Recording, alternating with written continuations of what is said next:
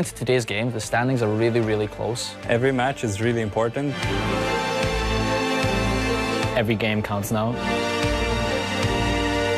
Teams can swap their position from the bottom of the table up to the top. Anyone can secure the first and second spot right now, and that's what we have our eyes on. If we manage to win everything, we can be the first. We still can be the first. Right now, we just try to win every game we can to get confidence to get into the playoffs. Winning this would give us a confidence boost.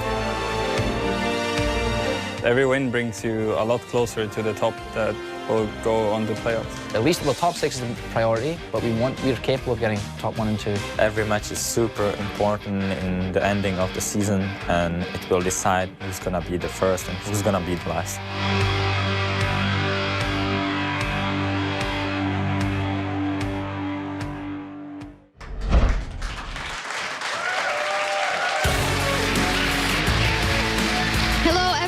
Welcome back to the European League of Legends Championship Series. I'm your host, Evie, and today we have 6 more amazing games to close out Week 8 of the Summer Split. Now, things around the league are tense. With the playoffs just around the corner, nobody wants to make a mistake that puts them out of contention. And yesterday's games were equal parts caution and aggression. Let's take a look at what went down. Gambit versus EG is the first of 12 games this weekend. Snoopé shows his worth straight off the bat, ganking top lane for first blood. Barrier and there is first blood. It's Crepo that picks it up. Froggen's Kassadin is making a massive impact. Coming in from the side, Voidal uses Wild Growth on his own. Snoopy will fall down in this, and Darian's still on high HP as Froggen. Evil Geniuses take home the first victory of the weekend. Alternate wants to get back to first place, but first they'll have to set aside SK Gaming. But SK isn't feeling generous and comes out swinging.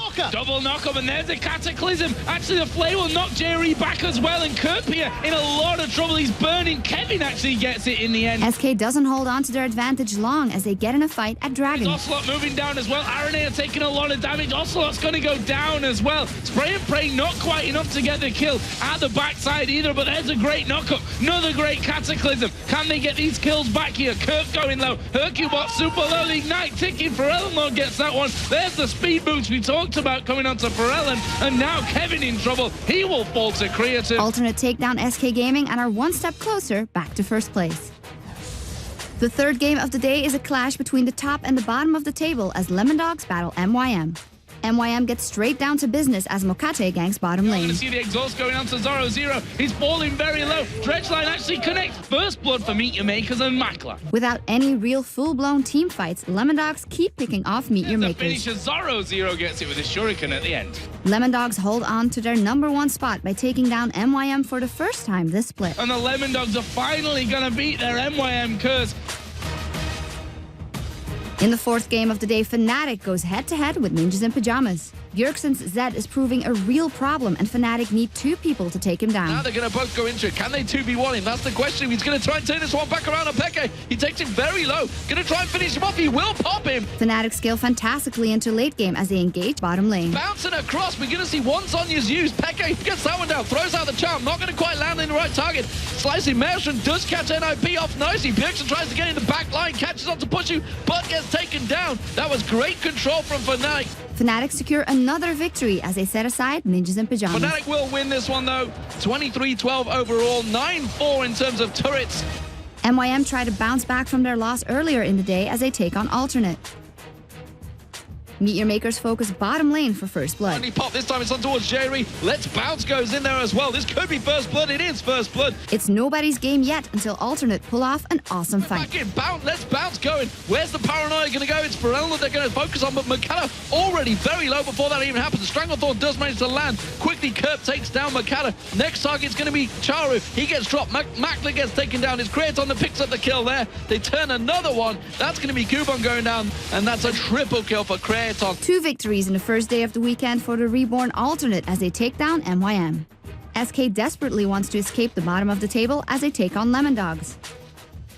and they get off to a great start with a level 1 skirmish. It's going to be Nuke that catch on the 100% crit coming out there. Will it be enough to finish him off? The Ignite is there. Ocelot picks up the first blood. Lemon Dogs gear up for Dragon, but SK are not giving it up without a fight. Smithy, Hercubot goes in, uses that Crystal Sweep. They haven't quite got enough to smite down the Dragon. It is going to be Lemon Dogs to pick up the Dragon. Miffy goes down. Finally, SK Gaming go for the final push. It's actually Ocelot going to go in towards Nuke Dog, uses the Zhonya's, discounts the ultimate from Nuke Dog. Playful Tricksters away. That surely will signal SK to push on the inhibitors. A huge step in the right direction for SK Gaming as they finally pick up a win. Awesome stuff yesterday, and we're going to see lots more nail-biting action today. But first, let's go over to our casters, D-Man and Quickshot, to find out how yesterday's games affected the standings. Thank you very much, Shocks. We are at the point in the season where every single match is more important than the last. Yeah, there's only 4 more days of games left to be played. Oh, let me try that again. 4 more game days left to be played in the regular season, and we still have absolutely no idea how this split will end. One thing is certain, though, time is of the essence, because teams that are trying to make it into playoffs or trying to get that higher seed are simply running out of days and games left to play. So let's take a look at the standings, because they have just gone a little bit closer once again. Every time we have a game day, it seems that they just huddle back together again. The pack closes back in. You can see at the top, Alternate and Lemon Dogs, they are tied once again for first place. Fnatic, they're just 1 game behind them at 12 and 9, and again in 4th place, 11 and 10. They slipped down yesterday, but they're still within grasping distance of that top place. Yeah, behind Gambit is going to be Ninjas in Pajamas and Evil Geniuses, who are both tied in that 5th position. SK sitting in 7th place, and Meteor Makers, they do sit at the bottom of the table. The numbers are still extremely tight, and the teams in this split, we've gotten used to seeing a leaderboard that it's basically been hit by an Orianna Shockwave. Oh, God. You see what happens when Freak goes back to America, or more to the point, when he goes to America, comes back, he's infected. He's infected. It's the training we go through. It's the training you go through in the NA studio. That's it. God help us for the World Finals, ladies and gentlemen. Let's take a look at the head of today's matches, though. We're going to start the day off with Fnatic versus Evil Geniuses. Then it's going to be Gambit versus Ninjas in Pajamas. And following that is another Fnatic match. They're going to be up against Alternate. Busy start for Fnatic. Yeah, we'll have to see how they do in their 2 matches. The 4th match of the day will be Lemon Dogs taking on Gambit. After that, Ninjas in Pajamas go up against Meteor Makers. And we wrap up the day with another Evil Geniuses match taking on SK Gaming. Yeah, a lot of big games today, and those games are going to be starting in just a few moments. But first, let's head over to Shocks, who has the Twitter question of the day for you. Thanks, D-Man. And today we want to know which European LCS team is playing better than their record shows and why. Let us know what you think, and if we read your tweet on the air, you'll win a G400S gaming mouse. All you need to do is follow at LOL Esports and, of course, use the hashtag LCS. We'll be picking our favorites later on in the show. And don't forget, of course, you can vote for who you think will win today's matches over at lolesports.com. You'll also find results, standings, VODs, and much more. Now it's time for us to go AFK, but the first game of the day is coming up. Evil Geniuses are coming off a commanding win over Gambit. Can they pull off another upset against Fnatic? We'll see after the break.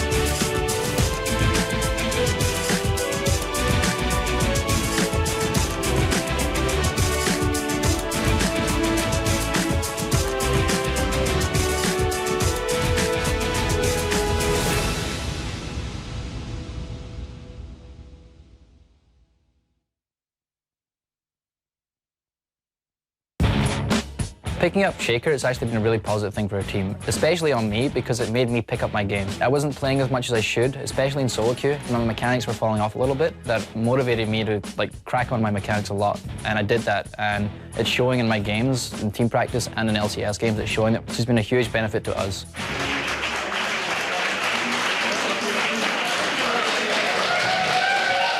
Welcome back to day 2 of week 8 here in the European LCS. Now, before we go to our first match, you can help us out by giving some feedback on the show. And we want to know, what is your favorite part of the EU LCS broadcast other than the games themselves? Give us your answers over at bit.ly/EU LCS feedback. And now we have 6 incredible matches on today's agenda. So let's head over to D-Man and Quickshot to kick things off. Thank you very much, Shocks, and welcome back, ladies and gentlemen. It's time to get things underway. Fnatic versus Evil Geniuses, the final contest. Yeah, we can expect a great game between these two teams, especially when we're so close to the playoffs and with so much on the line. The stakes are incredibly high. So let's check out those lineups. I'm sure you all know them by now. For Fnatic on the blue side, it will be Soaz, Cyanide, Peke, Pushu, and Yellowstar. And for Evil Geniuses, Wicked in the top lane. We'll see Snoopy in the jungle. They haven't fielded Shaka yet this weekend. Froggen in the mid lane, Yellow Pete and Crepo to round out the team. Yeah, that's because he's scared of the green flies in here in Cologne. Only we're scared of the I've little just flies heard in some Cologne. fantastic stories, ladies and gentlemen, off air. Maybe the team will share them with you one day. But of course, the last time they met, Evil Geniuses, they got the best of Fnatic. But Pushu and Peke, they learned their lessons.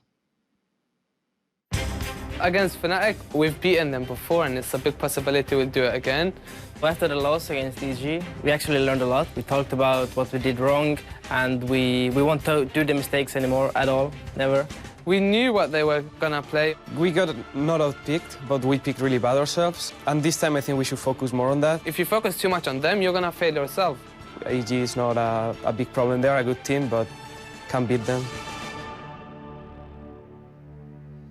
So you guys at home have been voting on this one over at lollysports.com. What does it look like, Quickshot? 57% of you think that Fnatic will be picking up this match against EG. And I guess it sort of makes sense. They have been training a little bit up, and even though EG are looking better, they still haven't completely convinced the masses. It's an interesting one because it's the Fnatic masses versus the Evil Genius masses. There's a lot of fans there. There's a massive mass of masses.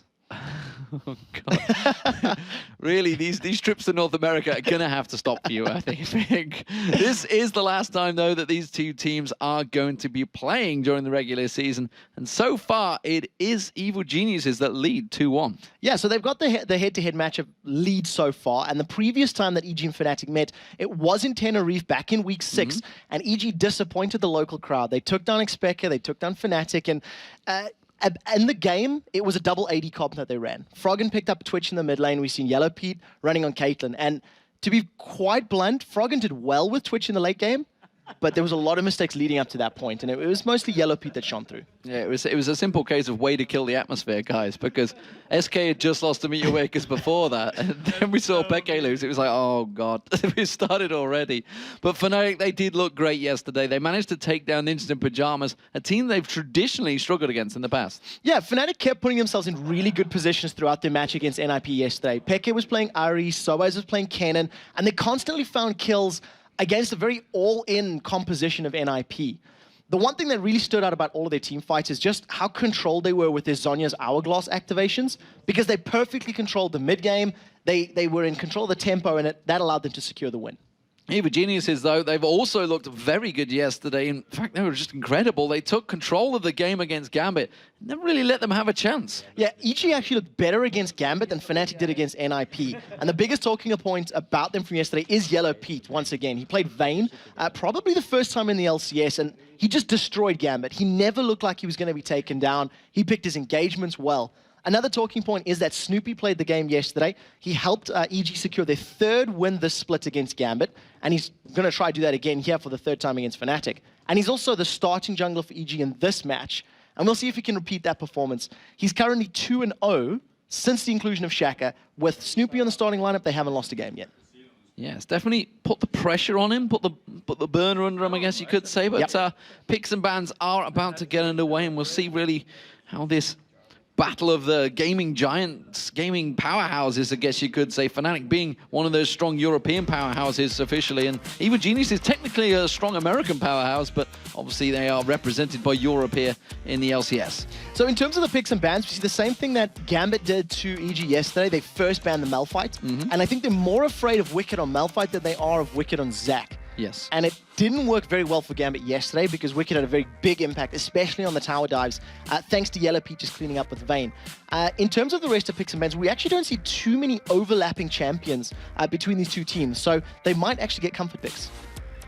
I was just watching him play Malphite, and it was hilarious, honestly. But that's a story maybe for when we have a little bit of downtime. Zac has been banned out as well, though, as well as Kassadin, which, of course, Froggen used to great effect when we were in... actually, it wasn't. It was tell a lie. It was Peke that used it before in Tenerife. I'm completely lying. Kassadin's been played by basically every mid laner here in EU. It's been picked up. It's one of the sort of trending champions, as we do seem to have these ups and downs. In terms of the rest of the bans, though, Zac, once again, taken away from Wicked. So his most played after that is Ryze. I think that would still be something to think about.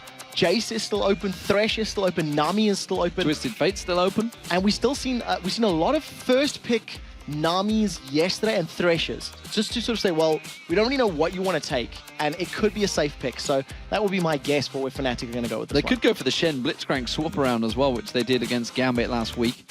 Soaz is the man on your screen at the moment that is making the decision for his team, or more to the point, his team is giving input. Nunu potentially going to be selected. Was banned out in Tenerife against them before, so that's interesting. So Cyanide may be pushing the buttons here and say, I want Nunu in the jungle. Yeah, the flip side to that is, of course, now that they've still left all of the OPs on the table, they're basically saying, okay, we want to see what EG are picking, and then we'll base our decisions on that. The globals are still up. Shen is there. Twisted Fate is there. Thresh was the other big one. Nami is still available. There's a lot of big, high-priority picks, and the world is for both of these teams' oysters right now. It's just depending on what they decide is more important.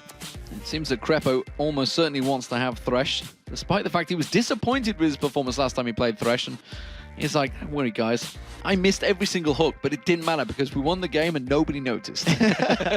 In terms of his Thresh, out of the 21 games they've played, he's played 8 times. Yeah. So that's a very big percentage of matches played with that champion. If we do see the Thresh Vayne, it's a very good kill lane. Yes. The potential is very good for them. I do think it might leave the likes of Sona or Nami open. And we've seen Yellow stop playing a lot of Sona this split already. So during your time over with the game developers and the QA department and everybody else, did you manage to find out whether the Thresh hook lands can be condemned to and effectively used as a wall? I did not, because I didn't ask. I was not sent with that homework, I'm afraid. But I don't think it would. Should have checked. I don't think it would, because the Thresh hook is a temporary stun, so I don't think it would act as a blocking unit. It doesn't work against Froggen walls. Against Anivia walls, it doesn't work against Cataclysm walls, so I doubt it will work in that regard. Ooh. On the other side, Lissandra locked in. That could be top or even mid lane Lissandra. We've seen both Soaz and Peke playing that one. And what still bedazzles me is Lissandra's not really picked in North America still, despite the incredible win rate he has here in Europe. It's just different trends. Guess, yeah, the champion, it trends really different. And I actually brought it up with a lot of the North American teams, and they were talking about how it doesn't necessarily fit their play style. You know, in EU, we've got a very mid-lane centric heavy team compositions, and a lot of our teams are built around the solo laners, and then everything else funnels into that. In NA, it's a lot more about the AD carry and the duo lane, and teams are built around AD carries for many, many teams. And basically, Lissandra as support is not as impactful as the solo laners, and the solo laners tend to play different champions. So they said they could pick it up, but it just doesn't fit their playstyle and their meta at the moment. And that's interesting because, I mean, we've seen a lot of top laners running it as well to great success, which I actually believe that may well be Soaz playing it, in fact, in this game. It wouldn't surprise me. You do tend to leave your mid laner for last. Now, this is a great pickup. First of all, Snoopy's going to be back on his Nasus, which he played yesterday and has had very good success with. And also knowing that the jungle's taken for Fnatic, it's a safe lock-in. The Yorick works with any hyper carry. One of the things you always want to stick with him is basically the likes of a Vayne or a Cassiopeia or even a Ryze, which, you know, is not going to be locked in yet, but we could see Froggen picking it up. And basically that Omen of Death, it allows you to mimic your most powerful super hyper mega carry and just let them tear the entire enemy team apart. If Lee Sin gets selected, that means it could be Peke. Well, Peke has played a fantastic Lissandra, played a brilliant Lissandra in Tenerife, actually. Now I come to think of it. We'll see how it goes, but with Jace also being hovered over, this would make Nunu a support. So we'll see which one they actually decide to stick with. With only 1 second left, it doesn't seem that they're going to be changing anything, so it will be something we've not seen in an incredibly long time, a Nunu support. So when I see the Nunu support, specifically Nunu Caitlyn lane, it immediately makes me think back to like OGN summer last year. Like a year ago, Yes, when you were sticking the Nunu Kates in the mid lane, and the goal and the idea was to take control of the jungle. You allow Nunu to run up with that steal your opponent's Wraith camp, and also really put a lot of pressure on that mid lane tower. So even if we don't see Fnatic putting their dual lane mid, we could see them putting them top and going for a really hard, heavy push. With a Jace, a Caitlyn, a Nunu, and even Lee Sin, who gets attack speed increases whenever he uses his abilities, that's a lot of early damage in towers if they can brute force people away. So they're maybe going to try and get those quick, fast pushes, take those lanes down. Let's see which way, though, Evil Geniuses can go. Were they expecting this? That's the question. Or are they caught a little off guard here with only 8 seconds to make that choice? It seems that Ari will beat the selection for Froggen in the mid lane. No, last second change, Twisted Fate. I like the Twisted Fate lock-in because that does a number of things for the Evil Geniuses team. First of all, the wave clear, once he gets his ability power up, is going to help defend against those wave pushes. In addition, if they are playing a heavy map-based push strat, it's going to allow Froggen to just roam and try counter wherever the numbers are in favor of Fnatic and just help them out. And of course, this is 3.9 Twisted Fate, so the changes have gone through. It means his global gold doesn't... No, it's still global. It's still global. 3.10 was changed to individual. Is it 3.10? Yeah, 3.10 was individual. So on 3.9, he's still, the entire team does collect 2 gold. Goes to show I just get lost by that many patches. A lot of patches. But it's great that the game is being consistently evolving. There's actually a lot of the players are really looking forward to 3.10. So interesting to see how that one's going to go when it rolls through here into the LCS. But right now, Teleport are being selected on the Peke, so no surprises there. He's going to try and keep a track of Froggen. What do you see individually from these teams? The thing that Fnatic's composition is definitely showing is they're built around skirmishing. They've got champions that will do very, very well in smaller, 2v2s, 3v3 situations, and they don't have that traditional tanky front line. They've got a Jason and Lee Sin that are more damage-oriented than tank-oriented. Over on the other side for Evil Geniuses, however, they've got a much tankier, beefier front line. They've got that Yorick to just, man-mode it up front. They've got Nasus that can help out with his ultimate, and then basically allow Twisted Fate and Vayne to just clean up from the back. If Fnatic get trapped in a 5v5 situation, EG should be able to be in a victorious position. We've got double smite on Fnatic. So in the loading screen, we're about to get this in your in-game in just a second. Yellow Star is running Flash Smite on Nunu, and that 100% confirms the theory they want a fast push. They want to drop those minions as quickly as possible and maintain pressure across the entire map, taking down towers as they go. And with Caitlyn, with their immense range, it's definitely going to play into their favor. It also means they don't actually have an exhaust of any type, which is incredibly dangerous going up against the Vayne. Not only that, they've only got 1 Ignite. So single Ignite on their top laner, they've got Teleport on their mid laner, and then a Barrier and a Smite. The early game for Fnatic is incredibly important now. If they are or if they're controlled by Evil Geniuses, EG can buy the time they need for Twisted Fate and for Vayne to become just terrifying and tear through the Fnatic lineup. So here we go, ladies and gentlemen. It is going to be Fnatic as the blue team and Evil Geniuses as the red team. You just heard it there, the early game. It is all important for Fnatic. Let's keep our eyes peeled and see how it works out. Currently, Yellow Star is going to make his way straight towards the tri-bush, and Wicked seeing him straight away. Doesn't go for the engage, tries to get a swing on towards the ward though. And instead, Evil Geniuses get themselves a ward over on the red as well. Pushu spotted that one out. This early game is very important for EG to figure out where Fnatic are putting their lanes, because EG are busy thinking, where is the duo going to go? Where is Nunu and Kate going to go? At the moment, it looks like they could be going mid lane, and I think that's probably where they're going to put themselves. And you can see that both Yellow Pete and Crepo, they're also hanging around that mid lane area in case the Fnatic duo is there. They can at least hold on to that tower for longer. They've got a lot of pings, and 4 members of Evil Geniuses heading up towards that top lane right now. So let's see whether they can rotate around in towards the blue for a late invade. In fact, all 5 members now of EG sneaking in. And look at Snoopy, he's going right across the top in towards the top bushes. So they're sneaking right the way around at the moment to try and get down that middle river. you have to think this is going to be a death bush now. The whole Evil Geniuses team has snuck themselves up here. I've not seen this since like level 1 days. Death bush times ended 3 years ago. Yellow Star is a little bit out of position. Now the question is, which way does he run? Push, you may get caught out. Gold card primed! That's going to be the stun card. The hook comes in. Death Centers almost certainly will be the case, and it's Froggen that picks up the kill. No chance there. Late invade on blue. This is so crucial for Evil Geniuses. They're going to be able to start pressuring the jungle, or pressuring Fnatic's jungle, and as I'm saying that, Yellow Star with Smite and playing Nunu was thinking about going for red, but it's very risky, so he's backing away. He's realized the danger of the situation, that he hasn't got an AD carry to help him out there, as effectively trying to double jungle Evil Geniuses there. Snoopy's going to come around, already picked up that blue buff. He spots out Yellow Star actually maybe in trouble.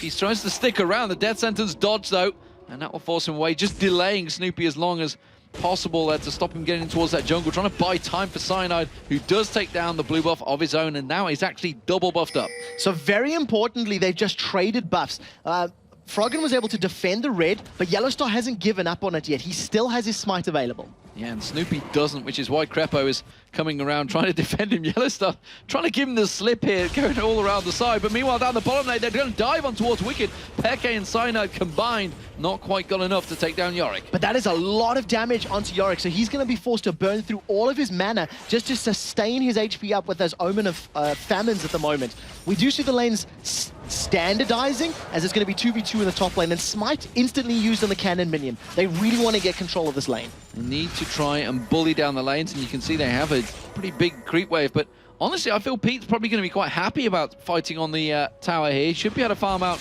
perfectly fine, perfectly safe, with effectively, who really won out from that? Let's have a look, because the red buff and the blue buff were both taken by both junglers, just opposite way around. And it seems the early Gambit that Yellow Star had of trying to push in there with that Smite, trying to consume, trying to beat that red buff down as quick as possible, kind of backfired. Yeah, it didn't pay off. Not only that, they gave up first blood. So Fnatic tried an early game, jungle control. This is 3.9, so that stealing those buffs is even more valuable than it is on 3.10. But Snoopy managed to retain control of his half of the map. What we are seeing, though, is that Pushu and Yellow Star are really controlling Yellow Pete and Crepo. Keep an eye on their HP bars as they continue to focus this tower. And we talked about yesterday just how important it is, if you do get that really early first blood, that you get that gold spent. And look at Frog, and he's done it. He's gone back. He's got double Doran's rings now, and the boots as well to go with it. Yeah, a whole bunch of potions and wards to back it up as well, which is even more important during the laning phase. It's just going to allow him to take a bunch of harass and stay in lane. What we did notice during this last couple of seconds is that Xpeke actually used his teleport to get back into that bottom lane after shoving it up and putting a lot of damage onto Wicked. So that's not going to be available for the next couple of minutes. Look at the top lane, actually. The pairing, Pete and Crepo, they're quite happy to just actually take the golems. So they're backing off. They're quite happy to let that lane be pushed as hard and fast as it can be by Fnatic. Instead, they just back away. And Pushu wasn't really of the same mind. He didn't have his support with him.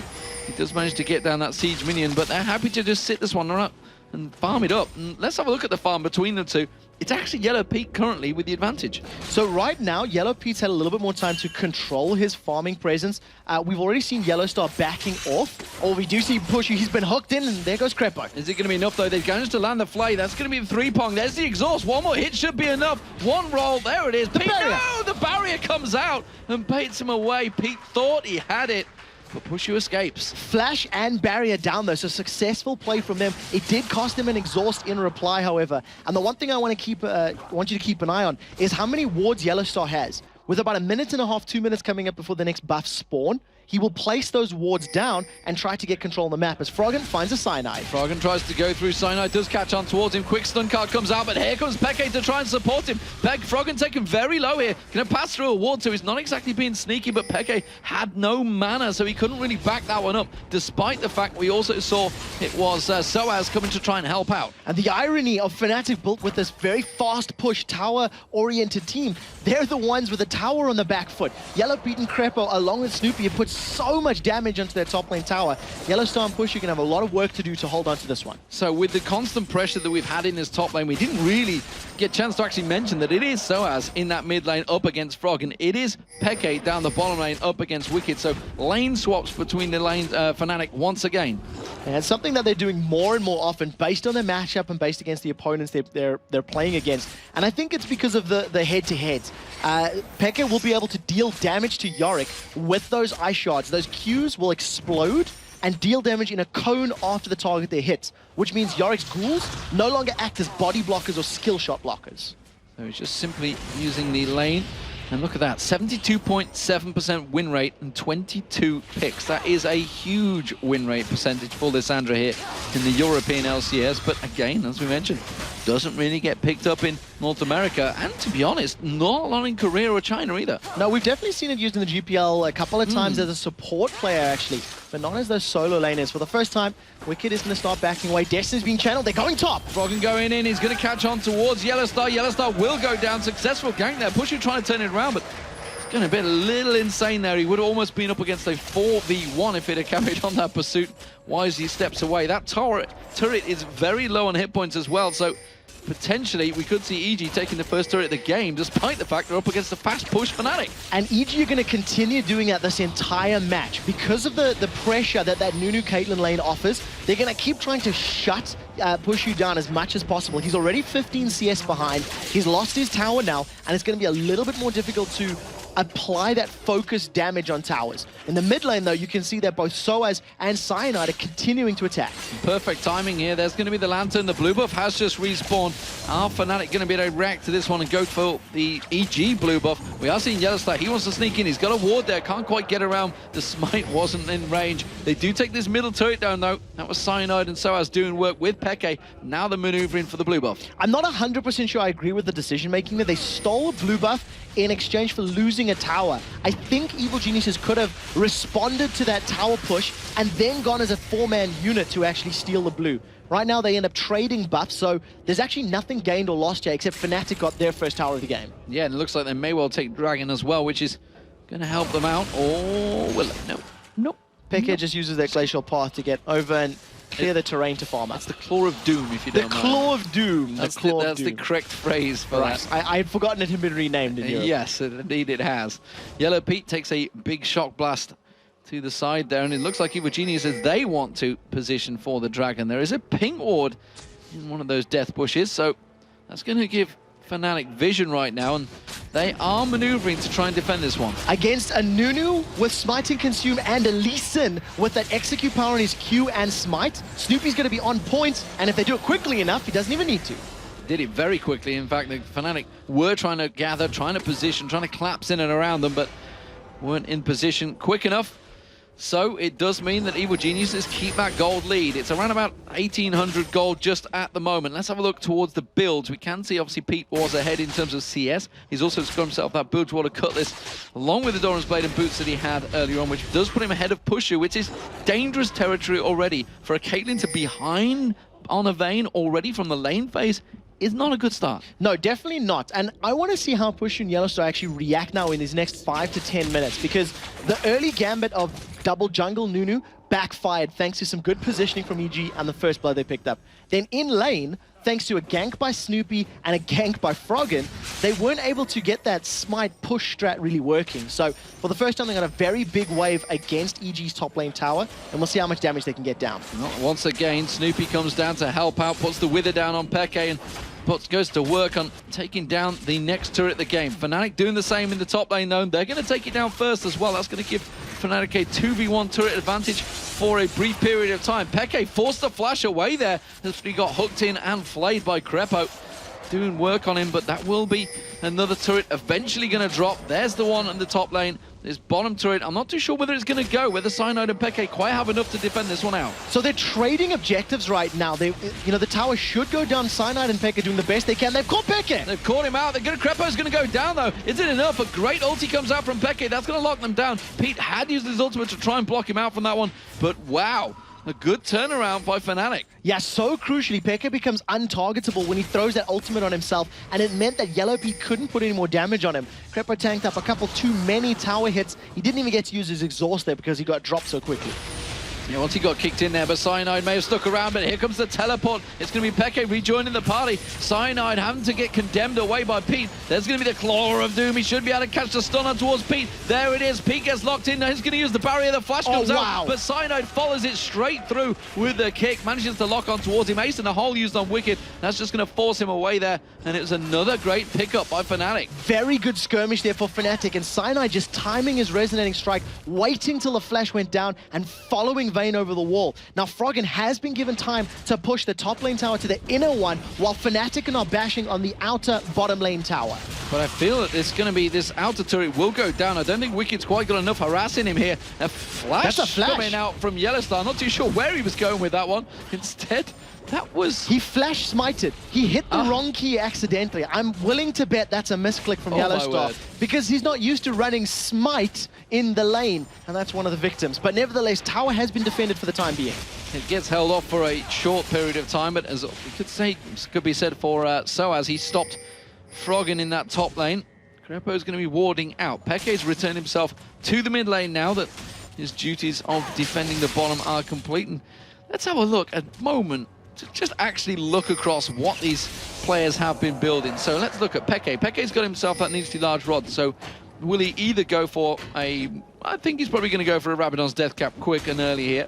Meanwhile, Wicked, who's technically been in the same lane against him for a long period of time, he's fell behind in the CF, 79. The mid laners, which is effectively Soaz right now, 121 to Froggen's 115. Something you don't often see with Froggen, being behind on CS. Yeah, the thing with that, though, is because Froggen has been responding to ganks and using that Destiny he used at the top lane, he lost his tower fairly early on as well. I think that his focus has been more on his opponents than it is on CSing. In addition, he's picked up 2 kills, so he doesn't need to sit back and farm because he's got a bunch of extra gold thanks to those kills. Yeah, indeed. Which is why you can see his Source Boots along with that Sheen. Is he going to go for a Lich Bane early on here? Is he maybe going to go get in that Zhonya's as quick as possible? I think that Froggen will most likely go for a Lich Bane earlier because of the tower pressure from Fnatic.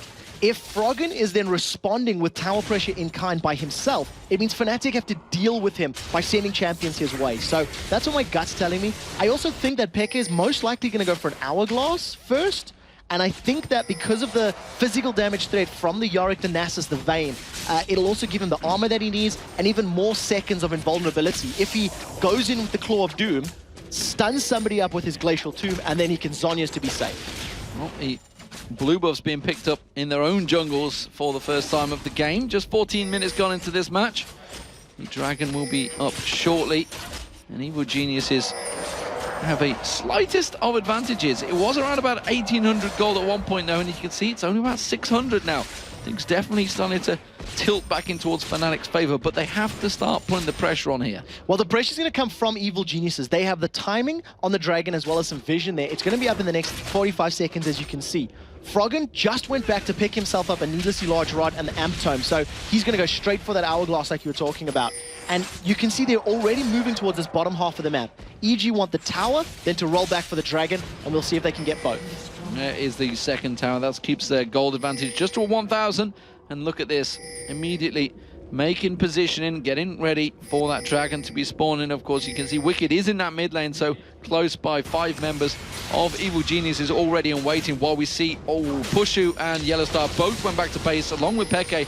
It's going to be 14 seconds. They may be able to get back in time, but they're going to be well out of position. Yeah, it's going to be very, very risky. Cyanide may be able to steal. Lee Sin's one of the best stealing objective things in the game. We'll see how well it can work out. We can also see Yellowpete. He was thinking about recalling. I would think he would cancel it. They're going to stall. So the idea here, I think, is EG is going to try to position the stall. They didn't know where their opponents were. They don't have deep wards. And they were like, well, we don't want to hang around yet because we could be jumped by 5 members of Fnatic. Yeah, he completed the Blade of the Rune King, so I guess he felt they needed that little power spike coming into it. They wasn't quite sure. Also, Pushu pushing for the assume Infinity Edge, although he's got a bit of a both ways. Here could go Bloodthirster. Let's see which way he does swing. Generally, the Infinity Edge on Caitlyn, though, is the item of choice. Yellowpete has got himself back to the Dragon, so let's see whether EG try and set up for this. I also think that that additional Vamp Scepter a little bit earlier on the Caitlyn is because they don't have any sustain, and if they want to continue focusing on towers, you can just allow Caitlyn to heal up on those minion waves, get that headshot proc, and get a nice big chunk of HP back in between these little skirmishes and these tower pressures. Allows him to stay in lane for longer. Pete is keeping himself farming. Played an incredible Vayne yesterday, and so far, so good. 0-1-2 compared to 0-1-0 for Pushu.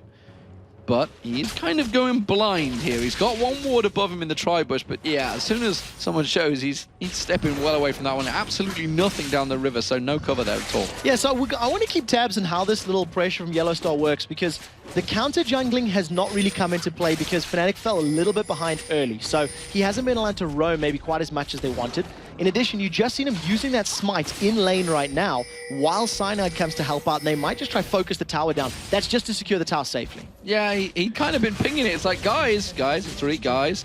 So EG have really realized that if they are going to give up this turret, they have to try and make something of it. We do see Froggen using that ultimate destiny to try and figure out his position. He's going to go to mid turret, so that's where they want to put the pressure on. Instead, they're going straight for Dragon. So they're going to be able to back away. The wave clear from Soaz's Jace is very good, which just makes life a little more difficult taking town on, especially without Vayne. However, Yellow Pete's been able to heal up, and he's got himself to the Dragon, but this is going to be a full 5-on-5. Peck is teleporting in from behind. He's going to use the Claw of Doom. He's going to try and get straight in towards it. There it is. There's the Claw of Doom. Will he be able to lock up the team? The Dragon is very, very low. They're going to try and lock it up. Peck gets taken down first, though. Snoopy low. He's going to get caught with the absolute zero. Not quite enough damage. It gets finished off by Soaz. Then there's a lock-up on Cyanide. Cyanide gets taken down with the stun. Didn't see which way the Dragon went in all of that. Cyanide got it. 2-for-1, and Cyanide death, well, it was worth it if he picked up the Dragon. Definitely going to be worth it indeed, and we actually seen how quickly Pekka went down. He's decided to go for the death cap first instead of the hourglass, and that, I think, is a mistake. It could have actually helped them if he'd had that armor and that survivability in the team fight. Right now, though, 3 members of Fnatic defending against 3 members of EG.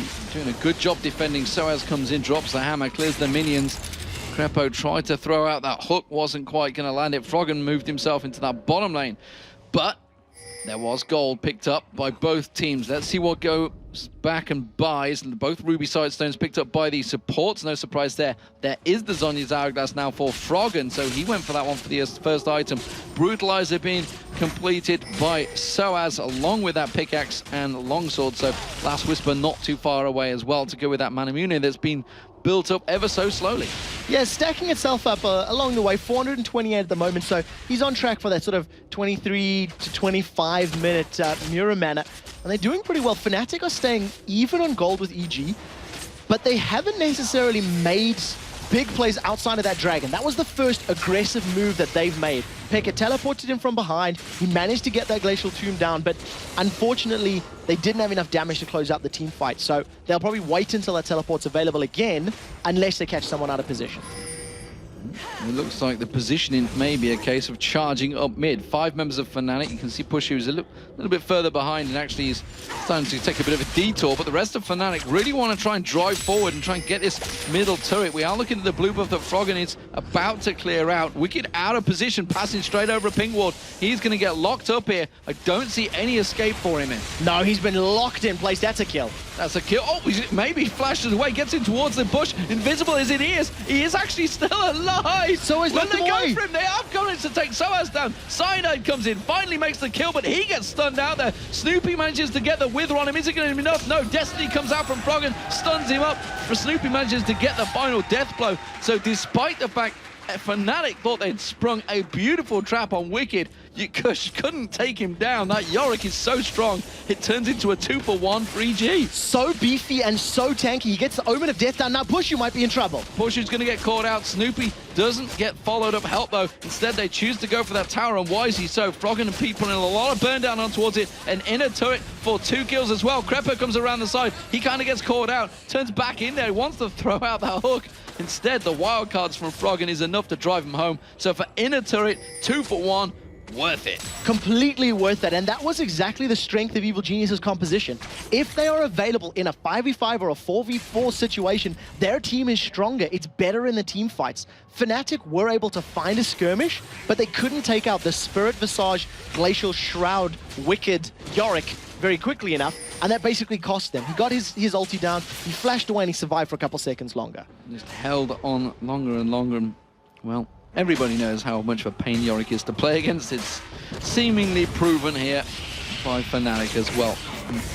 Wicked just stepping, hopping, skipping off to the side there, as so as Peke returns. Synov's waiting in the wings to see if he could get anything out there. Blue buff ward, red buff ward, sorry, being put out by Yellow Star. There's a big wave on that top lane, but again, it's Fnatic. They're trying to group themselves up. They want to push in the mid lane. Instead, they're going to head down the bottom. They've seen Pete, and they're thinking, could we trap him? We'll have to see how it works out. The last time they tried to push in that mid lane, they didn't have Caitlyn with them. Now, Yellow Pete has just started to back off. I think he'll run out of time. This is going to be a very close recall if Yellow Star can find him. Yellow Star goes straight into the bush, catches him out. There's going to be the Ice Blast. There's going to be the Absolute Zero. Uses his Vayne ultimate to try and stealth away from this one, but I don't think he's going to turn it around. He may well get Yellow Star down, though, so it could be a 1-for-1. Condemns away Pushu. Is it enough? Tries to get the lifesteal. No, Pushu finishes him off. Yellow Star like a boss with the Vayne mechanics, so it doesn't get hooked. Oh, Froggen actually almost got on towards Soaz avoids that hook like you mentioned, and now Fnatic, they're going to try and use their positional advantage. They want to push up the mid lane, and EG a little bit out of position here. It's very important that Vayne is down. If they decide to go up for a fight under the tower, that's a lot of damage that's not available to them. So you can see that on the side, Crepo's a little bit out of position. He's managed to catch Peke. Oh, but straight away, Froggen's there with the stun card. Peke taken very low and dropped instantaneously. There's the Destiny. Cyno's not going to be able to escape this one. The wild cards come out. He does manage to kick Peke away. Destiny's going to be used. Tries to get across the side though, but would you believe it? Leaves in that slippery sucker, gets away again. Froggen a little too greedy. He thought that his teammates had Cyanide, so he decided to chase down Yellow Star instead, but both of them managed to get away. Now, very, very importantly, this is an attempt at a two-man Baron. We're going to see the Nasus ultimate going down. They've decided to back away. Yeah, they were trying to go for it, but they thought, guys, we can actually catch Soaz out here as well. Pete was coming straight down the mid lane, so maybe if it had gone in position, they could have gone for it, but wisely, Evil Geniuses do decide to back out from that early Baron. So many times we've seen teams caught out by that. And very, very importantly, during the course of the last little farming session, Peke has actually just finished his Zhonya's Hourglass before completing what looked to be a death cap. And I think it's a victim of his own circumstances. He's seen the team fights and how they went, and he realizes he needs that couple extra seconds of survivability in those fights. In addition, Last Whisper completed for Soaz as Jace. We've already seen how much damage he's dealing in the previous fights. That's just going to get amplified even more. We do see Pete clearing out the waves, and in terms of AD carry, still very much even between them. Oh, Pete, if he puts that ward down, he might just be able to get away from this one. It's going to be close, so, sidestep there on Cyanide, and then goes straight back on towards Peke, but that's going to be the ace in the hole. Will it be enough to take him low enough? No. Stealth mechanics, but that may well give the Dragon across to Fnatic. He's going to be forced away from this one. He's going to try and lifesteal it back. He's going to crop to Wolves. Wolves are not there, though, so he can't get any lifesteal back. The death sentence just missing out on towards Yellow Star. And EG not really in a great position to fight for this Dragon. And they've also just missed a ward. Fnatic have not seen that EG ward they were walking over, so they were clearing out the bush, and they may think that there's a little bit of vision superiority. If Yellow Star goes back in there, they'll eventually get it down. Right now, EG, they're buying time for Yellow Pete to sustain and get those health back off the Wraith camp, and we may have another fight soon. They do manage to get those wards down, as you mentioned, but immediately Crepo sneaks it back in there. Wicked's trying to be that annoying tank up the front line, but have they got the damage to back it up? That's the question. Frogger's waiting in the wings. Yellow Pete has managed to get himself healthy enough. Crepo takes a shock blast. It doesn't really take them low enough. They still can't go for that Dragon, and now EG might try and push in the mid lane. Yeah, EG are going to take the tower. This is something we see all the time. They pick the tower up thanks to better positioning, but here's a fight. Snoopy's gone low. Snoopy takes a lot of damage there as well from that one, but they may be happy to just simply trade a Dragon here, but I'm not too sure. EG looking like they want to fight. Peke goes in, locks them all up. Very nicely done. Absolute Zero layered on. Perfect engagement by Fnatic here. They're dropping them like flies. Cyanide, though, has been taken down. Yellow Pete doing work at the back there. You can see Yellow Star. He's going to try and chase him down just on the top there. Meanwhile, can they turn it back around? Has he got the Vayne mechanics to keep Peke at bay? He doesn't. He gets locked up. He gets stunned. Pushu picks up the kill there. Froggen, though, just off the side. He managed to take down Soaz. There's another wildcard. Gets a second. Flashes through. Pushu trying to chase on towards him. position. Where's Froggen going to be able to go here? Not got a great deal of mana. Peke coming around the side, but Peke's also low on mana and hit points. Gets the stun card ready with Lich Bane glowing. And instead, everybody chooses wisely to just step away from the fight. This is dangerous territory for every team. 3 for 2, and even with a picture-perfect engage for Fnatic, they still come out on the second hand. They come out second best. They managed to get a couple of targets quickly, but because they completely ignored Froggen, he just wiped them out from the side. Picked up 2 kills basically single-handedly, and EG will just be a little more cautious about how they pick those engagements in future. Pushy, though, getting himself a giant wave down the bottom here. That's going to step him ahead in farming over Yellow Pete. And the fact that they have got equal kills now will help him out. Froggen gets himself that blue buff, and Dragon, which is what it all started over, has been begun by Evil Geniuses. Cyanide, though, is ready and waiting. So not only did Evil Geniuses get the mid lane tower from that previous fight, they got an additional kill, and they're probably going to get this dragon unless Cyanide has an awesome steal. Depends on the Sonic Wave, decides against it in the end. So Dragon, after all that, does go to Evil Geniuses. That gives them that 3,000 gold advantage now. Froggen goes back. Top Wave has got a big minion stack actually on towards the inner turret of Evil Geniuses. So Fnatic will have got some damage done on that despite by passively pushing those minions. The one thing I still want to keep my eyes on is this Yellow Star Smite, because I'm in two minds as to what the original tactic was from Fnatic. If they wanted it for lane pressure or if they wanted it for basically double jungle, because neither have really come to fruition. We do have double sight stones for Cyanide and Yellowstar, one on each of them, but they haven't been able to get into their opponent's jungle to actually make that Smite consume work. So we'll still have to see how Yellowstar continues to use that ability as we hit the 30-minute mark. One thing's for sure, it's a double threat when Baron comes around, if and when they get to it. Quadruple threat. Or quadruple, technically, because yeah. The consume. 2 smites, consume, and the resonating strike from Lee Sin, that's a lot of percentage HP damage, which means EG are going to be way more hesitant about starting a Baron unless they're 100% sure they can either sneak it or they can take it uncontested. We'll see how it works out. Runic Bulwark has been completed by Snoopy, something we may not be seeing so heavily used by teams in 3.10. Certainly a point of contention. And speaking of that Baron, there's a hell of a lot of wards been placed around there by Fnatic, so they are ready and waiting for that one. Also, EG have put a number down there themselves. Crepo with that Oracle stacked up, trying to sniff out for any wards. Froggen actually waiting in the bottom lane. He's waiting to see if Peke or Soaz is going to get baited into this wave and see if they're split pushing, because that's ordinarily would be their tactic. Instead, EG are going to maneuver. They want to try and push on towards this bottom lane, try and steal away that red, but they are well out of position now. It's very confident positioning. They felt that Fnatic were going to deal with the big wave of minions in the top lane, and with all of the wards that Fnatic's got you, they know that this is not the target.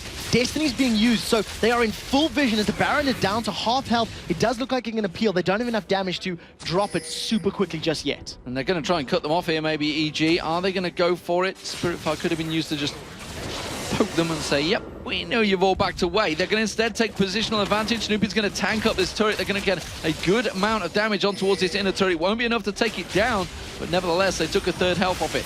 Yeah, so very good play. They've managed to deal with the top lane tower, but very crucially for Fnatic, they've got Destiny on cooldown. So it's still going to be another minute before it's up and available. And it's that window of security of like, hey, we can pick a fight knowing that that's not going to be used.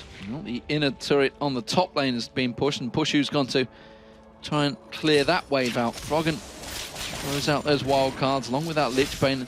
Going to be doing a lot of damage, and it seems to be a battle of pokes, really. Wild cards versus shock blasts, back and forward. And Pete's bought himself some time, so he's going to get himself some free farm. I'm interested to see if Pete completes this Guardian Angel.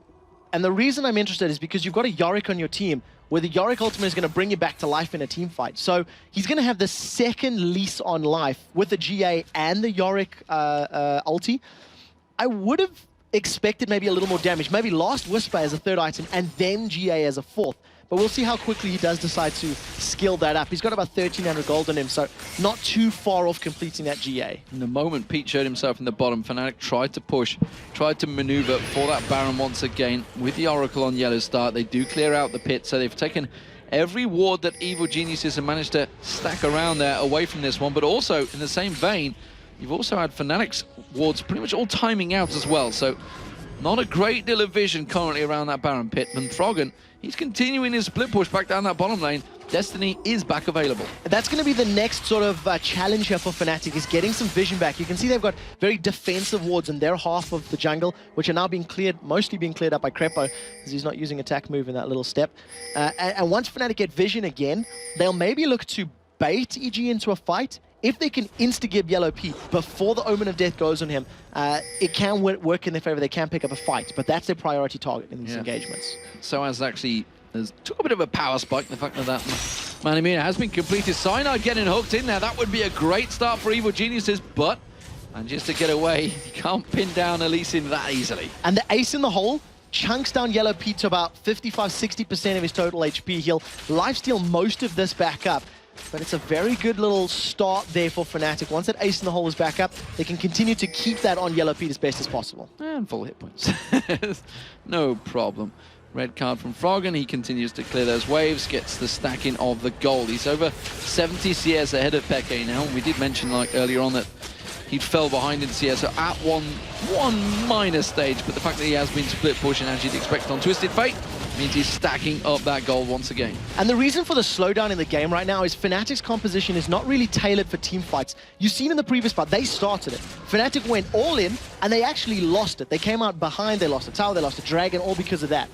So Fnatic are a little more hesitant about starting those big fights, and EG, because they still got split up and pushed so far back, they're also a little scared about their engagements. You've been seeing Crepo tentatively hook after hook after hook, but he hasn't quite caught the fish that he wants to reel in yet. Yeah, Nami's not playing, so he's throwing it blindly at the moment, it seems. Froggen is with that Oracle actually on Froggen now. Why not? Because he's got a lot of gold. It's safe to say, with all that farming, all those items he's already stacked up, it's going to be explosive when these teams finally decide to clash. A pink ward's been placed on Baron by Evil Geniuses now, so they're making sure they've got the vision, and sure enough, Yellow Star sweeps in there to try and clear it out. Not too sure whether his Oracle has run out. No, it hasn't.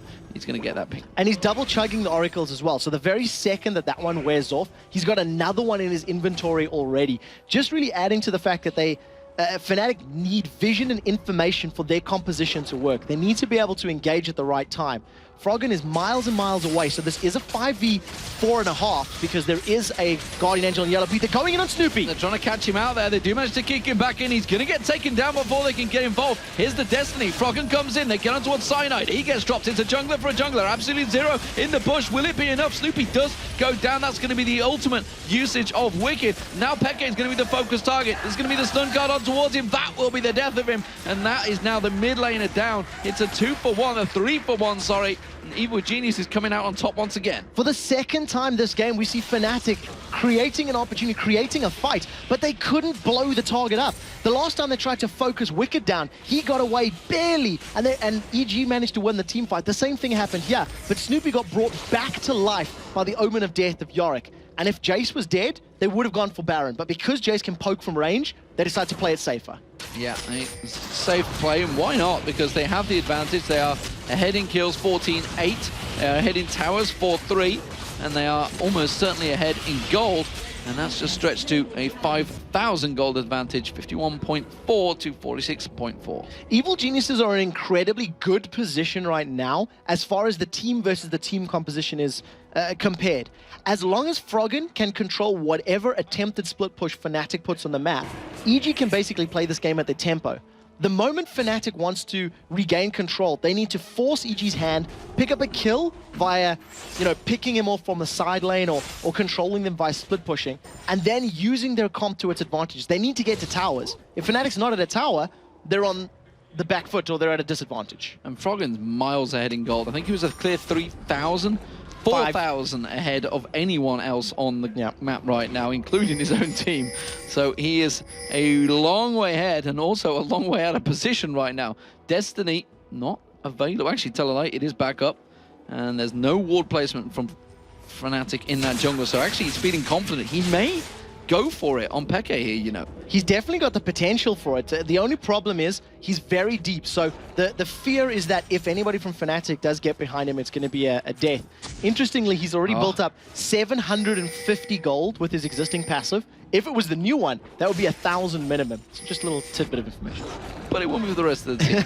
But here we go. Destiny, they're going into Baron. It's going to be Evil Genius starting off. They know that there is a ward there, but they don't mind. They clear that one out. Fnatic, they have to react to this one. Teleport from Peke. It's going to come in from the ward just to the left-hand side there. They're going to see it coming in. The death sentence was sent out. Peke's going to get in. Does lock them up. Actually, only one member locked up there instead. Cyanide comes in, but the Baron has gone down. It's Snoopy that picks that one up. Peke taken down. It was yellow, that's for sure. It was the Oracle.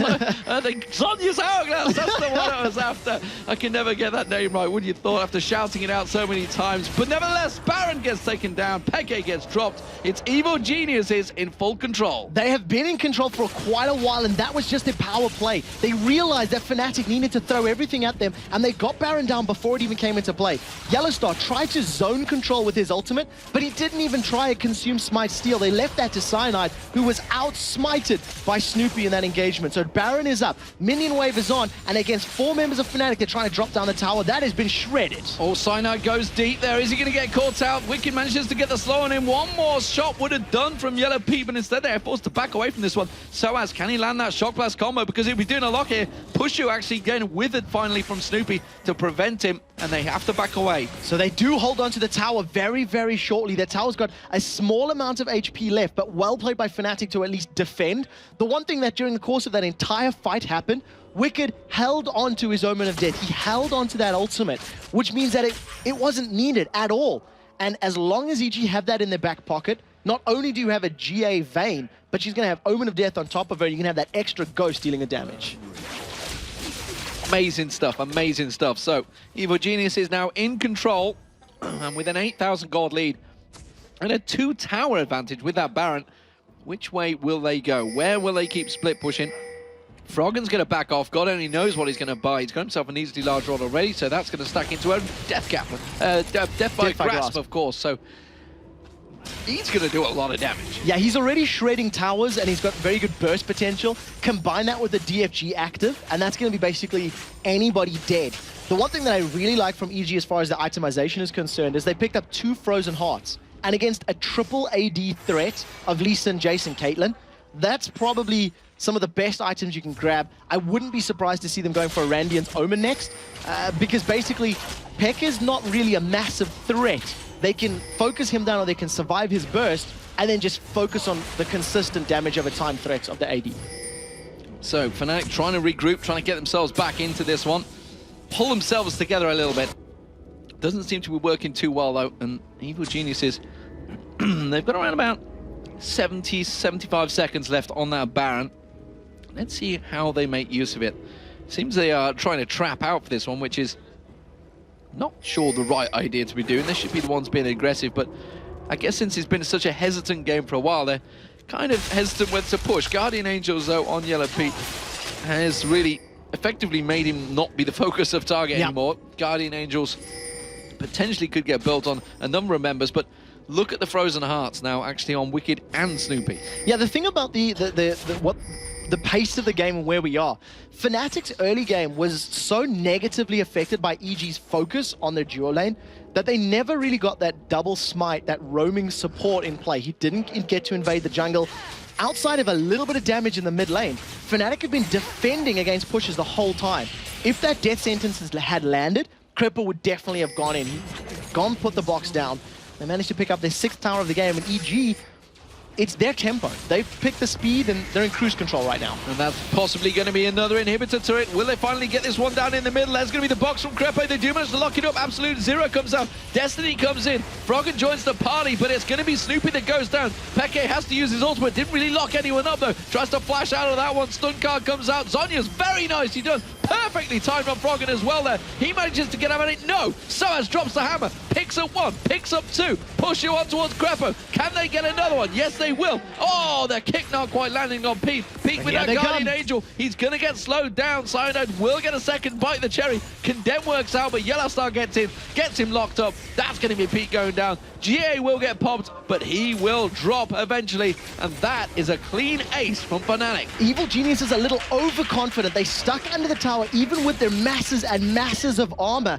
Fnatic just peeled and rolled away from the threat so perfectly. Focused every single member of EG that dove beyond them, and then managed to pick up the ace. So with 5 seconds on the death timer before Snoopy's back up, Fnatic should be able to get the tower, and if they're brave, they should be able to get the inhibitor. They may go for this one, and why not? They've got the Blood Boil on towards... Actually, no, he's put it on towards Soaz instead of Pushu. Interesting choice, but instead they have gone for it. They're going to go towards the inhibitor, and they will get enough. Snoopy's in there desperately trying to defend this one, pulling the Wither down, but after all the work that EG did, trying to get that middle inhibitor, it's Fnatic that turn it around and take it down. That's why teams are so hesitant when they hit the 40-minute mark. Snoopy's ghosted up for this one. He's trying to get in range to put a Wither down, but with only a support backing him up, Froggen does have Destiny available, so if any CC had landed, it could have worked for them, but decided against it. Yeah, they thought they could try and maybe lock anyone really up there. Instead, the Dragon is up, and that looks like where Evil Geniuses are going to turn towards. And honestly, this game is on a tender hook right now. We've just seen Super Minions now. 4 Fnatic will be going up that mid lane. That's kind of where Evil Geniuses wanted to be hitting. They need to reset their battle plan here because that kind of backfired on them. Yeah, it even caught me by surprise. I was just saying they were in cruise control, and then all of a sudden they do a 5-man tower dive, which I was not anticipating at all.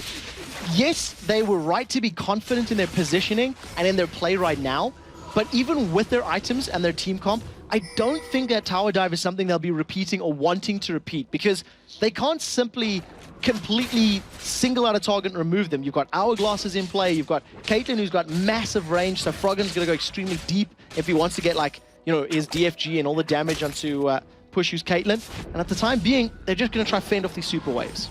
And one thing that Pete's got, he's got good defense, but he hasn't got incredible damage, actually. Now I come to think of it. He's got that Blade of Rinken, which he had from very early on. He's got the Phantom Dancer in there, so sure, he's going to be hitting hard and fast with the Last Whisper, but I would have thought he'd gone for another damage item now. So he'll probably pick up a Bloodthirster as his 6th item, and it's actually pretty standard on Vayne's, partially because your Tumble's in a 2-second cooldown. It adds 100 damage on every Tumble. Your Condemn gives you a couple hundred damage, and your Silver Bolt is massive damage. And every 3rd shot, 8% of maximum health as true damage, which is a very big number. So it's more about prolonged damage over multiple hits, whereas Caitlyn, it's all just about right-click damage for each individual shot. Well, Baron will be up in 2 seconds, 1 second, pop, there he is. He's ready and waiting, and the rest of the teams are not quite there. EG starting to get their wards out. Fnatic with no ward placement, actually. Cyanide getting slowed down. Ace and the hole used on Wicked, and a shock blast caught on him as well. Considering the amount of armor that Wicked has, he's at 257. That is pretty good. The thing that EG's going to be careful about now is the positioning on Fnatic, and they're playing the map game right now. And Lich Bait on Froggen means he can get straight in on that turret, and then Twisted Fate's doing what he does best, gets in towards that inhibitor turret, puts a lot of damage down, forces the rest of Fnatic to back away. With the Home Guard boots, they will get back and defend that turret, but they know it's cost them a Baron. Such brilliant psychological play from Evil Geniuses. They've basically baited Fnatic to say, go for it, go down the middle lane, we'll take your tower. Baron has just been secured and Fnatic are overextended. Destiny's out, and here comes Froggen! Destiny used, managed to get the stun card on towards Pushy. Wildcards came out, Wicked tries to go deep in the middle of Fnatic, and like grouping up actually, they were kind of ready for that one. Froggen used that Destiny to get to the side. There's super minions now in the base of EG. They have to get back and defend them. The acceleration gate was crucial in getting away from that, in disengaging. Once Fnatic realized they were being surrounded, they popped that E from Jace and just belted it down the lane.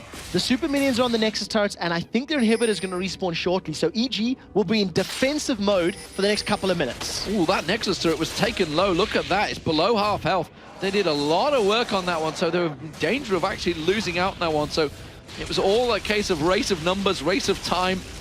EG seemed to time it just about right. They have that gold advantage. They are going to lose their blue buff, which is semi-crucial for Froggen to keep that Destiny on cooldown. And you can see they're sat ready and waiting. They want to catch Froggen out. It's Froggen they almost certainly know is going to go for it. And let's see whether he goes in there, but instead he's happy farming on the top at the moment. Yeah, we'll have to see how Fnatic react. They may wait for the minion wave to just get to the tower and then push onto the tower. What I'd like to see is how Wicked survives in this next fight, because he's amplified his armor to 327 and he's got a Thorn Mail to back himself up, but he is relatively low on HP, only 2,400. We'll see how effective that is as Fnatic's Death Bush is waiting in the wings. Oh, Crepo. He finds the hook as well, but Peke comes in, gets the lock up on towards towards him. Is it going to be enough to turn it around? Crepo does get taken down. Cyanide tries to get away with a safeguard. Destiny comes out. They manage to take vision of them. Absolute Zero in the bush from Yellowstar. They're going to see it happening, surely. Crepo actually getting taken very low. He does get dropped now. Froggen comes in, throws out the wild card. Cyanide tries to get the lock in there.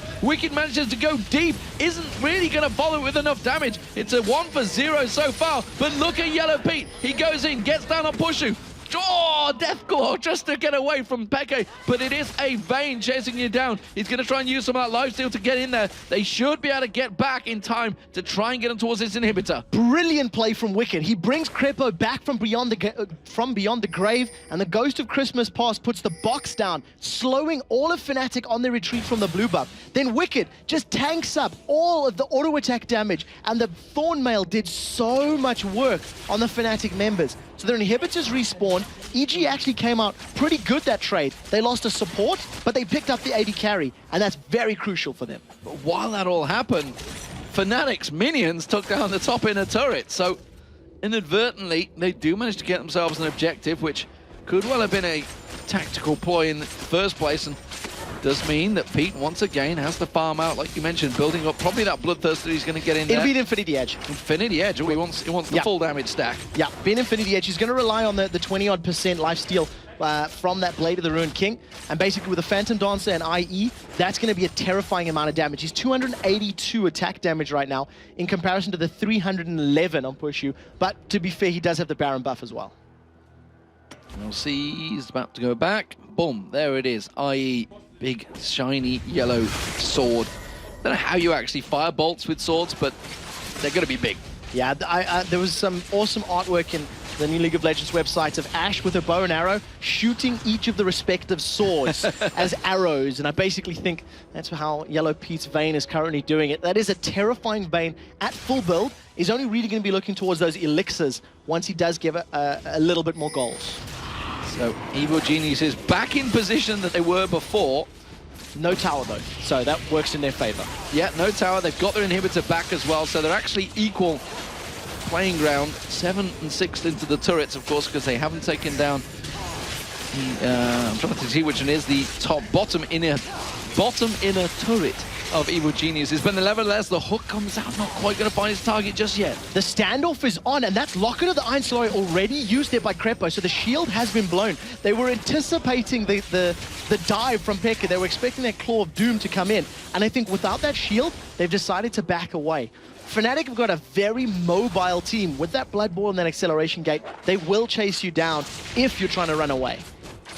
Oh, they didn't get onto them. That's going to be... Froggen is going to get the blue buff. Remember, it was stolen away from him by Fnatic in that position. And, well, approaching the 48-minute mark, I can't actually fault the teams for delaying on this one. I've got to be honest, because this is so tense, and both of them realize that whoever gets the advantage will win the game right now. And there's 2 minutes until the next Baron spawns. Evil Geniuses already have 2. They're sitting in the bushes right now. There's the Claw, and here comes Fnatic! They're on a ward, they lock them up, the wombo combo comes out. Will it be enough? 3 managed to go down. It will be finished off there. Froggen's just off at the side though, throwing out those wildcards. That's going to be a second, but it's going to be the Wicked's ultimate that stops it. Snoopy manages to get away with a sliver of health. The pilt over Peacemaker, not quite enough. And Snoopy does dodge out of that. And despite that perfect execution by Fnatic, they only got Wicked. Only Wicked and the ghost of Wicked. That Omen of Death brought him back to life. He managed to play a meat shield and block a lot of the damage from killing off Snoopy. But that was a 4 versus 3 engagement that did work in favor of Fnatic. EG not working with as much vision as they needed to make that play stick. Wow. So Fnatic, despite the burst damage, the potential, the layered ultimates, it all seemed perfect for them. It looked like EG were just going to wilt in the red bush there. But no, wasn't to be. Fnatic couldn't quite get through that meat shield. Yeah, and EG's only burst damage is from Froggen. The only burst that they have comes from that DFG, Gold Card, Lichbane, Active, Twisted Fate. The rest of it's sustained. Sustained damage from Nasus, sustained damage from Yorick, as well as that Vayne. So in a bursty fight, the Jace with his Shock Blast, accelerated Shock Blast combos, and Lissandra is always going to win out those engagements. So Fnatic they kind of have, or feel they have, a little bit of positional advantage. The Baron will be up in 30 seconds time, which is why you can see them desperately running around with that Oracle, trying to get those ward placements out, trying to get a foothold on the Baron map area. But while this is all happening, Froggen's buying himself time. His Destiny will be up in a moment, and he's actually waiting, delaying in that bottom lane. He's seeing if anybody is going to react. Soaz reacts to it, he's probably going to back off. Yeah, there was no vision there for Froggen to work with, so he's playing this patiently, he's waiting for people to reveal themselves, and he knows he hasn't been spotted. He's got an Oracle's Elixir running, so he's been walking himself along and keeping tabs on everybody's positions. And we do see finally Peke responds, and the question is whether or not Froggen actually wants to pick a fight, because with his hourglasses, that's going to be a skill matchup on who can kill who. Well, he actually stuck around, hasn't gone back just yet. With that Destiny up, he can cover half the map roughly. And now he's actually going to sneak in behind the next minion wave while the rest of Fnatic had backed off. They may try and just push straight through the middle and take that inhibitor turret. Instead, they're going to get straight towards Crepo, and he is melted where he stands. There's the Destiny. Where's Peke go? Sorry, Froggen going to come from. Comes in at the side. But Soaz instantly locked up. Zhonya's hourglass does a deliver of Saturday Night Fever there, Froggen. Does manage to take down Yellowstar. Soaz had to back away from that fight. Pusher gets taken down. Peke incredibly low. The Wither comes in towards him. You can see that's going to be one going down, though, just off the side. It will be Yellow Pete that gets locked up. Cyanide's low. Peke's gone down. One more shot should be enough. It's going to be Snoopy with the triple kill. Would you believe it? That Nasa's Q must be doing incredible damage at this stage of the game. And Soaz, well, he got away with absolutely nothing. EG, 3 members alive, are going to try and push through and finish the game. Even though EG won that team fight, Fnatic killed Yellow Pete 3 times. He came back from the Omen of Death, he came back from a Guardian Angel and just completely shredded that fight. At the end of it, because Snoopy was so beefy and tanky with the armor and the HP, he just ran through everybody. So they picked up their first inhibitor. They should be able to get the second one and maybe even roll back for Baron. Well, they have a giant creep wave on the bottom as well, so they might be able to roll around and pick up 3 inhibitors here. Instead, they've chosen to back away. Soaz with their shock blast didn't really do a great deal on Snoopy, as you just saw there. Big creep wave along the bottom, big creep wave on the top and the middle. They have to just deal with this one, Fnatic, and it seems that EG, they're not going to go Baron, they're not going to risk it. They're going to play it safe and back off once again. So what they're probably going to do now is wait for those super minions to push into the base. Once the super minions are there, they can decide to either siege the Nexus turrets, the bottom lane, or the Baron. And it just depends on what they value more highly. My assumption would be Baron first, followed by bottom lane tower, then closing out the game. You see big numbers coming out from Pushu, but is it enough? Is he going to be able to sustain? Remember, there's no GA this time around. There always is going to be the ultimate from Wicked, so despite the fact Yellow Pete will have 2 lives in the next fight, or will he?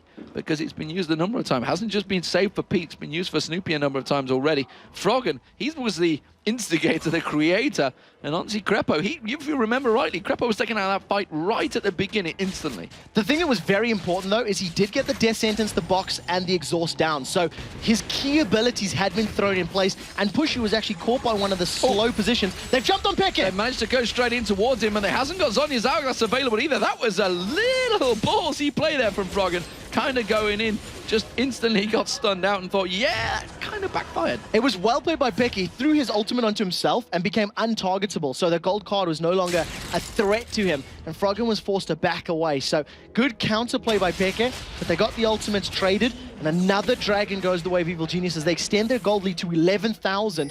Their focus is going to be on Baron because there's so many super minions for Fnatic to deal with. That was the 5th dragon of the game for Evil Geniuses as well. 21-17 in terms of kills. It's definitely been a back and forth brutal battle, this one.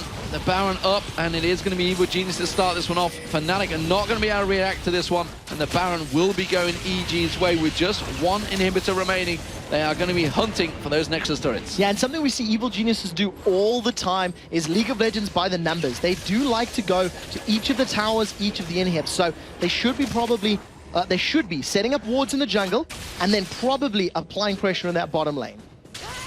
They are stacking in the middle. Of course, no inhibitor here, that's for sure. Will they just try and shove those super minions through? Fnatic see them rolling down towards that bottom, but they're going to react to it. Evil Genius is trying to set up some traps, trying to set up some bait anywhere they possibly can, but they are going to have ward placements out, Fnatic, so they know they have vision of them. Froggen with that Oracle on, along with Crepo. Going to clear and sweep out those wards and push in for this final inhibitor turret. If you're watching at home, keep your eyes on the mini-map. The second a little Fnatic face moves away from that tower, that's going to be the go signal for Evil Geniuses. As long as they have vision of it. Peke is not available. If he gets seen by the minions, that's going to be when EG go in. There's a line of Caitlyn traps that EG have to deal with in front of the tower, and that's going to be just a minor inconvenience for them. You can see there they go, because Peke is not there. Peke goes in, he's managed to dash him well back in there. They will catch out Snoopy, but instantly Wicked uses his ultimate straight on towards him. Pete takes down Soaz, gets on towards the inhibitor to it. Doesn't matter, they just melt the rest of the team. It's a triple kill picked up by Froggen as he goes in, throws out the Destiny. Peke has to use the ultimate on himself to try and prevent it, but it's the Nexus turrets they're going to focus on now. They will lock them down. It's going to be Evil Geniuses picking up their third win of the season against Fnatic and climbing the table once again. It's been a great weekend so far for EG. That's their second win so far in Week 8, and you can see what it means to them. They've taken down Fnatic once again in tremendous style. From the very first kill on the board, Evil Geniuses dealt with the double smite team composition of Fnatic. They secured the kill onto Yellowstar, pushing in the beginning of the game, and they never relented. They shut down the duo lane, they applied pressure to the towers, they invaded the jungle, and basically Evil Geniuses did no wrong outside of 1 or 2 team fights. Fantastic, fantastic. And just look at that, 9-1-11 for Froggen. Incredible scoring. He was doing so much damage. 533 CS, by the way, at the end of that game. Incredible stuff. Also, looking at some of the other stats, you can see, of course, the AD carries 847 for Pushu, but it was only 4-5-14 for Yellow Pete. He was the support man, really, honestly. And if you remember it, Snoopy picked up a triple kill in there as well. Some fantastic play all across the board, and you cannot discount how important Yorick was there. Wicked on Yorick. So many times, them omens were just absolutely His omens were them. perfect. His omens were perfect. In the final fight, he brought Snoopy back from beyond the grave to actually allow his damage down. In a previous engagement, he brought Crepo back so Crepo could get the box down in the jungle. Time and time again, it worked out. And when I look at the composition of Fnatic, all of the physical damage of Jace, Lee Sin, and Caitlyn, I go back to Week 1 games in DreamHack, where Ninjas in Pajamas did that against Lemon Dogs. Lemon Dogs just stacked armor, bought Thornmails, and were unkillable. And the exact same thing happened here. And that's incredible. That takes Fnatic, what, to 12-10? Evil Genius is 11-11. They're just one game away from them now. So they're effectively into 5th place on their own. Fnatic sliding down. It's all getting very close in the tables right now. So basically, Evil Geniuses are playing scumbags right now. And they said, you know, in the middle of the table, we're going to make it shorter. Because the people that were ahead cannot continue going ahead. They cannot continue pulling ahead. Yesterday, Lemon Dogs picked up 1 win. Then they lost, maintaining that, 3-game swing from 1st to 7th or whatever it is in the table. Yeah, and they were actually saying they wanted Lemon Dogs to actually win yesterday because then it would give them that gap into 6th. They were just worried about that gap between 6th and 7th. Now they're probably thinking, you know what? I reckon we can aim higher in this. I have another question that I think everybody's going to need to think about when we consider the Evil Geniuses lineup. They play SK in the last game of the day. Now, out of the last few games, they are 6-4. No, 6-2. 5-2, 6-2 with Snoopy and Shaka. So they've got a much better win-loss ratio with the new players. Snoopy's currently 3-0 in the games that he's playing. Shaka is 2-2. So my question is, who's the starting jungler against a team like SK in a situation like this? Because Snoopy's been doing very well, but so is Shaka. And I hate to say, but they're 3-0 against Gambit, 3-1 against Fnatic now. They're 2-1 against SK. They could make that 3-1. They've got very good results against the old guard, as it were, Evil Geniuses. They definitely know how to play them. And let's go over to Joe and Jason to see exactly how they did play it against Fnatic. Thanks a lot, guys. And it's kind of hard to figure out where we're going to start with analysis for this one because it was a very, very long game full of so many different points where we could have really gone to the replays. But let's go right back to the start here and talk to me a little bit about your opinions on the whole double smite running the combo with the Nunu's consume as well. Well, I mean, you heard Trevor talking about it quite a bit. It's a really interesting thing where you see back in OGN, they run Nunu middle with the AD carry, and because of that, they get a lot of control in the enemy jungle, just in terms of smiting, taking away the big raid, taking away the bust when they can.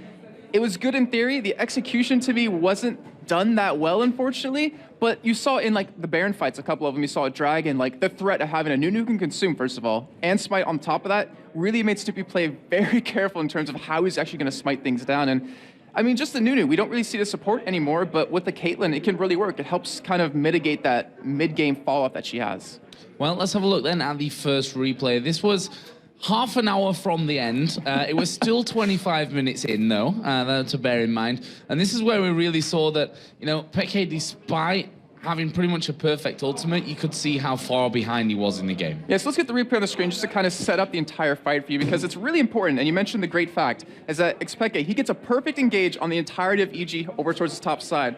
The downside to this whole thing is he's 0-2-3, he doesn't have that much AP, he's behind in farm, and you're going to see why that's really impactful as this goes on. So let's go ahead and start this replay up and show you how exactly it develops. And it's really unfortunate because the engage was just so solid out of him, locking up the 4, but you have to give Froggen so much credit. You're going to watch him, and I want to focus on him in particular on the side because he runs interference this entire time. Look where Soaz goes. He's going to chase after him and try to 1v1 him, and by pulling him away, it takes away a lot of pokes, so the rest of Evil Geniuses can kind of run away and not take too much damage. And just throughout the entire fight, Froggen keeps running his interference. He picks up 1 kill, ends up picking up another, and escaping in the end. And why we want to show this replay in particular was just the fact that it shows that Fnatic was behind in the beginning. And because of that, every single fight we saw for the next 14, 15 minutes was all in EG's favor.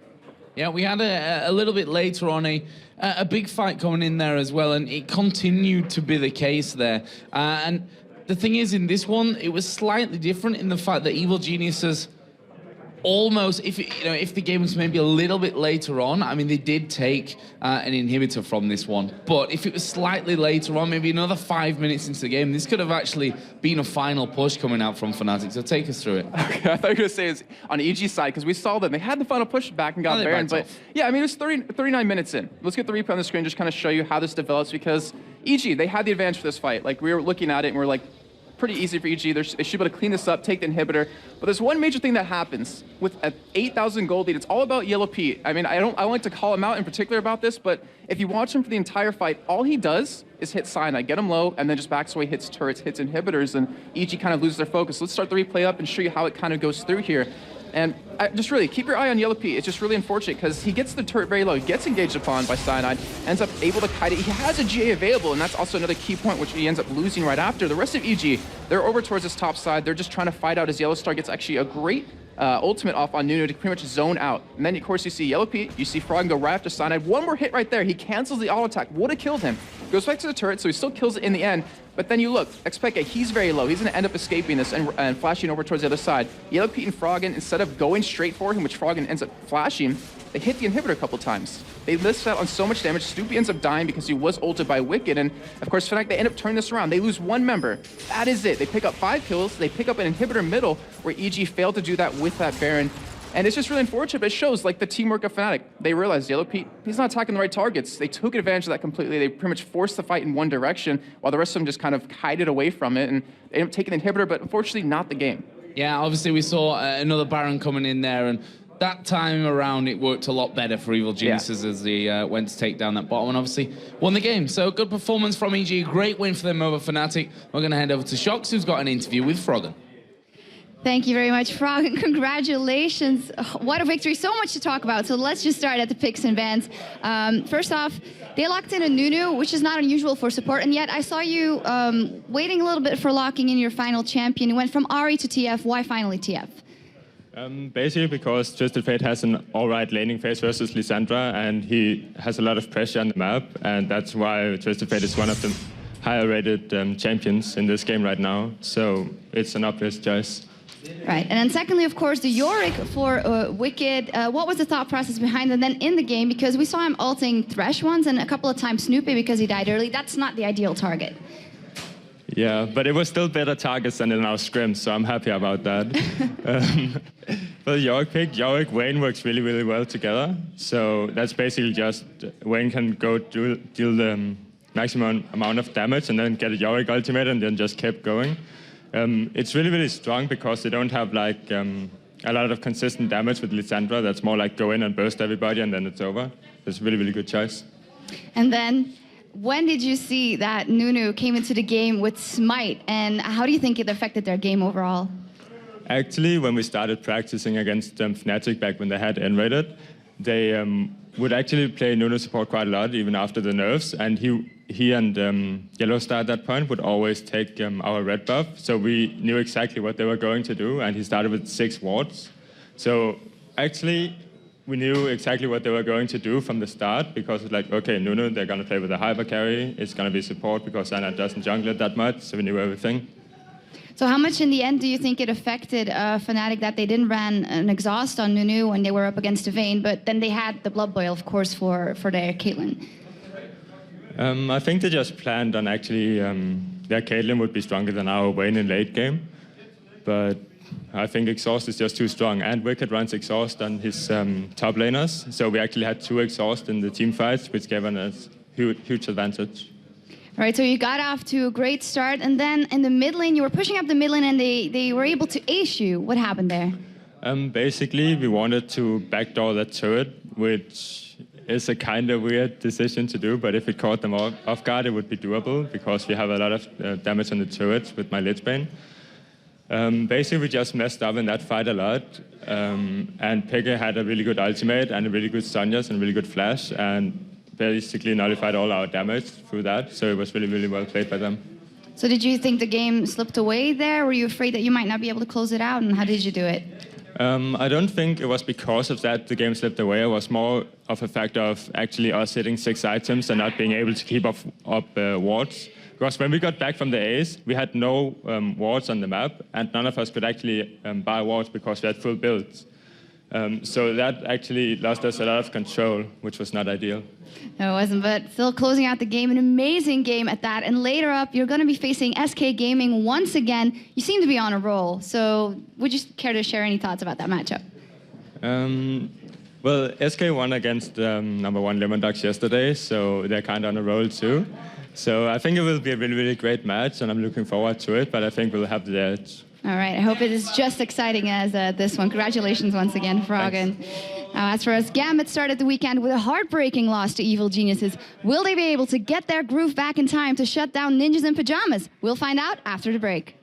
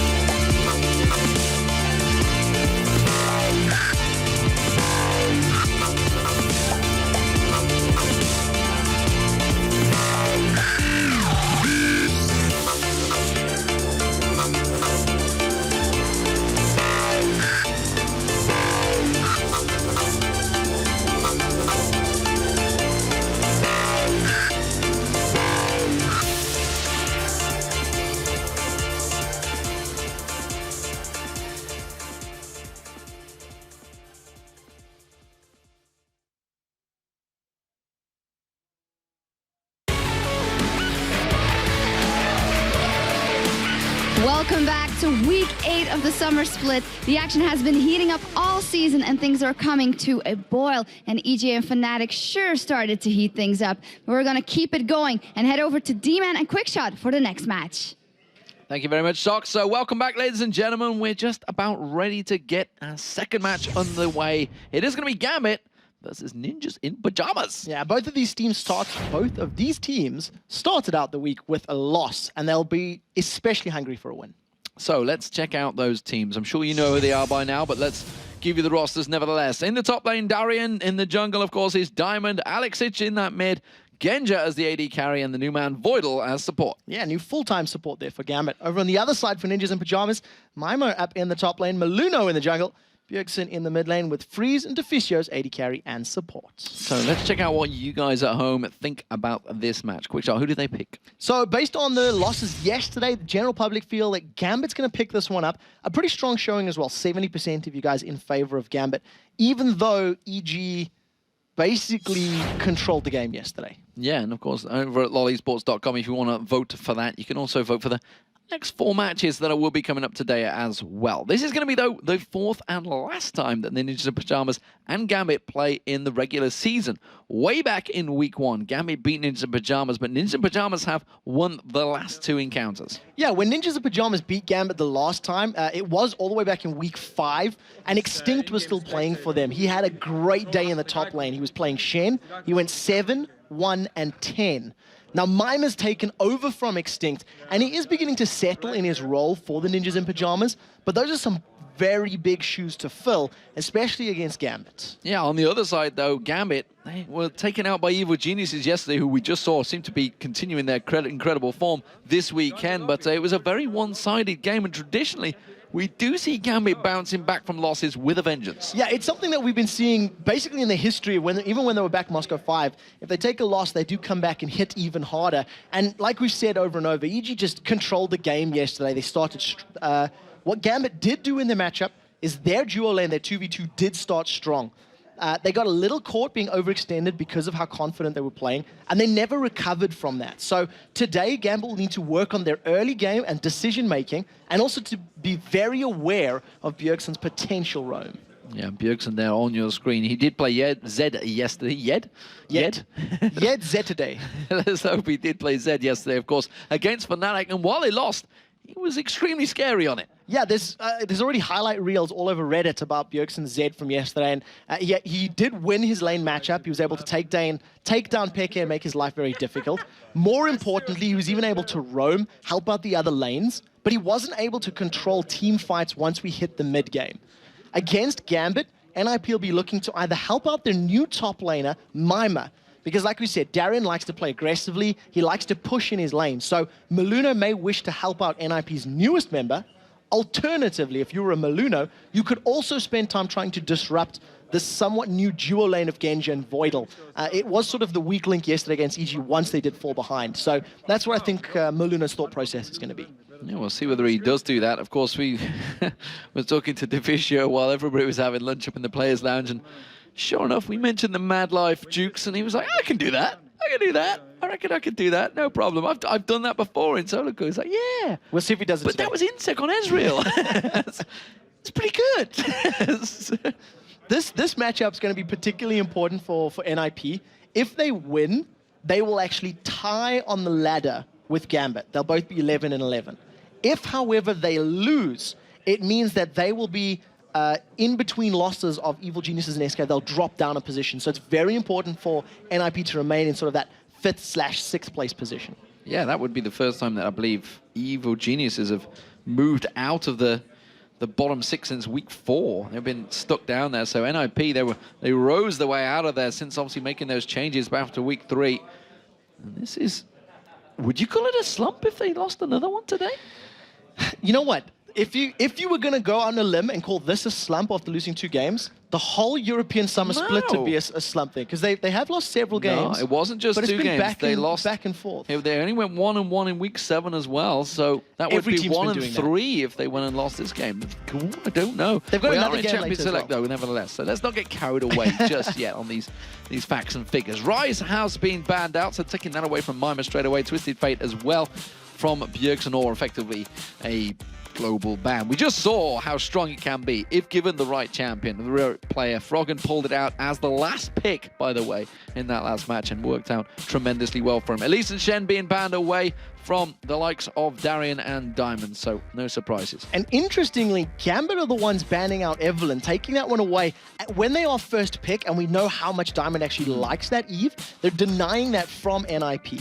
From Mima. Yes, he likes to play the stealthy assassin champions. I believe he likes Rengar as well. Rengar and Mima, yeah. Yes. But I'd be gobsmacked if they allow him to play Rengar in the top lane, but I'd actually be pleasantly surprised because I still remember Salme's Rengar in the top lane at IPL 5 where he just ran through in the actual base of the enemy. 4 people out of him and he just stealth, jumped over the wall and said, see ya, flashed away. I was talking to NIP during lunch and they were actually discussing different champion positions, and one of the things Bjergsen was talking about is how effective Tryndamere is in the mid lane against a Zed. And he was like, yeah, I really want to do it. My team just doesn't let me. And it's one of the situations where you do have to come to a consensus as a 5-man unit. We do see Gambit, they have locked in that Thresh, so Voidal going to be rocking out the Thresh, and we'll see if he can contest for that Thresh Prince title. Well, he's so coveted. He did say, he says, I'm kind of the same as Edward, you know. He was Big like, words. Yeah, I mean, you've thrown the gauntlet out yourself, mate. You put the pressure on your own back, and it's seeing if it works out for him. Of course, Maluna has insta-locked in Jarvan because that is his champion of choice these days. Yeah, it's his most played champion. This will be the 5th time that he's played it out of the 21 games that they've played this split. And he's had mixed results. One half the games that he's played. We do see the AD carry of Caitlyn being locked in once again. Another comfort pick here for Freeze. And interesting to see that they've decided to go the AD carry route. Because Gambit have locked in a support, it means that they're not pressured to lock in the likes of a Nami or even a Sona, depending on what Deficio wants to play in this matchup. Yeah, a little disgusted with the Draven these days at 3.9. He's not happy. Poor old Freeze. So instead, he's going with that and looking like Udyr may get selected again for Diamond as a champion. He's preferred to stick with these days, and I always think Udyr is actually, as a jungler, to be picking early on, it's actually fairly dangerous because we've seen so many times that while may well work fantastically well in solo queue, you got to remember these teams know how to crowd control champions, and they're just going to see that and think, okay, we're going to actually negate Diamond out of this game, pick a lot of CC. Yeah, and it's also something Udyr suffers from similarly to Anasis, that if he does get locked in, like a Cataclysm, for example, you basically negate that presence very early on. So for counter ganking, the Jarvan is very, very effective and powerful in those early stages of the game against an Udyr. So we'll see how the rest of the lock-ins go. Bjergsen has basically got every single mid laner open and available to him, and we do already know the duo lane there for Gambit. So they're leaving their top and their mid laners for counterpick. They want to see what composition does NIP wrap around that we can then decide to throw in there. I'm also semi-disappointed we're not getting Karma in the jungle again. It was something that I think a lot of people were talking about. There were so many articles about the utility that it brings to the jungle. Diamond had a fantastic blog post on his Facebook page where he's talking about how effective the utility and damage is on Karma. But you need to have a composition that can work around it. You need to have that mobile. You need to be able to get in and out and juke and things like that. So we'll have to see how it goes. I mean, we did see Karma in the top lane yesterday as well. So yeah, we did. That was Kerp. It's another possibility. Kerp insisted it's still very strong. Nami has been selected, so we've got Nami and Thresh. Deficio's most played champion. 8 times this split already. So this will be the 9th time that we're seeing some fishy business go down. The thing that's very impressive about Deficio's Nami is his KD ratio is 12. He's got a 12 KDA on that fish. Well, Zach being locked in, but Aatrox also being locked in. So will be Darian back on Aatrox again. So we've seen it, and again, also hit and miss. We've seen a game that was very good, a game that was not so good. And in this composition where you've got the Udyr already, you've got the Aatrox who need to run at you, if Maluna times his Cataclysm right and locks Aatrox after he's jumped, you need to wait for that Dark Flight to land. You can lock him and you can contain some of his damage. Even with his Rampage ultimate on, the range is not going to be too significant that if you just step a couple steps away from the Cataclysm, it'll work. But there's a lot of onus on Maluna to control that. Yeah, that's now Udyr and Aatrox he's got to control. Putting a little pressure on him now. Ahri, though, we haven't seen Alex Sich on Ahri for a while. I don't remember when. Yeah, Alex has been playing a lot more champions this split than we've seen during the summer split. He tended to trend towards a sort of assassin-y type champions in the spring split, rather. That's what I wanted to say. And now in summer, he's diversifying his champion pool and adding multiple layers to things that'll work and benefit. And this is a great pick against a Jarvan, against a Tidal Wave Nami, against a Zac that's bouncing all up in your face. You just use that Spirit Rush, get out of the danger zones and keep yourself safe. Well, I had an inkling that he played it. No, it was Orianna instead. I had an inkling he played it in week 1, but it wasn't. It was Orianna, and it was Orianna he played yesterday as well, I believe. His Orianna in week 1 blew our minds, where he was simply unstoppable. Yesterday, oh God, that was the one he wouldn't die in, never got a chance. He never got a chance to really shine yesterday, so that was something that didn't really play into his favor. Well, he wasn't diamond, so... not this time, unfortunately. To round out the NIP roster, they're going to go for an assassin, and they've actually decided to go with Fizz, so repeating the Fizz performances that we've actually been seeing quite a lot this split. I'm going to go on a limb and say it's definitely trending up. They were talking about actually Ocelot on Fizz yesterday as well, so just earlier on today, saying about how they were saying, oh, he's great in a team fight. Boom, locked in. Ocelot locked in. They're like, oh, okay, you're going to play him. So the thing that I love about this Fizz pickup, you've got a very telegraphed attack here from Gambit. Aatrox's going to run at you, then jump at you. Udyr's going to run at you, then Bear Stance launch at you. So if they're just running at you like that, you just put Chum the Waters down. Throw your fish on them. That slows them down. It's going to deal damage. It also works fantastically against Ahri. If you can fire before Alex can react, even if he dashes and runs the hell away. Over the charm. Yeah, exactly. But if he gets caught with a fish, the damage will land, and it's going to force Alexic out of the fight. So I think that's a very smart pickup here for Bjergsen. Well, we'll see how it works out for him. They are the players, Gambit. On your screen, Alexic with his new haircut. It's a second player to have a new haircut. It seems to be working out well for Yellow Pete so far. And the rest of Ninjas in Pajamas, Defrigio, as it's been known in that bottom lane, or Sunburnio, I think is probably the better choice of words. But it seems at the moment, Freeze actually over his sunburn, by the way. He was not in a good way. Let's put it that way. There was ambulances called. Yeah, he was burnt to the core. In terms of Fizz, he's got a pretty good win-loss ratio, 75%. So the numbers are still relatively low, only been played 5 times. It's 80% then, 1-4, lost 1. So we'll see how this particular matchup goes. And it's going to be, the laning phase is going to be very, very important for both of these teams. And I think if NIP can get a straight-up 2v2, they'll try to push for it. Caitlyn, Nami is going to be able to have a lot of fun against Varus Thresh at the early levels. While we're having fun, I feel we need to educate the crowd right now. The German name for ambulance is immaculate. It's a Krankenwagen. Krankenwagen. Krankenwagen. It's quick, call the Krankenwagen. It's not really rolls off the tongue like, oh my God, we need an ambulance. Oh my God, we need a Krankenwagen. It's things you learn in Germany. It's just, ladies and gentlemen, beautiful. Welcome to the European LCS from Cologne, Germany. If you ever need help, that's the word you're looking for. We are live though, ladies and gentlemen. The blue team is Gambit and the red team is Ninjas in Pajamas. And, well, we'll see how this one goes. Both these teams picked up losses yesterday, not really what they were after. And they are going to be looking desperately for one of those wins. Yeah, while we're looking at Aatrox on screen really quickly, you'll see that his passive, the Bloodwell, will start to generate those stacks based on his auto attacks that he's dealing. And as long as that little bar below his HP is red, it means his Bloodwell passive is active and he will come back to life with that sort of GA type of ability. But if it's gray, he will actually die. So that's something to keep your eyes on once we get into these team fights. Well, they are standing on top of a ward, so Ninjas in Pajamas know exactly where they are. Teleport was picked up by Bjergsen. I'm not sure if we quite mentioned that at the start. Teleport Ignite, no Teleport less. Ignite, yeah, not flashing at all. Nothing flashy about Bjergsen in this game. We do see 3 Ignites on the side of Ninjas in Pajamas. So once again, they're trending towards multiple Ignites. It is mirrored by Gambit, and it basically just signals we want to fight, we want to get early kills. It's something that's definitely very helpful, especially when you've got that Ignite in your support. So while the invade was there from Gambit, oh, they are going to stick around. They're putting heavy ward presence actually around to check out that red buff. They will manage to get in there, but nothing aggressive coming out from Ninjas in Pajamas. They were completely passive in the opening 2 minutes of this game. Yeah, very defensive wards from NIP. And I think the duo lane of that Caitlyn Nami, it does look like they're trying to match up against the duo lane of Gambit with Genji and Voidal. The one thing that I am noticing is that Alexic is not willing to play with the fish. So he's gone top lane, and Gambit have actually sent their duo to the mid. Oh, so it's going to be Zac and Zmima up against Alexic. This is a lane that He may have played in solo queue, but certainly wasn't expecting to play here in the European LCS for Ninjas in Pyjamas in his second week. This is going to be very difficult for Darien to deal with in the bottom lane against the slow of Nami and the range of Caitlyn. It's going to be very painful.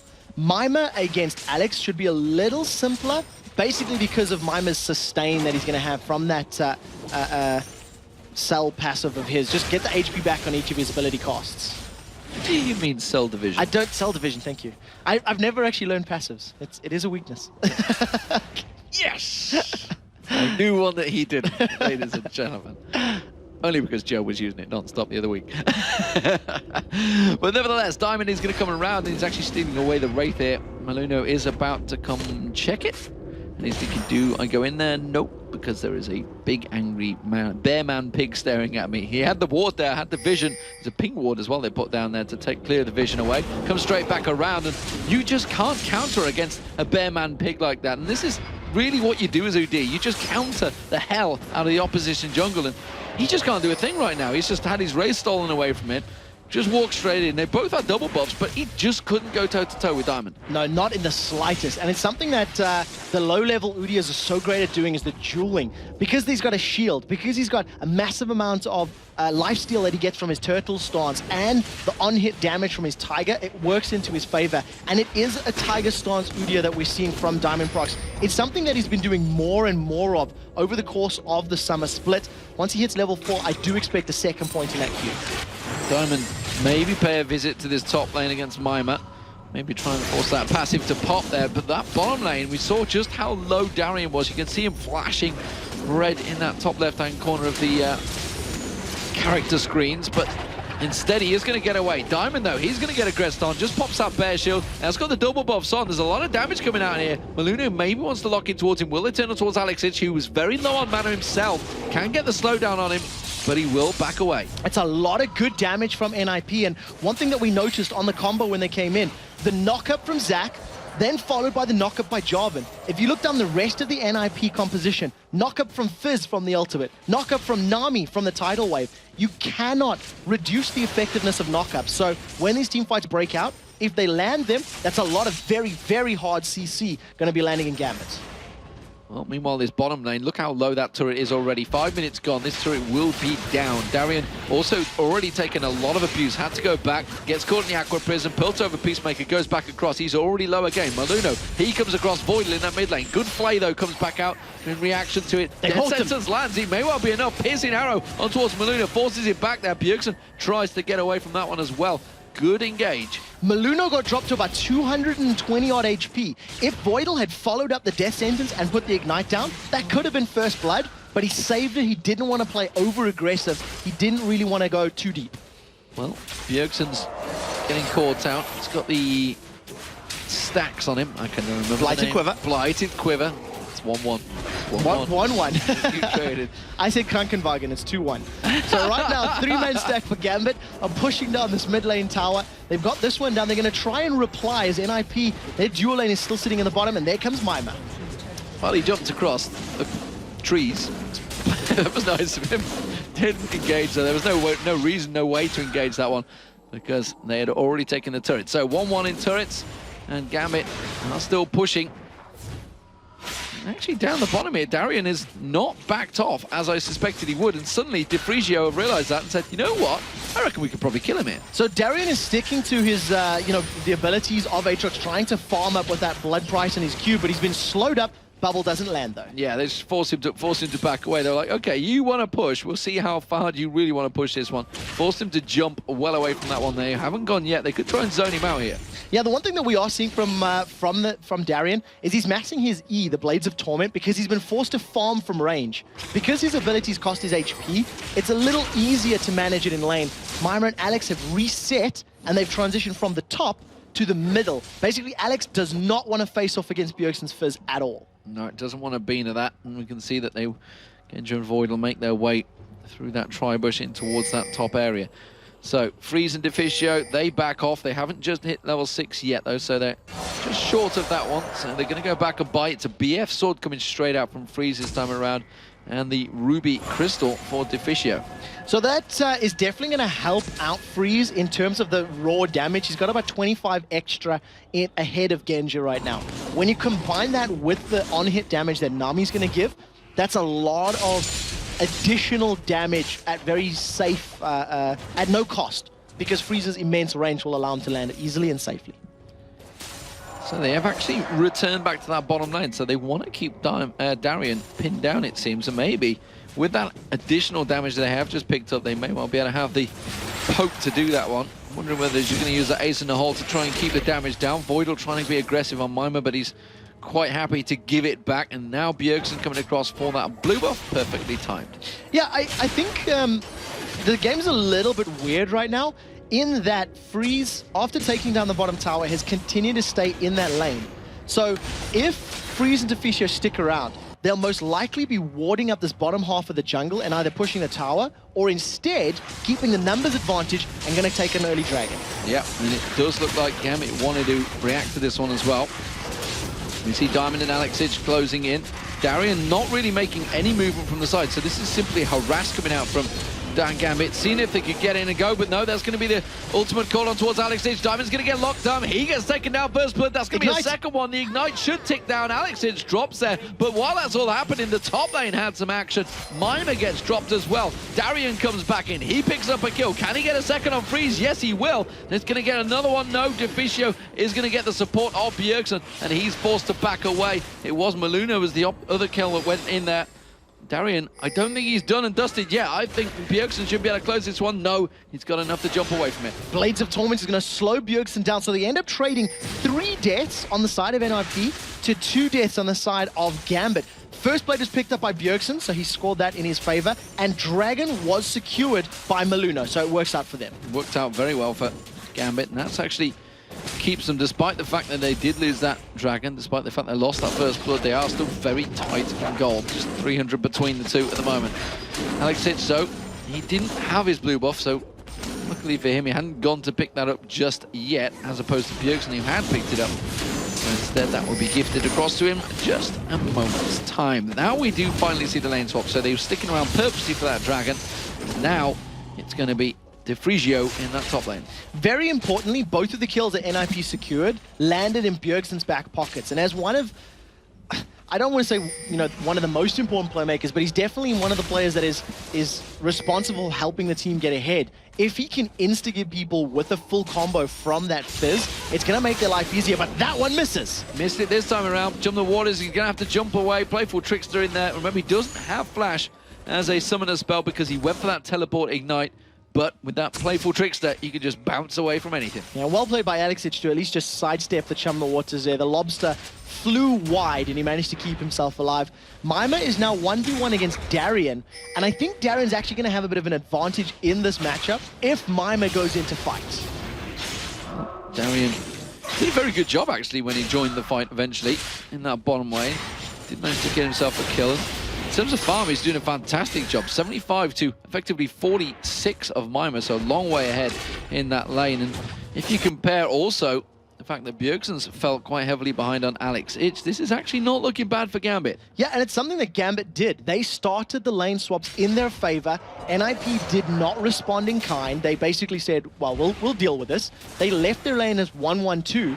And it basically has resulted in Gambit having this early CS advantage, and it's working in their favor. Well, Freeze and Deficio back in towards this top lane, 2v2. And they're both at level 7, or should say all 4 at level 7 apart from... No, I'll tell a lie, Deficio's still at 6. Slacking. He'll be there soon enough. He's just hit 7, finally. So he's getting closer and closer to having a max rank Tidecaller's Blessing, that's the E, which adds around about 70 or so damage per auto attack for 3 auto attacks, and that is a lot of additional damage. So if Genja does take some poke early, it means poke plus a bubble equals death. Whereas if he manages to get some good piercing arrows down, that plus a death sentence will secure a kill. So it all depends on which AD carry can poke more effectively. Oh, Diamond's been spotted out by that ward. He just trotted past. There's an Aqua Prison on towards Genja. Yes, not quite the speedy combo we're used to seeing there with the 90 caliber net and the Piltover Peacemaker combo. But instead, Genja did still get caught by both of them. Yeah, and it was actually quite interesting seeing Freeze decide to go for the Piltover as opposed to just auto-attacking, because he did have that Nami bonus damage on him. At the end of the day, they're just trading back and forth, farming up as much as possible. NRP stood right on top of a ward, so Alex should be able to juke and dodge Chum the Waters relatively easily in that mid lane. Yeah, not so sneaky there right now. Both stood on top of that ward, directly on top of it as well. So Bjergsen's like, fine, I'll just continue farming. Alex is like, nope, nope. And he just one-lines it up and farms out the wave. No problems at all. AD carries, let's have a look at those two, because we are seeing Genji, who went for the Berserker Greaves instead, so he's got speed and mobility, and he's going to need that right now because Bjergsen's coming around the side. He has got that Chum the Waters available, and they are lined up perfectly for him. They're going to catch on towards one. It will be Voidal. He gets dropped. Can they get on towards Genji? No. Bjergsen gets taken down. It's a shutdown for Alex Ich. Nicely played. They trade 1-for-1, and very importantly, the kill goes to Freeze, so that does help. Unfortunately, they've given a kill now over to Alex Ich, so if you look down the kill score, 1-1-1-1-1, Gambit starting to play a little bit of binary. Ninjas in Pajamas focusing on the top lane tower, while Diamond Frox is trying to steal away that blue buff. Oh, and they're going to go towards Alex Ich. They're sliding. Cataclysm's there. One more hit will do it, and it's going to be Freeze that takes the kill once again. While this is all happening, though, look at Darian. He's putting pressure on the middle turret. Blue buff was stolen by Diamond, so Gambit are trying to take advantage despite the fact they're being caught out in the top lane. Yeah, Diamond's doing very, very well in the jungle. He's basically spent half of his time in his jungle farming and half in NIP stealing stuff away. So as long as he can keep that presence up, he's going to be a very scary threat.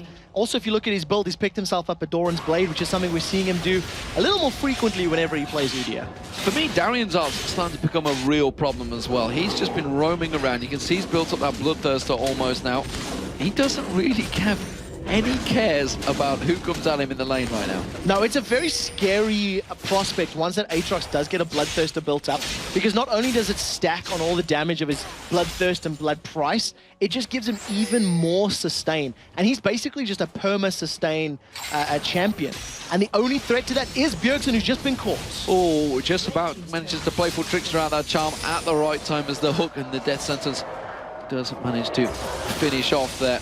Voidal clears out, picks up all of those souls, but it is Ninjas in Pajamas starting out the Dragon. Gambit looks to respond. So they picked up the first one. It also allowed them to secure first blood when they started the first Dragon. Diamond is going to need to either flash in and steal. The hook doesn't land, and at the end of the day, NRP pick it up relatively uncontested. Yeah, that is another Dragon for them. 4-4 in terms of kills, and just that 1,000 gold advantage spread as the two turrets have also gone down. Mime clears out this bottom wave. He's doing what Zach needs to do, and that's just sit passively farm off the sides until he becomes a tanky mess and just gets involved and spreads his love all over the opposition team.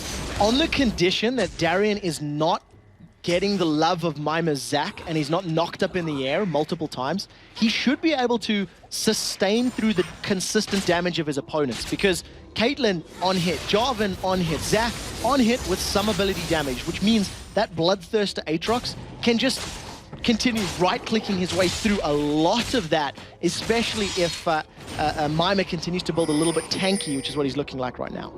Yep, you can see with that Bloodthirster completed, as well as Freeze with the Bloodthirster completed. Lichbane now completed also for Bjergsen.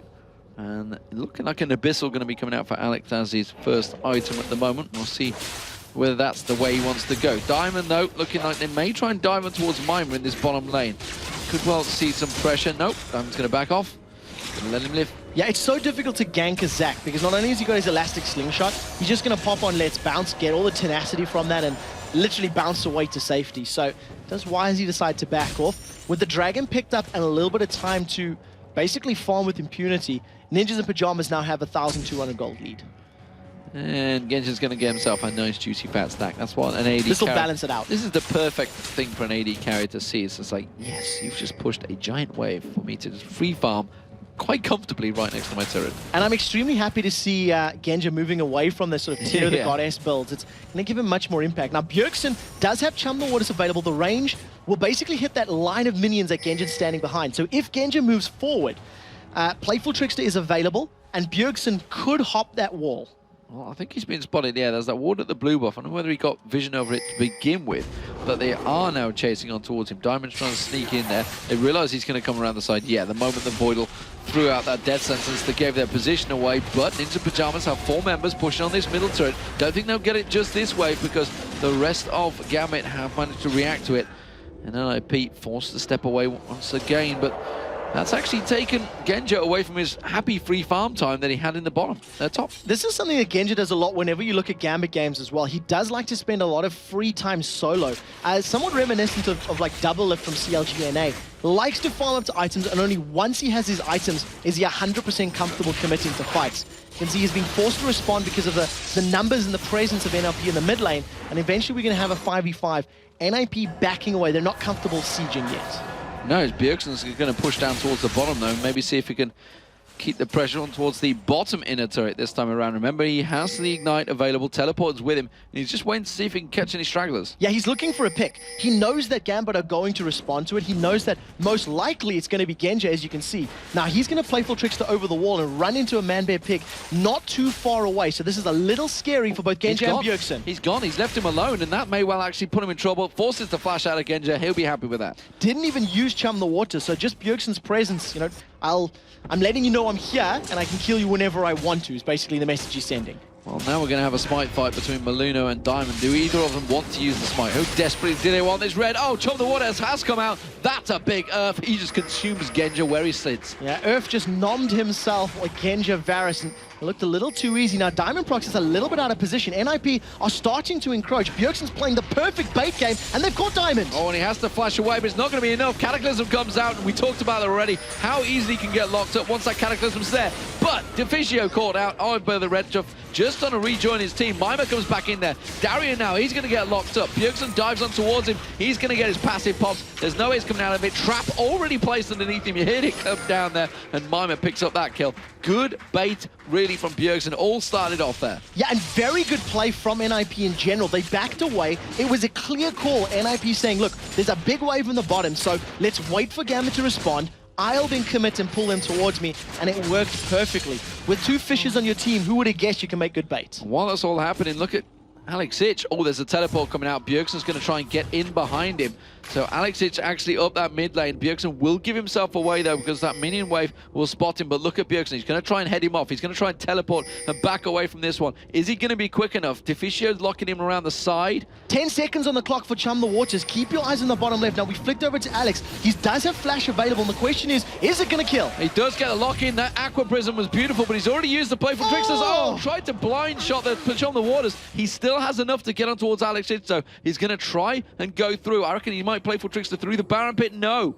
Bjergsen thought he'd gone around. Instead, he's thinking, well, that's about the same amount of gold in this top wave. I may just get all this. That was about 3 to 5 seconds difference. If the bubble had caught a couple seconds later, Bjergsen would have been able to land a very simple Chum the Waters, and that would have obviously followed Alex no matter where he went. But at the end of the day, they still got his flash. That's very, very important. So there's no flash available for Alex Ich in these next team fights, nor is the Bloodwell available for Darian's Aatrox. It's going to need another 2 minutes to cool down before it's available again. And with the Dragon up in 15 seconds, looks like Ninja Pyjamas are in good position for this one. They won't have, or will they have Chum the Waters? They may do. Teleport is not available though, so it doesn't matter. Bjergsen's already backed off, and he's going to come back in towards this Dragon area. Ninja Pyjamas, they are ready for this one. There is a ward down the bottom. Oh, look at that. Half the hit points with Ace in the hole on Alex Ich. Fully stacked Bloodthirster plus a Last Whisper means that that Ace in the hole is really hitting hard. It's over 750 damage at base, plus all that armor penetration, which is why it chunks him down. Now, Diamond may consider going for a steal. He does have Smite, but I think wisely he's backing away. Darian also stepping away from that one as Mima came in, tried to steal with the Piercing Arrow, but not going to happen this time around. And that's the 3rd Dragon of the game, I believe, for Ninja Pyjamas now, as they have a 3,500 gold lead over Gambit. They're in a very good position right now, and I think they're playing their composition well. They do have good team fighting power with a Zac and a Jarvan, and if you can lock multiple people in Cataclysm and bounce all around with Zac at the same time, that's a lot of damage. But on the same token, they also know they've got an Assassin that's a one hit and run type of champion, so they're just waiting for the map to give them opportunities. So we see Bjergsen head back in towards that top lane. He's going to clear out, continue the farming spree that he's doing, but it's not quite the spree that Alex has been happily having, and not the spree that the two AD carries have having. Freesia is a long way ahead. We actually see a little bit lower CS numbers across the board, and I think it's because of the slightly stranger lane matchups that we've seen in the very early stages of the game. Yeah. So that meant those first 10 or 15 minutes of, I use the word very loosely, safe farming, was a little disrupted for both teams. Freeze is not afraid to use that ace in the hole as a simple, we want this objective, so please leave now kind of signal, as he throws that one down. Bjergsen found himself a Darien, there's no jump away. And he's just used it, yeah. Chum the Waters goes straight in, that's just going to be massacre. That wasn't even close, it was like fishing. Ironic that you say that word, because Massacre was just thrown on by Darien before he was killed. Now Mime has been caught by a charm, and Alex forced a little bit back from the auto attacks there of Freeze. Well, they do have Bjergsen coming in around the side, of course, with that double buff on him. And the brilliant spot, instead he goes in. No blue buff to steal away. He can just keep free farming in that top wave, because Darian's just proved that he can't actually go 1v1 with him now. Not at all. Those double null magic mantles not even playing into his favor. We do see that Mime was charging his slingshot. I don't think NIP are comfortable enough to tower dive, and with the fact that Bjergsen is putting so much damage in this top lane tower, they don't need to play risky. They don't need to overstay their welcome. And that will be the first inner turret of the game going down. It's going to be, yes, his second one, isn't it? The bottom one's down as well. Yeah, they got that from the previous team fights. Yes. Yes, so the second inner turret of the game going down for Ninja Pyjamas. It's yet to touch his mid one, though. That will be the next focus of target for Ninja Pyjamas. But we see Bjergsen, he went back to buy. Stacks himself out. That Zhonya's Hourglass now on him as well. He is going to be annoying in the next team fight. Yeah, to say the least. Not only is he untargetable with his E, he's going to be untargetable with that as well. And I think on the side of Gambit, we've got a double Null Magic and a Ruby Crystal for Darien, as well as a Null Magic and a Ruby Crystal for Diamond Prox. They may be going for a double Aegis of the Legion Runic Bulwark build. And it's not available in 3.10 anymore, but if you build it now in 3.9, the two people that own the buff gain double the statistics, whereas everyone else will only obviously get one of the auras. Well, Darien doing what Darien does, and he's just continuing to split push and try and drive home that top area. Gambit, the rest of the team trying to give him support, offer him help, and try and get in towards that top turret as well. Alexich and Diamond up there. Voidal following behind. Genja's going an incredibly long way around instead of the rest of his team. Not too sure why he went that way, but nevertheless, Gambit will get this turret. Yeah, Ninjas and Pyjamas, they're going to have to react now if they want to fight for it. Now Gambit had the numbers and needed a couple more auto attacks. They decide to play safely, and it's because Bjergsen was down in the bottom lane. So without Alex there for the charm and the burst damage that Ari offers, they backed away. Genja, because of his extremely long hike around the Baron pit, he wasn't able to get those last couple hits. But nonetheless, the next time they focus it down, that will be a very quick tower. It always interests me why, when they do moves like that, why he didn't just follow the rest of his team, like his support player maybe, or the tanky Bearman pig that was with him that would have done the stun work for him. It's a question we'll have to pose to them the next time they're on the interview couch. Yes, not too sure. Oh dear me, they're gonna. Oh, Chum the Water's completely missed. Ooh. Earth, unfortunately, not a happy camper. He's tasted Genja once, unable to taste him the second time round. Now, Dragon shouldn't be too far away from respawning, so it'll be up in the next sort of 2 or so minutes. I would imagine that vision and control in the bottom half of the map is going to be testament for NIP. They've taken 3 already, and they'll be looking to make it number 4. Red buff goes to Genja, and this is NIP. They are closing this one out slowly. They're not in any hurry, and well, they have a good lead, and they have a pretty good late game team, but it's not the greatest. Now, while we see Mima maybe thinking to jump on Darren, if somebody else responds, he may go for a kill. Instead, he's just going to push him away. Let's take a look at the gold numbers right now, because not only is it a 5,000 total gold, but you can see that Darian's sitting on 1,700. Alex is sitting on 1,500. So that gap is actually even wider because effective gold has not been spent. And we do see that numbers were a little bit higher for a few more of them, but in the last couple of seconds, Diamond Prox has picked himself up at Aegis of the Legion, and Genja has secured himself a last Whisper. Well, Alex will tick up that blue buff, and now actually the mid lane's been a little bit exposed here, and Instant Pyjamas might be able to get themselves onto this one quick sharp if Gambit don't react. Just hit the turret!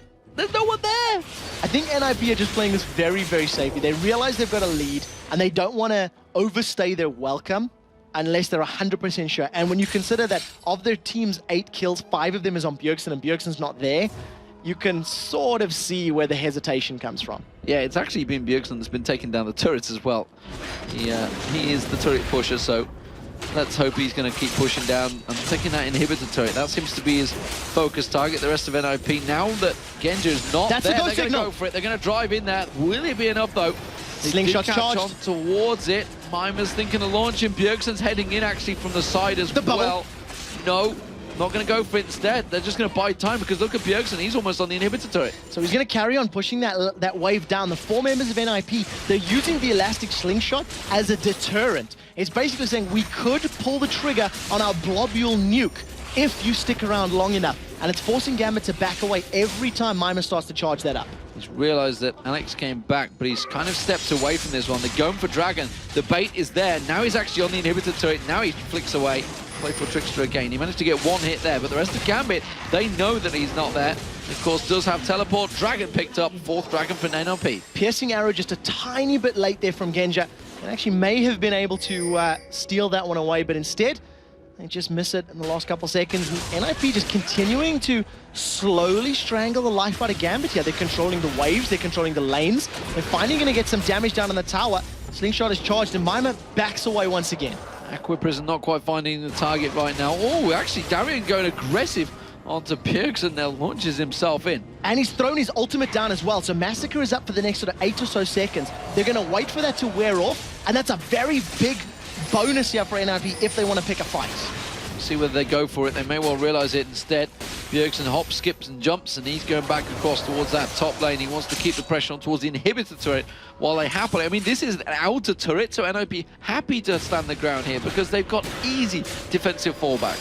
Now, there's not much that... not much Gambit can do outside of landing a good charm or a hook. That's their ghost signal, whereas with Bjergsen coming in from the back, if a Chum the Waters lands, this could be it, and there they go! There they go. The Aqua Prison finally finds its home. It's Diamond Procs they land in. Mimer comes in. Let's Bounce is there. Chum the Waters has been thrown out. That manages to land. No, it misses his target. Balluno has to flash away from that one. Mimer gets back in there. Bjergsen does get taken down. It's a great turnaround for Gambit. You get to see Alex Inch, he picks up 1. Mimer gets away with it, though. It was a 2 for 0, and it was Gambit that came out on top. The tower still stands, and NIP were a little bit half-hearted in that engagement. A couple of guys dived, a couple of guys stood back on the tower, and they just got split up completely.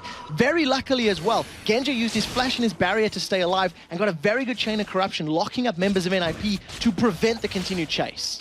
So, the siege not working out like they planned it there, Ninjas in Pajamas. And while they had their supercharged fish flying through the air, the shutdown bonus gold was given across to, I believe, Alex Itch. And it's probably not really, no, it was actually... Yeah, it was Alex. It was Alex. Plus 432 gold for taking down Bjergsen. So that's allowed him to finish up that DFG. He's going to be able to at least burst more targets down if he lands a good charm in the not-too-distant future. And Voidal, who's got himself the Oracle, he's starting to clear out the Drop Baron. And we said this before, too many times. You can't give Gambit little details like this. They will start ripping your limbs off if you just give them a little scent of blood. Give them a finger, they'll take an arm is the traditional. And right now, they're still 6,000 gold behind, 5,000 gold behind, rather. And they're still at threat of being insta-gear, but Bjergsen has missed both of his previous Chum the Waters. This one, however, gets flashed away, but nevertheless, flash burn, that's a successful use. Another flash burn. Oh, piercing arrow lands. And they're back in the middle. One of the things that's very good for Gambit is their line wave clear. Blades of Torment there on Aatrox is maxed out, deals a lot of damage. Orb of Deception, true damage on the return flight, as well as that piercing arrow from Varus. That means that those minion waves, as long as they're conga lining up, just get destroyed very, very quickly.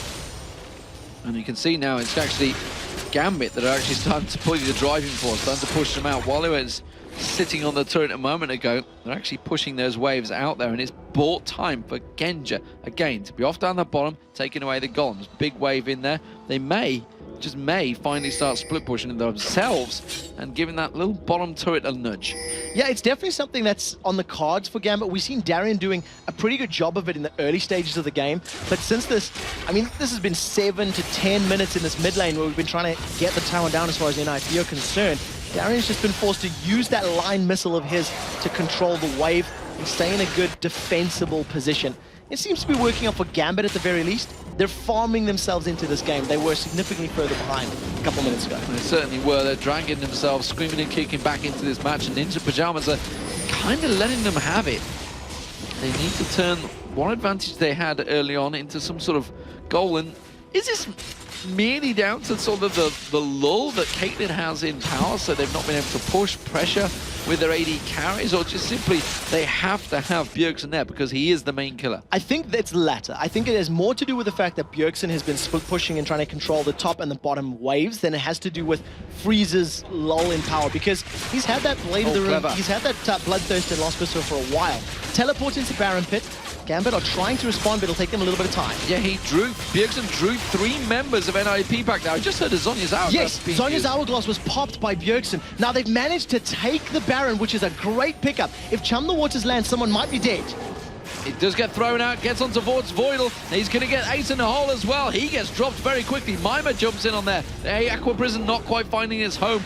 But NIP, very clever. That was all about Bjergsen. Split pushing, drew 3 members of Gambit towards him in the bottom lane. And not only that, because of the damage that Freeze has been able to complete already with the Last Whisper, the Bloodthirst, the Zeal, etc., and the percentage damage from Zac in there, they shredded that Baron so quickly. They finally picked up the tower. It's taken them 12 minutes to do so, but finally it's down. Positional advantage play, and maybe that long drawn-out siege was simply a case of, we will time out the wards. It could definitely have been a possibility. The Genja build has just been completed. GA, Last Whisper, and Bloodthirster, so we'll most likely see Genja working towards his Infinity Edge next, which is his standard itemization. And for the time being, against the insta-kill potential that the Fizz offers, Bjergsen now has one less preferred target as far as his ulti is concerned. Well, 15 seconds on Dragon. I'm not sure they're worried about that. The child lands on Bjergsen now. Has to play from Trickster away. Is it going to be enough? Chum the Water's thrown out beautifully. Catches on. Diamond gets consumed. Darien taken low. Mima goes down though, but it's a double kill being picked up for Freeze. Can he turn it into any more? No. Aqua Prisoners was flown out simply to keep him at bay, and the passive of Mima was popped on the tower. That was a 2-for-1. 2-for-1, and you consider that it was Bjergsen that got charmed first. So that was them being caught and making the best of that situation. Overall, not too bad, but a lot of damage still stands between Varus and Ari, so they clear out that wave very quickly, and the minions do the work that Gambit have been unable to do for the last couple of minutes. Yeah, it took a long time to do it, but finally the minions do take down that top inner turret, and that makes it 5-3 in terms of turrets between the teams. Dragon, the 5th Dragon, I believe, of the game, or the 6th, not too sure what we're at right now, but it has been NIP taking every single one of them away from Gambit. Yeah, against a team that's, you know, most prolifically known for their Dragon control, Gambit simply haven't left their half of the map. I mean, I'm going to call them out on that one. They haven't been able to push past the river at all. They haven't put damage on towers as far as their champions are concerned, but they've caught Freeze out. They have, and it's going to be Genja coming in. Hail of Arrows, there's no way he's going to escape this one, even with a 90 caliber net, and it's going to be a piercing arrow that finishes the job. And the moment they do push past the river, they manage to pick themselves up a kill. So Gambit may start playing a little bit of this split pushing power themselves now. However, with Freeze going back, he's just completed a Phantom Dancer and an Infinity Edge simultaneously. That is a terrifying, terrifying Caitlyn. That's a 3-member Gambit push, actually. Diamond's going to come around, put that ward placement down. Instead, the rest of the teams will step away from this one. They thought about continuing that driving force, but look at Bjergsen again. He's on the hunt. Bjergsen, if he lands Chum the Waters, that's the story. He stood right on top of a ward. I'm not sure if Bjergsen would have seen. They probably did. But it is just around a corner, so there's a slim possibility he was out of sight. Yeah, the fact that he still stood there tells me he didn't see that go down, so it's just that slight vision hitch that you can have sometimes when he's just around the corner. Alternatively, it could have been a bait. It could have been saying, hey, yeah, I seen the ward. Do you really want to come at me? Yeah. And if he's holding a couple people in place on top of the wards, as you can see by the Wraith Camp, for example, maybe Bjergsen just putting a little bit of psychological play in there. Instead, he's back to the bottom lane, and he's farming again. Just keeping those waves sleeping clear, driving the minions in towards it. He managed to get the Baron last time for his team, last time he did this. When he's going to come back up towards that red buff, swings back around that. Was thinking about it, didn't have Playful Trickster available, so a full burst combo of the REQ is not going to be enough to take him down as it was on cooldown. Instead, he goes back down to the bottom. He managed to clear it out. The rest of NIP, they want to push on towards this inner turret, so it's a case of defend your inhibitor turret, or we will take your inner. He's going to get straight back up there. He may catch out on towards Voidal, he throws out the hook. I'm not sure though you want to hook on towards Bjergsen. Instead, they will keep their wave clear because, as you mentioned at the start, they've got great wave clear potential, Gambit. NIP are going to keep this sort of pause button going for another 30 or 40 seconds because teleport is almost available for Bjergsen. And my assumption is that Bjergsen's going to go to this top lane, clear out the very big wave, and they'll continue trying to focus a tower down. The last inner tower that's standing for Gambit is in that mid lane. And I think we're just going to see a repeat of the sort of 20 to 30 minute game where keep focusing the towers, get some vision, allow Bjergsen to split push. Well, the kills are at 9-11, but we have an emergency here because there is a farming session going on and some sort of energy liquid might be required to keep us going because this is definitely going to be a slow one. And why not? Because if you look at the table right now, they are so tightly packed. Gambit on 11-10. We've just seen Ninjas in Pajamas, Fnatic, sorry, getting beaten, so they're on 12-10. Evil Geniuses are up to 11-11. Ninjas in Pajamas are on 10-11, so if they win this one, they'd be equal on terms with Gambit. If Gambit win this one, they'd be equal on terms with Fnatic. It is so tight right now. They're all fighting for positions to make it through to the Season 3 World Finals. And of course, let's not forget, if they get through to the Season 3 World Finals with those playoffs, they secure themselves a position in Season 4. Something that's very interesting to note is that going to the playoffs before we even get to any of the World Finals, third place 6th and 4th place 5th. So even though they're super tied right now, it's the head-to-head records that are going to determine who's actually going into those positions. And if they're tied 2-2, we're actually going to play even more games at the end of Super League. There's going to be best of one deciders. So there's a whole lot on the line. I think NIP in this game, they feel the pressure. They don't want to lose because both of these teams did lose yesterday. And even though NIP are still 8,000 gold ahead, Alex should take that one. They're not 100% sure how to make this advantage stick because the previous tower dive they had failed quite terribly. And remember, Gambit play Lemon Dogs after this as well as Ninjas in Pajamas. They play Meatball Makers, so Gambit have a pretty tough week ahead of them so far. And it hasn't worked out so well just yet. There's going to be the Cataclysm, though. Diamond locked up in that one. He seems to be the focused target. The tidal wave. The tidal wave catches 3 members. He's going to see Voidal. Voidal will get dropped. Chain of Corruption lands on towards Maluna. That may be the death of him on the tower. Yes, it will be. It was a 1-for-1 trade. And look in the waiting in the wings. It is a bird. Is it a play? No, it's Bjergsen on a ward. Now we'll have to see how effectively his Chumba Waters can be because Freeze was untouched in that fight. The double bubble holds Deficio and Alex up in the air while they take the tower down. So 1-for-1 trade. Jungle for support's not something you ever want to do, but if you secure the tower, it worked out in favor of NIP at the end of the day. And that's the tower. So they back off. 6 seconds on the Baron, and that will be the next focus of target, I feel. And Gambit already trying to push out. They need to get some ward placements down there. They don't have any coverage whatsoever of that ward area, or the river, in fact. Now, we'll have to see how Darien impacts these next team fights, because in the previous engagement, he was able to survive through it, was able to put a lot of damage down, and with his Spirit Visage completed, he's going to have even more regen. But he hasn't been a threat to Freeze or Bjergsen right now. He's been sticking on the Mimer and the Maluno that's diving into him. He needs to disrupt the backline, disrupt Freeze's game to help Gambit win their team fights. And if he can do that, that's going to be the key to Gambit rolling through and taking objectives of their own. Close. Every time you see that playful trickster coming out, I think Darien actually jumped away from that one. Yeah, he used the Dark Flight. He was terrified. He was scared of the trickster landing and it being followed up with a giant earth lobster there from Bjergsen. But he manages to get away. Quick trigger fingers as far as his movement abilities are concerned. But off at the side, and I was just wondering whether Gambit were going to get launched upon. Instead, they throw out that death sentence. Look at this, though. Mimer's ready to go. Is he going to launch himself? They're stood on the wards. No. Cancels it. Mimer is playing very, very defensive with those slingshots. Now we do see Maluna on the other hand. He's got Cataclysm. He locks Diamond Prox in. And Diamond Prox is going to get caught. Aqua Prison's in there as well. Let's Bounce comes out from Mimer. That's going to be Diamond Prox taken down. There goes Alex Hinch. This is trouble now for Gambit.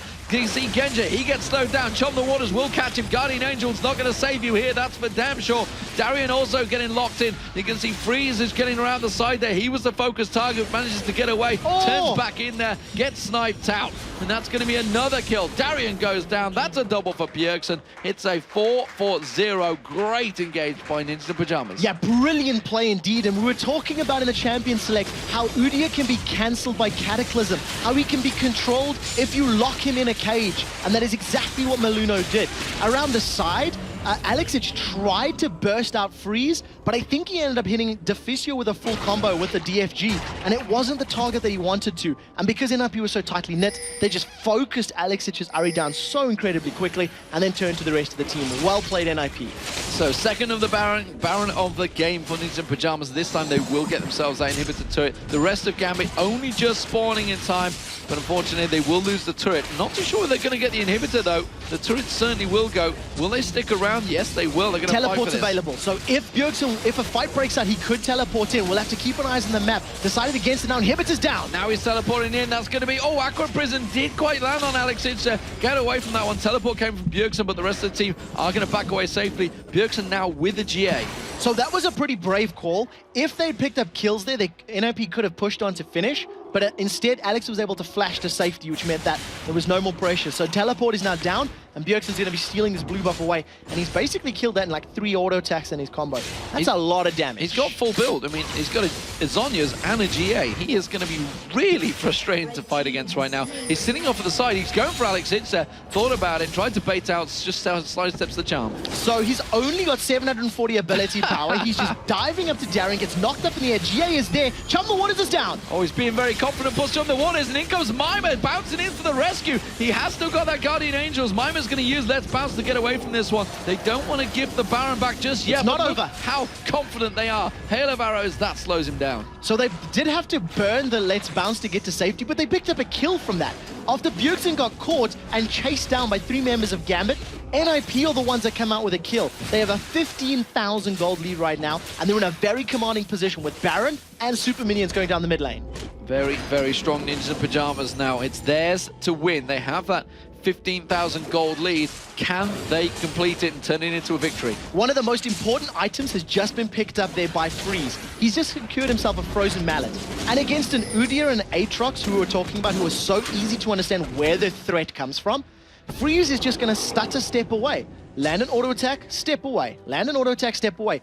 Udyr and Aatrox should, in theory, never be able to catch him, because he's got his 90 caliber net as well as the on-hit slow. That's a brilliant pickup for Freeze. And something I have actually noticed is the fact that Diamondprox, he generally goes down the first. He's actually the focus target.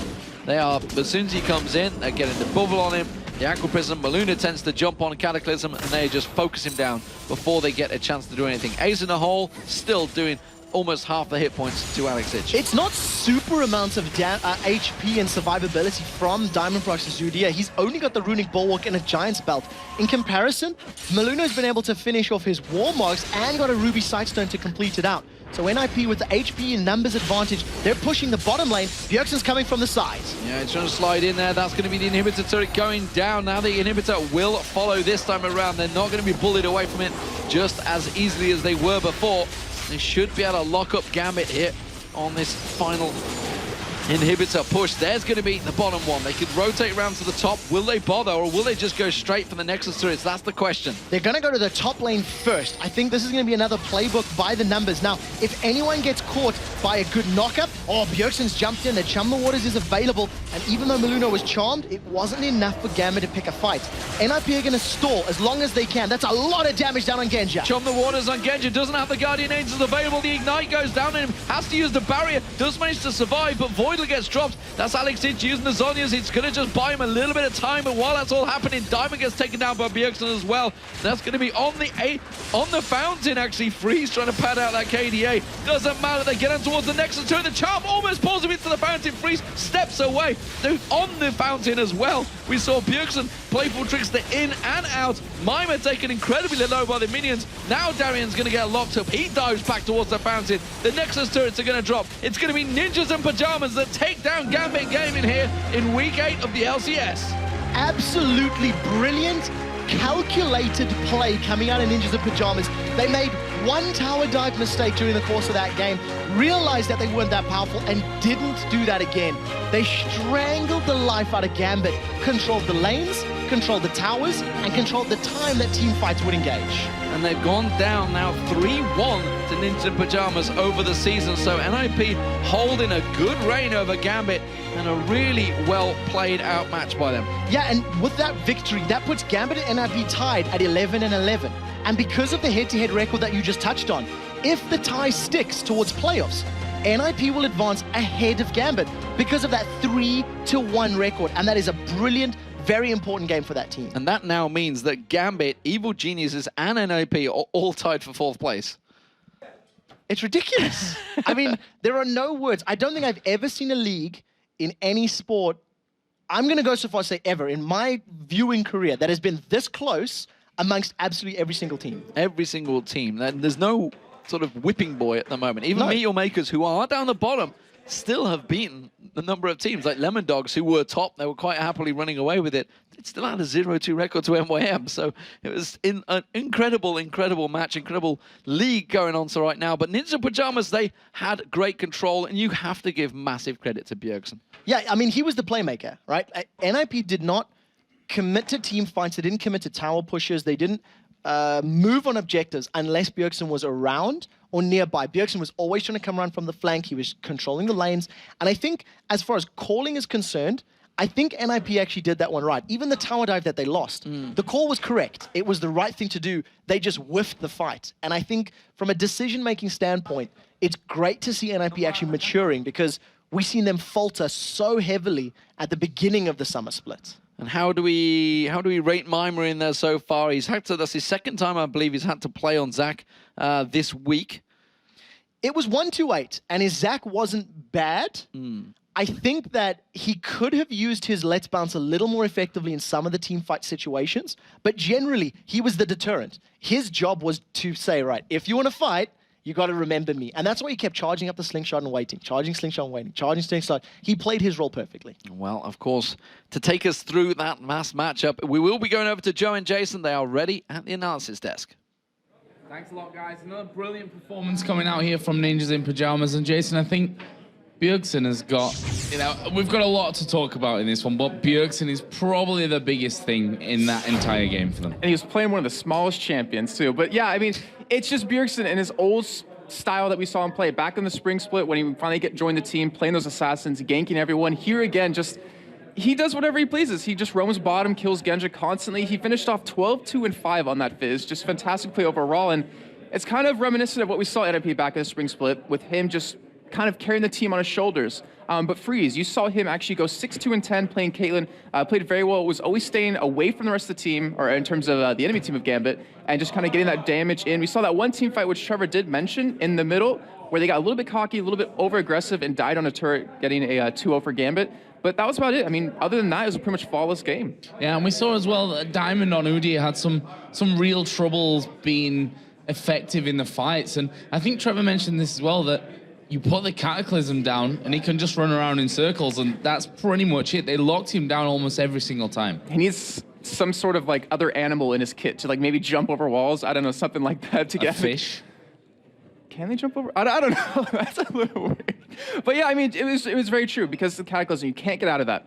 Catching a Fizz, it's doable, but obviously you can Faithful Tricksters away. You can use your Q to get away, and the thing is that Alex's Ahri was actually a really good counter to Fizz. You saw it on that one dive middle, hitting the charm and following up with that, but it was just too little of an opportunity to actually land that, because he would always play very smart. He'd always come in on the side and assassinate someone.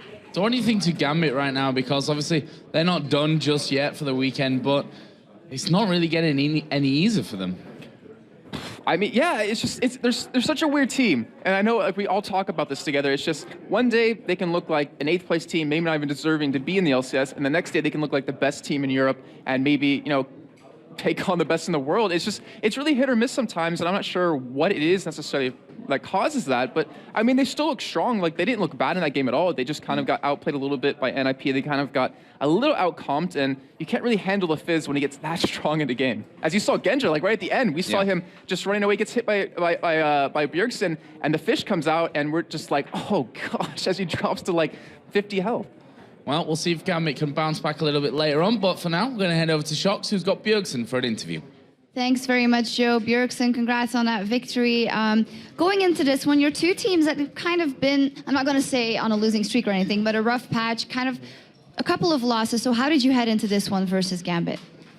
Of course, we studied some of their picks, and we were kind of expecting the Karma jungle because we've seen them do that with like a kite comp with something like Orianna or a Kayle and Sona who speed people up, and it's really annoying to play against, but luckily we didn't get to play against that because we weren't really sure how to play against it because we don't have, with the new top laner, we don't have as coordinated team fights as some other teams in LCS have right now, so it's like, me personally, I really didn't want to face that. But we just went in with the mindset that if we play the way we play in, like, if we play the way we play in scrims, then we would do okay. So no Karma jungle, it was Udyr jungle, and we know when Diamond gets going on Udyr jungle, he can be destructive. He started counter jungling straight off the bat, and you seem to be focusing him a lot in team fights as like first target. So was that the person you were most afraid of in that team? The reason we focused him was pretty much because he didn't get any early feed or too much farm. So Udyr, mid-late game, he's not that strong, he's not mega tanky, he just pretty much dies. When we catch him in the Cataclysm, we just all jump in on him, and then we just start from the top pretty much. We kill the tank, and then we just move forward, and that's what we did, and it worked out fine. Talking about jumping in, you were of course on Fizz, didn't get to play versus Ari. In the beginning you were up 2 versus 1, so when did you feel that you got going on that Fizz? Because of course it's hard pre-level 6. Yeah, it's really hard to lane 2 versus 1, especially with Fizz, because you pretty much can't get a single creep. But we luckily had the dragon fight where I got 2 kills and a double buff, which just set me back in the game. If that hadn't happened, I would have needed to just be farming for a long time, but luckily I had that little push to get me back into the game. Yeah, and you all came true and took the victory. Now, you were talking about Maimer before. Let me ask you this question. When Xtinct was in the team, you seemed to be really on a roll, and especially the fact that you were able to switch champions with him, as you had, you were interchangeable at the lanes as it was, and now you kind of have to confide back into those champions that you know you can carry on because you can't change that much with Maimer. How are you dealing with that in the team, that sudden change again? The reason I'm playing more carry champions and assassins is more just what I've been feeling like recently and what I feel like fits the meta really well. It doesn't have anything to do with either Maimer or Xtinct, but there is definitely a change from Xtinct to Maimer. Maimer has a way different champion pool, so we have to adapt to that. The first couple of days we had a hard time with team fights because Xtinct play very like AP-based tops, and Maimer plays like split push assassins and some hard tanks like Sack and stuff like that. So we definitely had to adapt, but me playing assassins is mostly just because that's what I feel like doing right now. Okay, and then the final question. I saw you, when you were celebrating after the match, I saw you saying to each other, calm, calm, calm. Is that because you don't want to get carried away? Because it is so important now to just keep that focus and keep those wins coming in.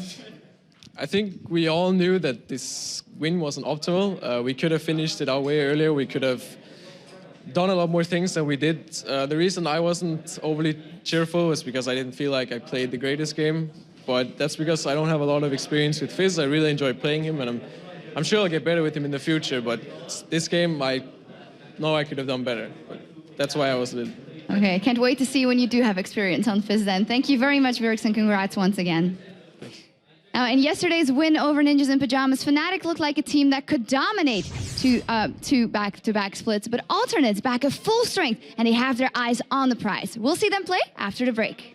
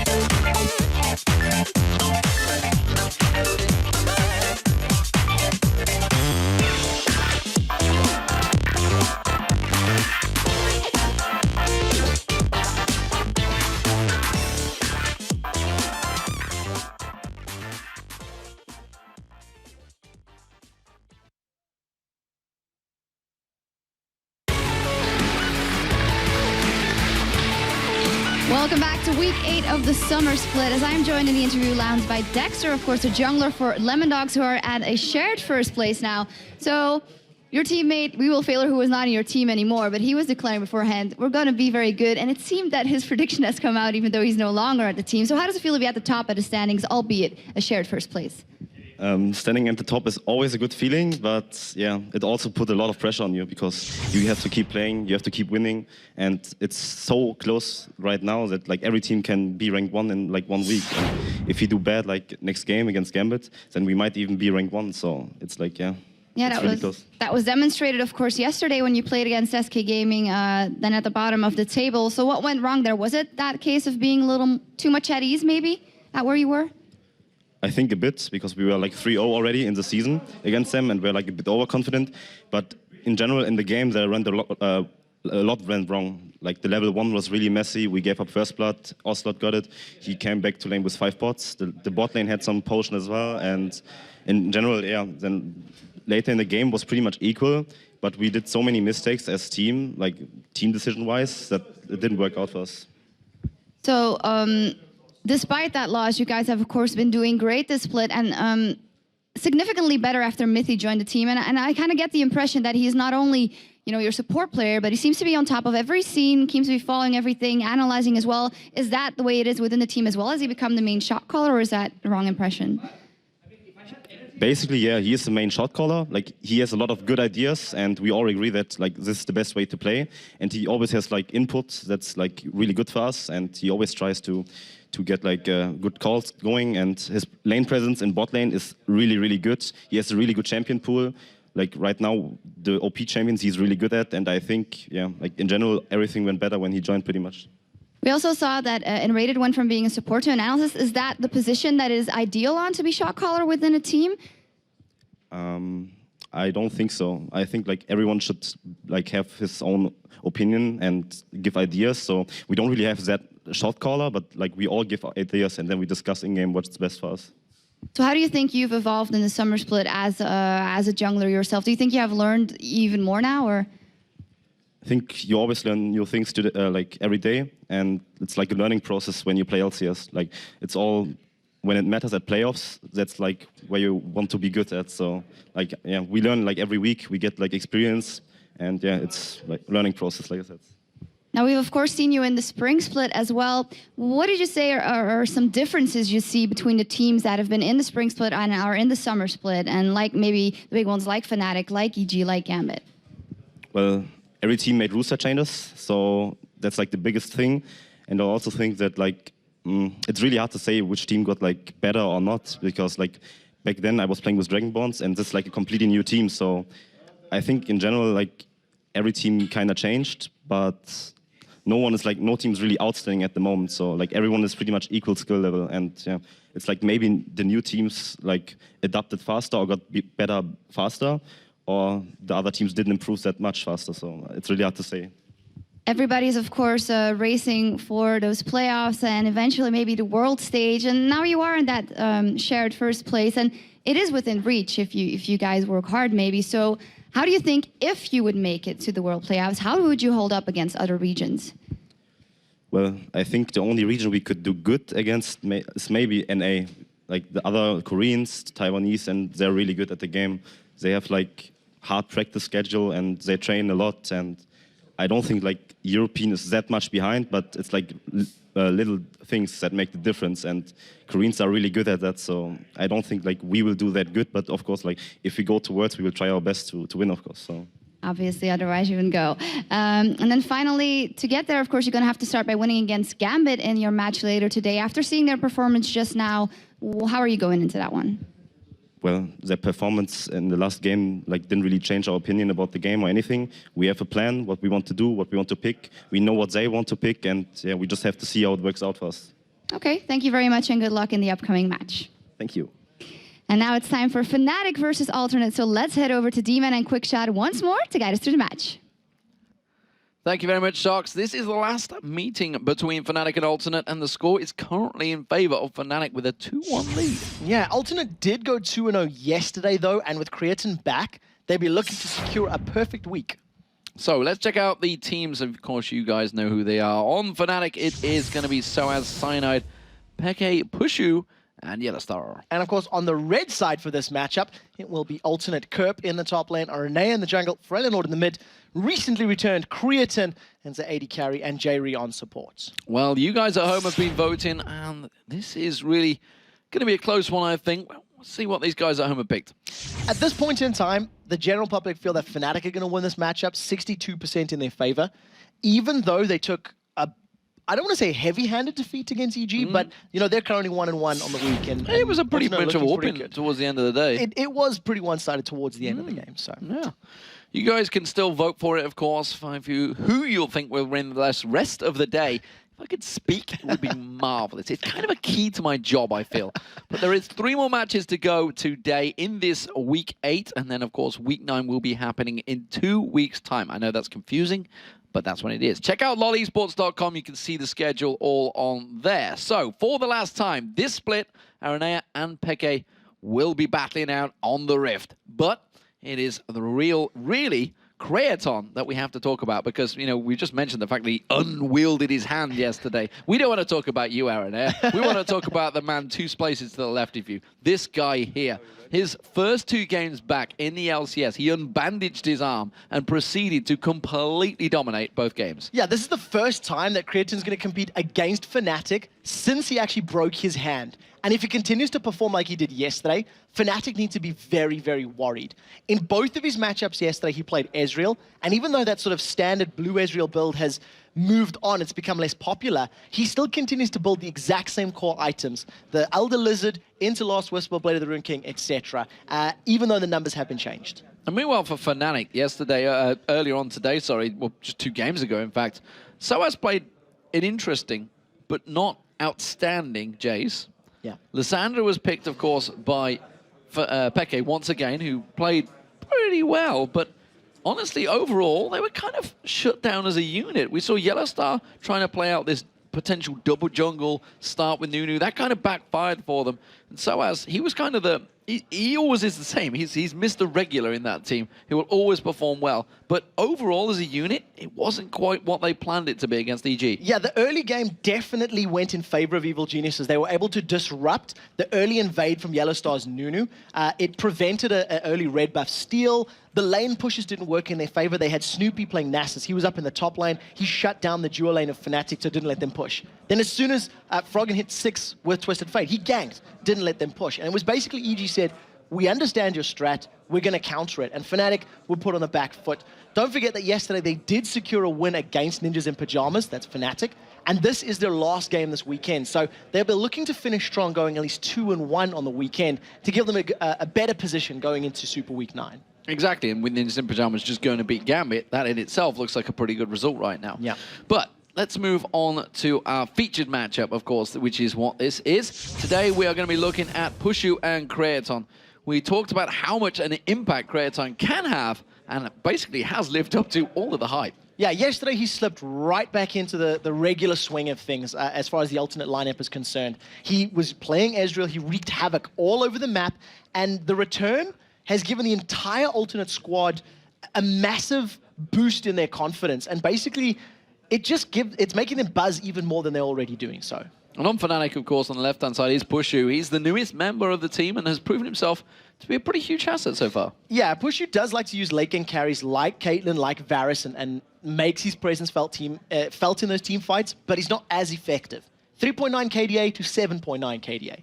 353 GPM to 399. That is a very big difference as far as statistics are concerned. Yeah, absolutely. And Pushu and Creaton have only faced off against each other once before in week 4 when Pushu was was very new to the league. In fact, it was his first game, I believe it was, before Creaton got hurt. Yeah, back then in that particular matchup that you're talking about, Pushu did actually get the better end of the deal. He was playing Caitlyn. He went 6-2-4, and Creaton was playing Ezreal as well, but he only went 3-4-5. It was more to do with the rest of Fnatic working around alternate than it was necessarily to do with their head-to-head. They also started in opposite lanes. It wasn't a straight-up matchup. So we'll have to see if they're going to go toe-to-toe and swing fists against one another in this game. We need to avoid any high fives, that's for sure. So, what are we expecting picks and bans? What are they going to aim towards? I can tell you straight away because they've started already. Ezreal has been banned away from Creaton, of course, had 2 immaculate games yesterday, and they're like, no, we don't want to have that again. Kassadin, though, he's been taken away from Peke. So I would think that Lee Sin is going to be a priority pick here in terms of either banning it out or being secured for either team. And I also think that Vayne is going to come into play here. I know Creaton likes to play it. Pushu has also played Vayne as well. So that's what I think they might trend towards. Lissandra is going to be a fringe pick for me in terms of bans. If Shen's not banned out, I think Kerp may want to pick it. Well, Vi has been banned out. That's something that RNA has played a number of times last week. And it was certainly a viable champion. Kennen also being taken away from Soaz. Vayne has been banned away, so we're not going to be seeing that. Twisted Fate, the final ban, which means, well, there's a lot of champions to choose from. Is it going to be potentially Shen taking it away from the likes of Kerp? See, that's what I was thinking about in this matchup. Now, Kerp, he despises Shen as a champion, but he's so incredibly good on the champion as well. And it's a difficult setup now, because if you do lock Shen in, and they go 1-to-1, Elise can have a lot of fun against Shen in the early levels, is able to really bully them around. And I think this is going to be the talking point for Ultimate now. What do they feel is really pick-worthy?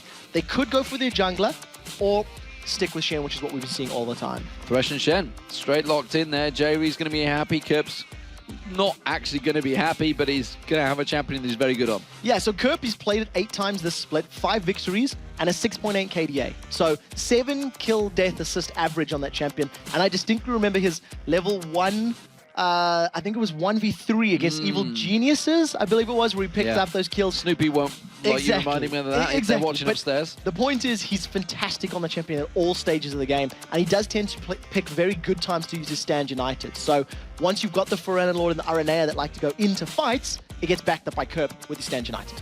So Cyanide and Peke waiting to make their decisions. Which way will they go? Will it be the AD, or will they be locking in Lissandra again? They will, because of course that's a key one for Pharrell Lord as well, so they have managed to get that in, and the Varus. So it's a good pickup, and again, it's comfort picture for Fnatic. You've got a lot of sort of natural synergies between the two. Varus ultimate into a Lissandra ultimate's going to spread and do very well. You can buy time for Elise to deal a lot of damage. What we do see from Ultimate is a very, very quick lock-in. Yeah, that's going to be RNA on Nunu as well. Twitch being selected as well. So, instant picks. And there's one thing that Ultimate's missing right now, is they don't have too much damage. So you're relying on Twitch. You're relying on him heavily in these team fights to get a good spray and pray. The last pick from Ultimate is going to have to be a very high damage source. Ahri is still available. And I think they would need a little bit more than that. But I wouldn't be surprised to see Pharrell going for something like that pick. It would give some mobility and allow him to juke in and out of fights. Well, we'll see what they go with. Fnatic, of course, with their final choices. Support and jungler potentially going to come out here. And Leona we've not seen since N-Rated left the team. So Leona will work well, and it also synergizes with the AoE ultimates. That's the biggest thing that I'm seeing here between, you know, Varus, Lissandra, and Leona. And it's basically going to be a very aggressive lane. Also, when you pick Leona, you maybe want to go into the 2v2 matchup. If they can catch Twitch out, that's going to be a lot of early pressure and early damage in the lane. Not Zillion. Nope. I don't think it'll be Zillion. I don't think Zillion's the key. If they had a different hyper carry on AD, maybe you could bring them back to life. But I do want to just touch on that Lee Sin pick. Lee Sin and Elise now, that's two super mobile, super difficult to keep your hands on champions. And when you require Spray and Pray to line up and drop them down, it's going to give a lot of freedom to Fnatic to avoid some of that damage. Lots of revives I keep seeing popping in for Ultimate as well. They're having fun with their picks. Come on, J-Reed, decide which way will we go. We know it's going to be an AP mid. It's going to have to be a high one, and it's going to be Ahri. Yeah, that was a pretty easy one. You know, it's a comfort pick for Pharrell Lord. He's played it so many times this split already. He always does well with Ahri. Around about 5.5, 6 KDA on that champion. And the only thing that's interesting about these lane matchups here is Fnatic, if they can get straight up matches, Elise can do better against Shen. Varus Leona can do better against Twitch Thresh if they can catch Twitch. And I don't know if Ultimate want to go in that straight-up matchup. They may want to do some shenanigans and try to mix things up. I mean, we've even seen Pekka going in the 1v2 lanes before. I believe it's Shenanigans. the shenanigans in lane. Yes, can I get the pun right? If I would have thought they'd have taught you over that in North America because it was Freak that pulled it out in Tenerife. They did, but I decided against it because you berated me on that earlier in the day. So I've learned my lesson. So alternate, if they pick up the victory here, they could take themselves back into first place, a position they held for 6 weeks straight from DreamHack onwards. And Lemon Dogs snapped it away from them. They are currently tied with the Lemon Dogs in that first place. They would love to be able to regain it with the fact that Creaton has returned. They are 2-0 so far this week after a fantastic start yesterday. Fnatic, they desperately need a win. If they lose this one, they will slide into, I believe, 12-12? It may be wrong on Might be 12-11. 12-11 or 12-12. Either way, it's still a positive win-loss ratio, so it does keep them ahead of Gambit and EG, who are 11-11, and NIP, who are 11-11, but only by 1 game. So whereas this ladder has been sort of 2, 3, 4 games separating the top and bottom, this game has the potential of making that gap even shorter, making it a single game difference between them. I think the biggest talking point has to be Kerb getting Shen again, because he is phenomenal on that champion. And if he's able to get into a powerful position again, can save his teammates, it can only help out Alternate. So you can see the players are in the game. We're about to get in the game as well. If you just joined us, ladies and gentlemen, where the hell have you been? You've missed Fnatic losing out to Evil Geniuses in a fantastic start to the day. They are going to be playing as the blue side, though, in this third matchup against Alternate, who are in the red team. You've also missed out on Ninjas in Pajamas, taking down Gambit Gaming. Gambit Gaming currently 0-2 this week, desperate for a win in their final matchup. And, of course, it's all about this one. Could Alternate take themselves top of the league once again? If any team is going to do, you know, some aggressive plays or move themselves across the map in the early game, it's probably going to be Alternate. They're a team that are quite well known for doing that. Immediately, Fnatic with a small advantage, they're able to take out a ward that got placed down by Alternate. So a little bit of vision denial and the ever-present threat that, well, maybe they're going to come through that side because Alternate can no longer see.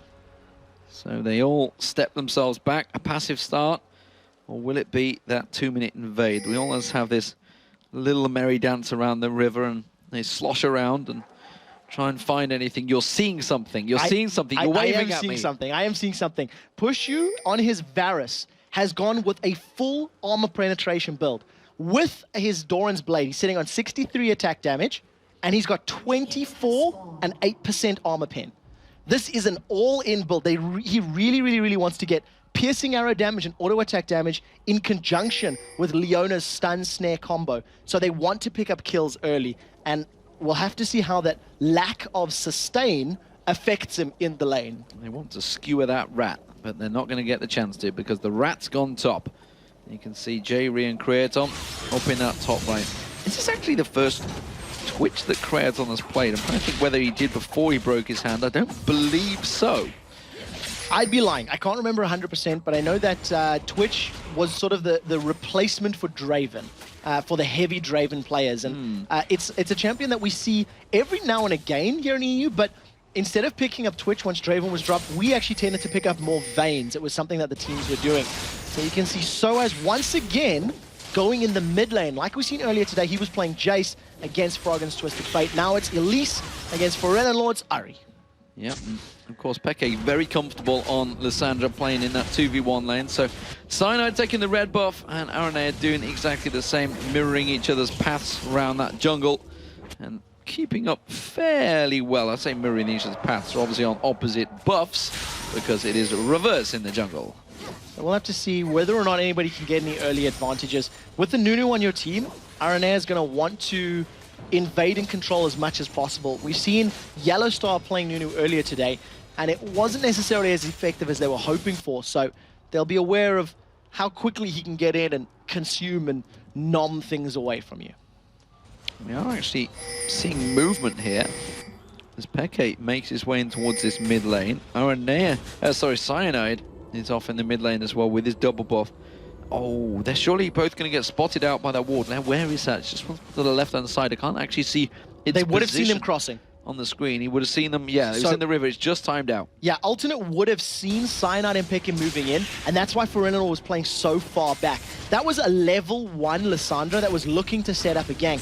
And obviously it didn't work out for them. They've walked over another ward, as right now in the bottom lane, Aranea is just trying to help Kerp out against this early damage that Pushu and Yellowstar want to put on the tower. Well, they didn't really lose anything either because the lane was frozen effectively, so it's just a case of trying to find something of opportunity. Instead, didn't happen. Peke goes back, gets himself up his 4th CS of the game, and that is going to be fairly even. Both AD carriers, actually, despite being in completely different lanes, are still fairly close in terms of CS. Pekka is going to have a little bit more of a difficult time CSing under the tower than the likes of Kerp because his frozen shards, the Q, does have that splash damage that after it hits a single target, it'll drop everything else. So it just makes life a little more difficult for correctly dealing HP, but Kerp's been stunned. Kerp has been stunned, caught. That's going to be the piercing arrow with the ignite. Be able to do it with a heal top off. Yes, it will, and 42 hit points is what he gets away with. Double potions ticking away, and it wasn't going to increase up. Now Soaz is in trouble. Oh, flashes away from that charm, and that's going to be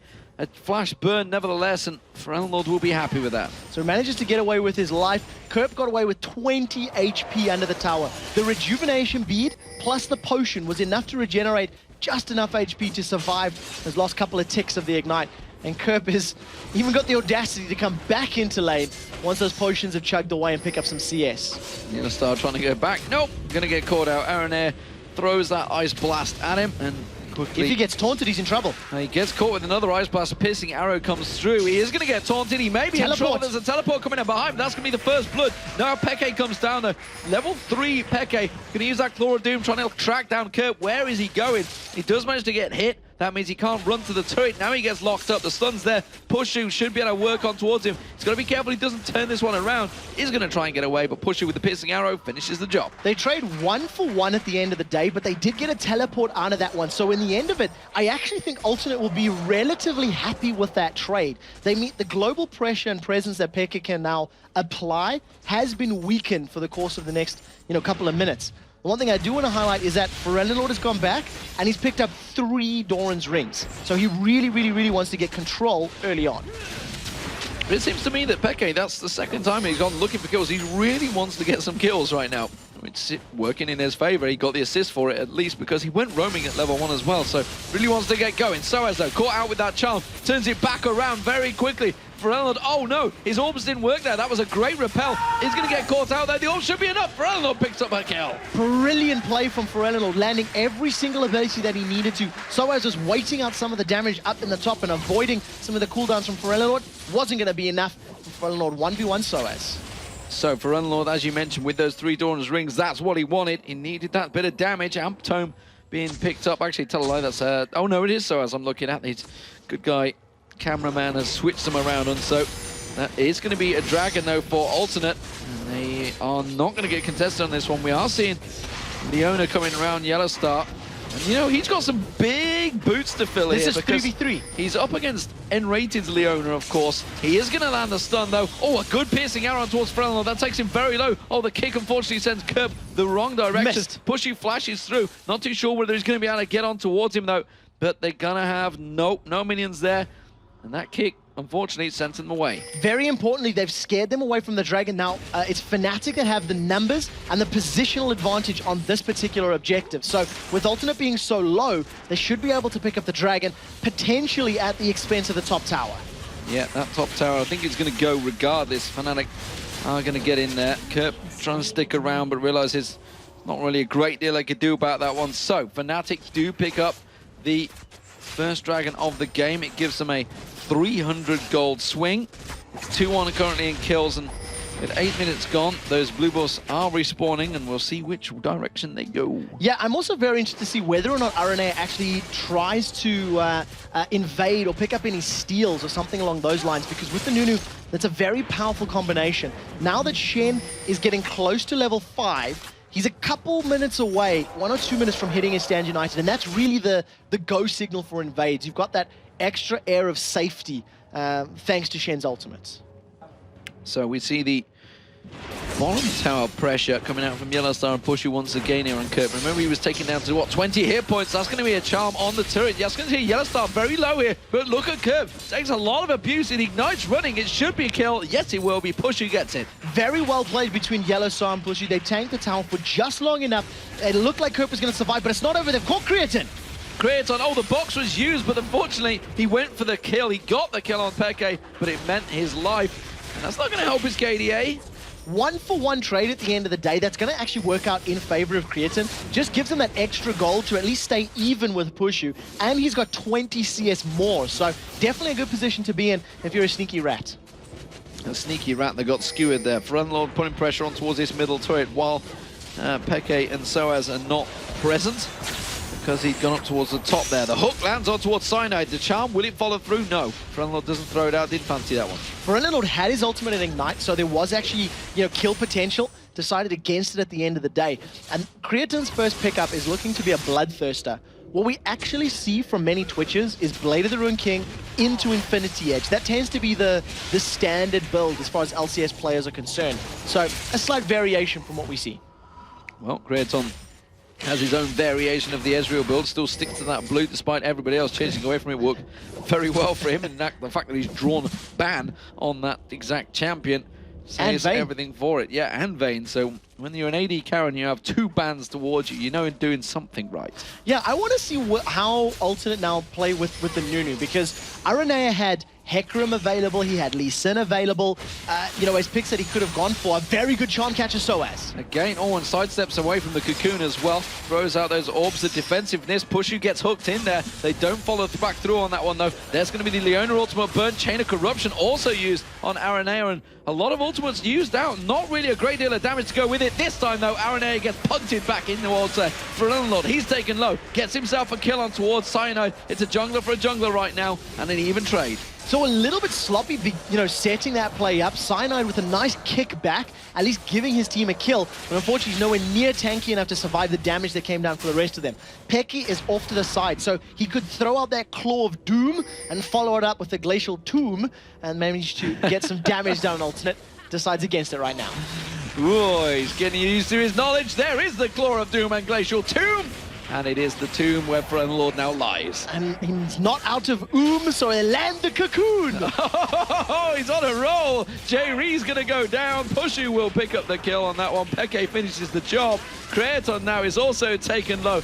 Will it be enough? You can see Peke, he tries to get back in there. Piercing arrow comes out, Pushu, the poison running. Not going to quite go down. Now the Cocoon lands an arrow there. There's a stun. Cyanide gets in. Soaz picks up the kill. Kurt was there to try and help out, but instead, it's another kill for Fnatic. A very good turn of events there for Fnatic. They stuck around and they're using the power of their very mobile, skirmish-heavy champions to pick up multiple kills. Not only did they get 3 kills without reply, Peke was able to teleport bottom and pick out a very big wave of CS, doubling his numbers to his direct counter opposite Kerp. And Kerp back in that top lane. After all the rhymes, he doesn't know what's going on, to be honest. Creatine's just thinking, I'm going to farm before Trevor calls something else on me. So Creatine at the moment, he's working his way probably towards that Bloodthirst. He's got enough cash to complete it. But he'll most likely shove some of these waves down. And Alternate have got a very good skirmish team themselves with Ari, with Shen, with Nunu. And in terms of team fight power, whoever gets the first hard CC will basically be able to pick up kills. Because Leona is terrifying. Cocoon is terrifying.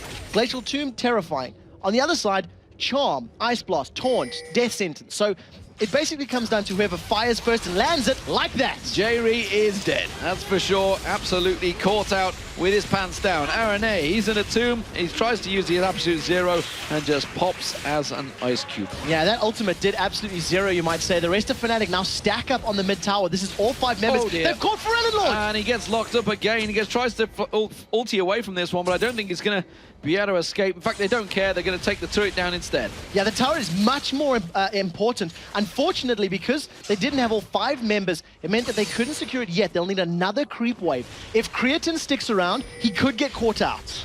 Yeah, and you can see Yellowstar just waiting on the wings to try and throw out that stun. Bottom turret, yep. Kerp's going to have to back away from that one. Split push not going to work out like he planned it. And Alternate are in trouble here. Yeah, Alternate are lacking some decisions, really. They've been sticking around with small numbers in the mid lane. They've basically let themselves be caught out by Fnatic. And I think they're going to need to pick a strategy, whether it is defend the tower or split push the side lanes and stick to it. Because unfortunately, they just got caught a little bit napping at the moment. Caught napping, but they may well get to Dragon. And that's going to try and bring back some of that gold lead. They'd fallen behind, but look at this Cyanide waiting in the wings. How's he got a ward to try and get back from? He has got not flash up. He's going to land the Q. He's going to go in, doesn't manage to get the steal though, uses that kick to try and launch them away instead, goes to the safeguard. RNA taking very low, they're going to get locked up. Yellowstar with a beautiful ultimate. Ferellinor caught out in that one, piercing arrow comes in from range, and it's Pushy that gets it, and they're not done yet. Let's get back on towards the top. Poison tick on towards Soaz, does manage to get the shutdown bonus. Kurt back around the side, Yellowstar very low, he's going to try and get in, he gets the kill. Now Cyanide's low, can Alternate turn this one around? Creaton desperately trying to race in there, JV needs to get in. There's going to be the poisonous cask, that's the word I'm after, but it doesn't slow them enough. No, not this time round. They managed to get out. They end up trading 2 kills for 1, actually. Fnatic feeling a little overconfident. They committed to that fight without their full team nearby, and Peke did not have his ultimate available, so there was no stun lock there to hold up people of Alternate. Right now, there's a very big creep wave on the bottom, as well as creeps pushing the top and mid waves in favor of Fnatic. So they could basically push any lane they wanted relatively easily. With relative ease, you say, and that's exactly what Fnatic did. 4-0-3 for Pushu, 4-2-2, which was 4-1-1 to be fair for Soaz. So Soaz with an absolute fantastic win rate, I might add, on Elise over the last 2 seasons. Yeah, Soaz's Elise is really, really strong.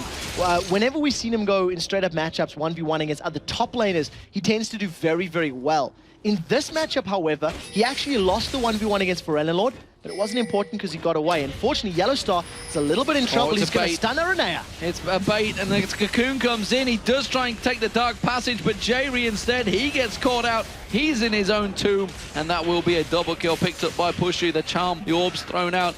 Not really going to do a great deal. Fnatic seem impenetrable right now. Yeah, Fnatic are just playing this very heavy skirmish, this gank-heavy style. They're roaming around the map together. The CS numbers are actually very low because of it. You can see Fnatic, they are suffering. They're 40 behind the mid lane, 60 behind the AD carry. But because they're sticking together as a unit, they have double the kills because they simply land all that hard CC down. And something that I never mentioned at the start is that if Fnatic do win this matchup, they will be tied for 2nd place with Alternate if they were to take victory here. You can see they're waiting once again. It's Kirp's going to be the focus target. He's the tankiest member of the team, and he has to force the flash away along with a Shadow Dash just to escape that gank party of Fnatic. Stand United hasn't been used once yet this game, and it wouldn't have made a difference even if it was used, because the damage from Fnatic is very, very high. You can see Peke. He's picked himself up the makings of that Zhonya's Hourglass. He's going to have enough cash for very, very soon. Soaz on the other side, haunting guys as well as a needlessly large rod. So he's going to get himself Zhonya's Hourglass very, very shortly. And Pushu very close to having that last Whisper completed as well. Yeah, Pushu's enjoying the gank party that's working out for him, while you can see the gold is actually in favor of Creaton because he has those 2 kills. But in terms of CS, he's got 70 CS advantage over Pushu. Yeah, that 70 CS advantage is actually making up for the fact that Pushu has 4 kills and 2 assists more. As long as Creaton maintains that CS numbers and gets some bigger items completed soon, his spray and pray can be very, very effective. The thing that's going to become very important is the moment Soaz and Peke get the Hourglasses completed, they can basically negate all of that damage. So it's going to be very important for Creaton to time his ultimate effectively. We'll see how it works out, because Fnatic seem to be roaming as one full-figured pack, and their crowd control seems to be locking up every single member of Alternate. Anywhere they throw it, it seems to find its home. Look for a solar flare from Leona. Yellowstar has been... He hasn't hesitated a moment when it comes to these fights, and it's basically what Fnatic have been doing every single time. Open up with Leona, lead in then with the Lissandra and the Elise combo. It's a very scary engage comp. consequently, their levels are actually fairly all even, Fnatic, because they've just been this roaming death party that seems to find its home. Look at that piercing arrow on Forellenlord. Stripped down half his hit points, just like that. And Soaz, he's been allowed time to just work on this middle turret. The rest of Fnatic are coming around, but Soaz has already done a big sizable dent in that turret. Half the hit points on it, throws out those little skittering spiders and manages to spot them way before they get close. Kerp's doing the best he can to split push, and he's at least keeping the waves against Fnatic's towers. But at the moment, it's not really benefiting him as far as CS is concerned. He's sitting only on 70, and when you consider that he's been alone in these lanes for a very long time, he needs more. Yellowstar is looking to catch him out, so Yellowstar is going to try intercept him in the top lane, and we'll see if Soaz can get there quickly enough. Not too sure whether he's quite gained the distance. Uses the solar flare, but nobody's quite close enough. Uses one stun. He's got one more to do. There's the cocoon. Now he's got the damage because Soaz joins the party. He finds to put the fangs in. The ignite comes in there. Stan United's going to come out. Will they stun him? Yes, they will. And Soaz picks up another. Very well played. That's the tankiest member of Alternate that a support and top laner was able to finish off without any major item completed. To be very fair, Soaz was 4-2-4 going into that fight, so he's got more than enough money to play with. Blue buff here is secured for Alternate, and they're just falling further and further behind. Fnatic are picking somebody to kill and simply doing it. And while that was a split push that Kerp was trying to work on the top lane, now look at the top lane. You can see that Fnatic are actually working on that inner turret. They've managed to disengage and keep Alternate busy enough that they've bought themselves plenty of time on there. No point for split push, Camera. You can see the tower's already gone. They've caught Forellenlord out. They haven't caught Peke. Fnatic just turn it back around and get themselves another kill. Pushu is 7-0-3. Not enough damage from Forellenlord. The moment that charm came off, Peke was smart enough to realize that if he simply protected himself, Forellenlord would fly away with that Spirit Rush. So instead, he locked Forellenlord down and even surprised me by how quickly his reaction times were. And danger time is upon Alternate because two Zhonya's Hourglass just popped into screen for Fnatic as well as a Last Whisper for Pushu. The damage has increased and now their sustainability has increased. Those are basically get out of jail free cards because of the fact that the only damage threats here are from Ari and from Twitch, that if Spray and Pray's down, you pop the Zhonyas and you prevent a lot of that damage. If you're about to get charmed, you just pop that, avoid the charm, and you can get away safely. So great itemization from Fnatic, and it's what helped them win their matchup yesterday. So it's very good to see them doing similar tactics now as they start off this Dragon. Well, the Dragon will be taken, and it's Fnatic that will have it once again, and that's 14-6 in terms of kills, 4-2 in terms of turrets. So despite the fact they've been getting a lot of kills in just side 20 minutes, a much faster paced game than we've seen for the last first two, it does also seem that Fnatic have a massive control on this game. And Alternate, while they seem to used to be the kings of chaos, they just seem a little bit floundering as to how to react and how to deal with the sheer ganking power and damage that's coming out from Fnatic right now. Well, the power that Fnatic had has now diminished significantly. Because they are pushing onto the inner turrets, they need to extend much further down the map. They need to stay on Alternate's side of the jungle for prolonged periods of time. And what that means is, if Fnatic miscalculate the timing on ganks, or if they misposition even remotely, Alternate are going to be able to quite easily clean them up and pick up extra kills as they're chasing them down. So that's the reason the tempo of the game is now slowed down so much more. The risk is much higher for Fnatic to continue that type of gameplay. And we talked about Forellenlord going for those triple Doran's rings. Did that slow him much down in this mid lane? Obviously, the price is different now. It's what, 400, so 1,200 gold there used up. But comparison to Peke just went straight for his build. So it's not necessarily slowed down for Forellenlord. He picked it up for early game power and he made it work because he killed Soaz. But because Fnatic just went, right, we want to accelerate the game 10 minutes and pushed all the towers and pushed the lanes, that item build became a little more irrelevant because of how Fnatic were playing. Charm goes out and it just goes wide for Yellowstar. And it is sort of playing into Forellenlord's favor, because he hasn't had every single blue buff. So that additional mana regen has been helping him out, allowing him to continue casting his spells. Look at Yellowstar waiting in the wings. They're going to tower dive. That Sunflare. Trying to land that ultimate and stun lock Alternate up here. And Kerp, well, he's back down in the bottom turret now. Although saying that, Yellowstar's going to sweep out the Baron. With double Zhonya's Hourglass, with Solar Flare, and with Chain of Corruption, let alone Lissandra's ultimate Frozen Tomb, That is a tower dive team if ever I have seen one. Every single one of them has the ability to drop tower aggro in some way, shape, or form. So it's a very powerful combination, and it's just a matter of time because Fnatic have showed they're not afraid to pick a fight at a moment's notice. But they're trying to see if they can bait someone. Just come around the corner. Come on, guys. Just come around this corner. They're trying to bait Baron. That's what clearing the ward was. They're trying to pull alternate towards them to pick up more kills. Kraton nearly fell for it as well. Oh, that piercing arrow on Lord. It is doing so much damage now. The irony of that, by dealing that little bit of damage, you tell alternate, hey, we're not actually doing Baron, so don't worry about pressing further. Just back off safely. So yes, it dealt a lot of damage, but I feel like Pushu could have been better served holding on to it and maybe pulling them closer, get them in range of Chain of Corruption, which I think is what they're doing now. Well, they're still trying to bait the Baron out here. You can see them all huddled up in the bushes this time. Oh no, this is gonna hurt. Alternate gonna find out. Oh, they're getting locked up. Frello just managed to get out of that one, and there's a big amount of combos missed from Fnatic. Chain of Corruption did not land onto anybody, but Peke was able to lock up Frello for a tiny bit of time. That fight in ultimates means Ultimate got the time to pick up a tower.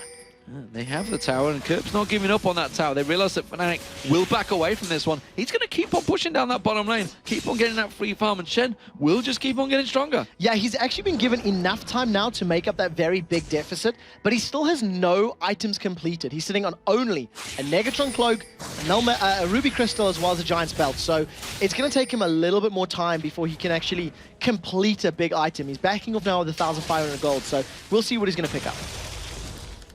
So, there were fast flashes coming out from Aranea and Frello to get out of that. Very quick reaction times. As soon as they saw them coming out of that bush, they had to react to it. But look at that giant wave. Pushu was thinking, yes, this is all my gold. I actually feel like Fnatic maybe went a little too early on that. Because Pharrell Lord and Aranea were really committed to checking the bush and maybe getting down towards the river. So it didn't look like they were hesitating in their movement, and I think if Fnatic had waited literally a second longer, maybe two, they could have landed the solar flare a little more accurately and followed up with a Chain of Corruption, which would guarantee 2 kills, and it would have guaranteed the Baron. Are you trying to suggest they lost their nerve there?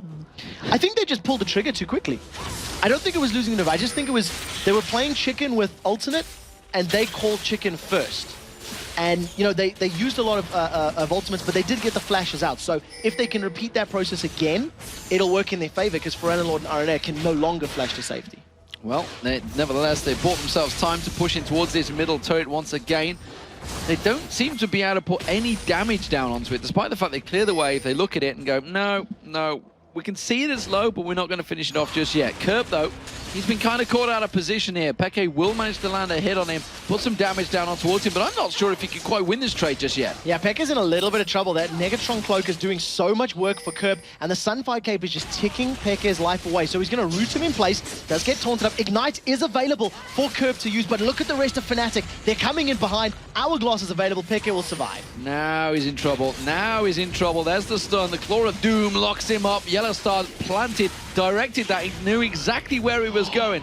You've been torn. The ultimate was used in the last second. That's going to put it on cooldown. Yeah, that's on cooldown. It may have been maybe to get an assist in the mid lane. I didn't see the target, but that was a questionable decision to make, because now it's not available for when you respawn in 25 seconds. And I would love to see a video, potentially a highlight of checking out exactly Yellow Star's reactions on this one. I think Z preempted. No, he knew he was already lined it up. I thought he preempted where he was going to go with that Shadow Dash taunt, but not quite. Mad Life. Yeah, so my thinking on that Stand United is it was just to throw it down on Creatine in the mid lane, and it was potentially to get an assist. So even though he was dying, he could still get some additional gold and just pause. But now they've jumped in the mid lane. They've jumped on towards alternate, and again they managed to lock up Aranea. Will it be enough to take him down? You sure as hell it will be. Pushu picks himself up another kill. He's finding these for free right now. He just manages to throw the piercing arrow out. Frenlord having to use that ultimate to dash out of the way. Peke taken low. It's Kratos hunting for blood. Can he manage to get the slowdown. The explosive cast, sorry, the poisonous cast, no. They're going to turn it back around, quickly cleanses off the cocoon. Pushu's got no now flash. they're going to get on towards Pushu. Pushu caught up with no mana, no flash, no money, no problems, and Creaton takes him down.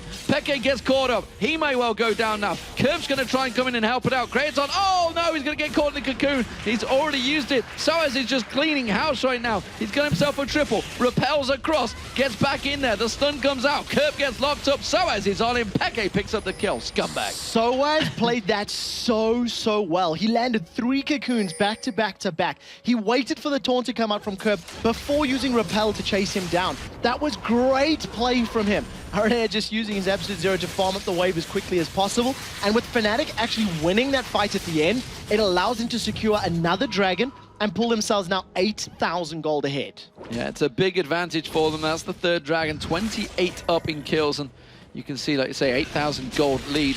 They still haven't taken many objectives, the turret-wise. They're not really going for the turrets. They just seem to be on a killing spree right now. They're playing a killing game. I actually think Fnatic may be very angry from their loss to Evil Geniuses, and unfortunately Alternate are the punching bags in this particular one, because they're just finding ways to kill Alternate over and over and over, and it's going to get even easier now, because the Infinity Edge has just been secured for Pushu, so he's going to be melting people.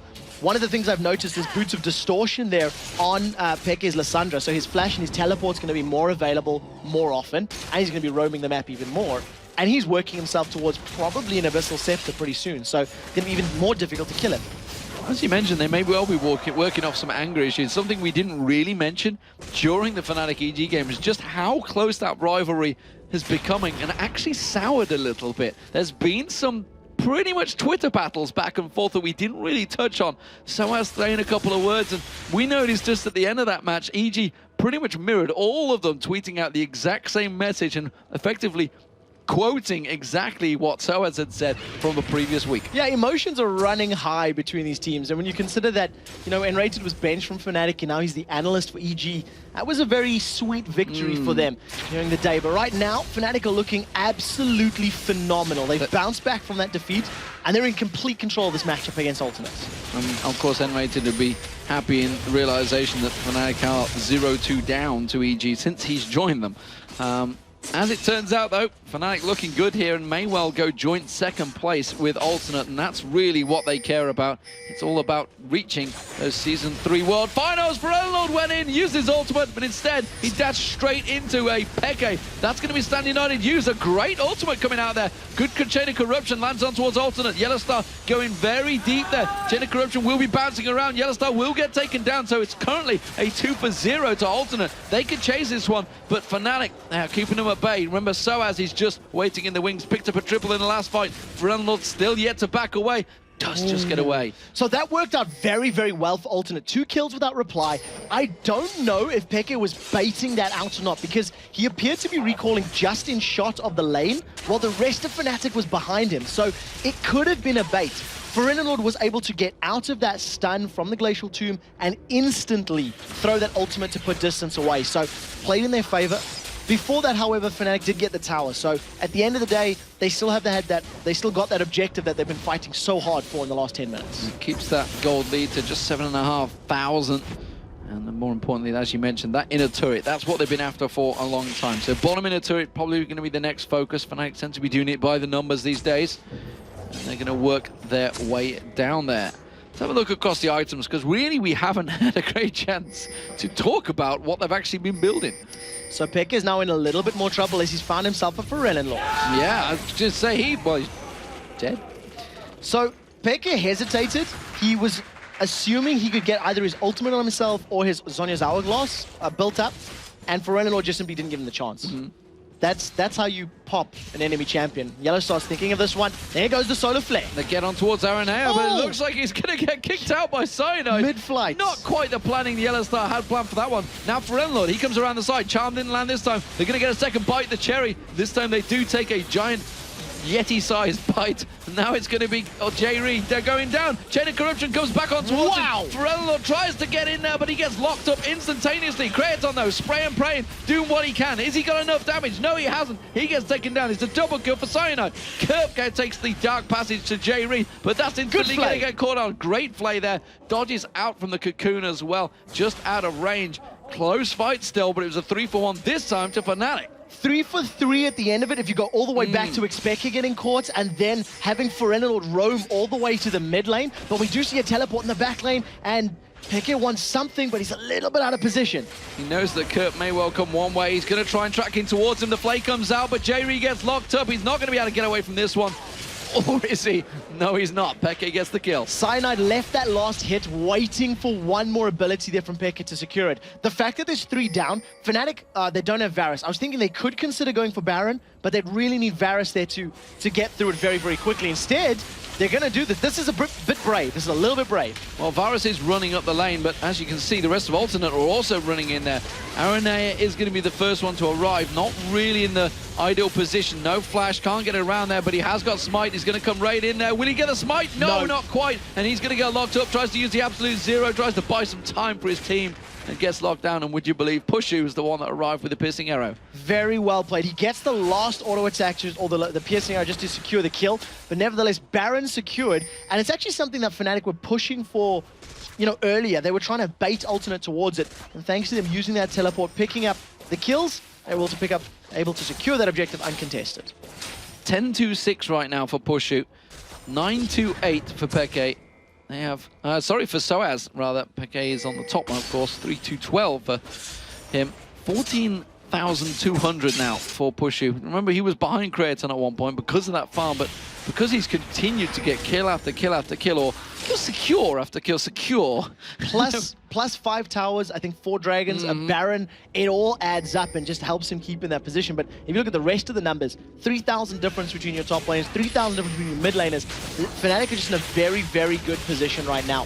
Fnatic are going to secure themselves yet another dragon, as that just gets melted under all of the damage. And very big items already completed. So as he's had that Rylai's Crystal Scepter plus Liandry's for the double damage for a little while already, picked himself up yet another Giant's Belt, so probably going to see a Sunfire Cape being secured, and Fnatic have made their intentions known. They want bottom inner turrets. They are going to clear out that wave. Kerp is there, ready and waiting. And I'm not sure Alternate are in position to actually defend this one out this time. If Fnatic want it, I think they can take it. We talked about how much of a dive team they had probably about 20 minutes ago. It's gotten this time, even better. they can use it. Yeah, it's gotten even better because they've got Baron for the regen, and they've got all of their abilities available. Deathfire Grasp is sitting in Peke's back pocket. Look around the side, Yellow Star is just looking for someone to land that Zenith Blade on. His ultimate is available as well, so it's just a matter of time. If anyone from Alternate oversteps their bounds even a tiny bit, Fnatic will all in under this tower. He's just waiting, buying his time. I'm wondering whether who's the go man in the Fnatic team right now. Will it be Peke launching himself in there? Will it be Yellow Star punching himself in there? Or doesn't really matter, they're just going to back away from it. They realize the danger. My guess is it's Yellow Star throwing himself in, or if somebody oversteps, it'll be Peke locking them down in place with that Frozen Tomb.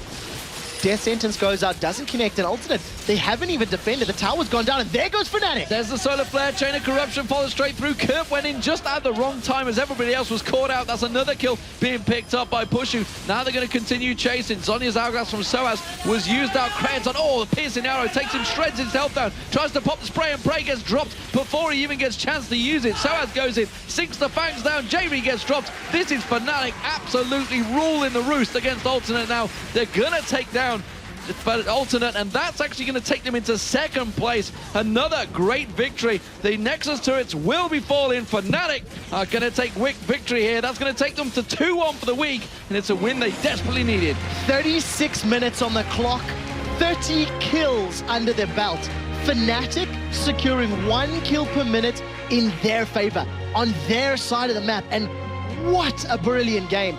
Every single champion they wanted to kill, they were able to do it. They landed every single skill shot, and I think Soaz on Elise is probably the man of the match for me. He cleaned up so many fights. He landed so many important cocoons, and even though Pushu's got a brilliant score of 12-2-9, a lot of those kills were set up thanks to the rest of his team. And you've got to question, you know, the fact that they let that ban through. So many times, Elise has been first picked, and sure enough, once again, Fnatic first picked Elise, and it's been proven why.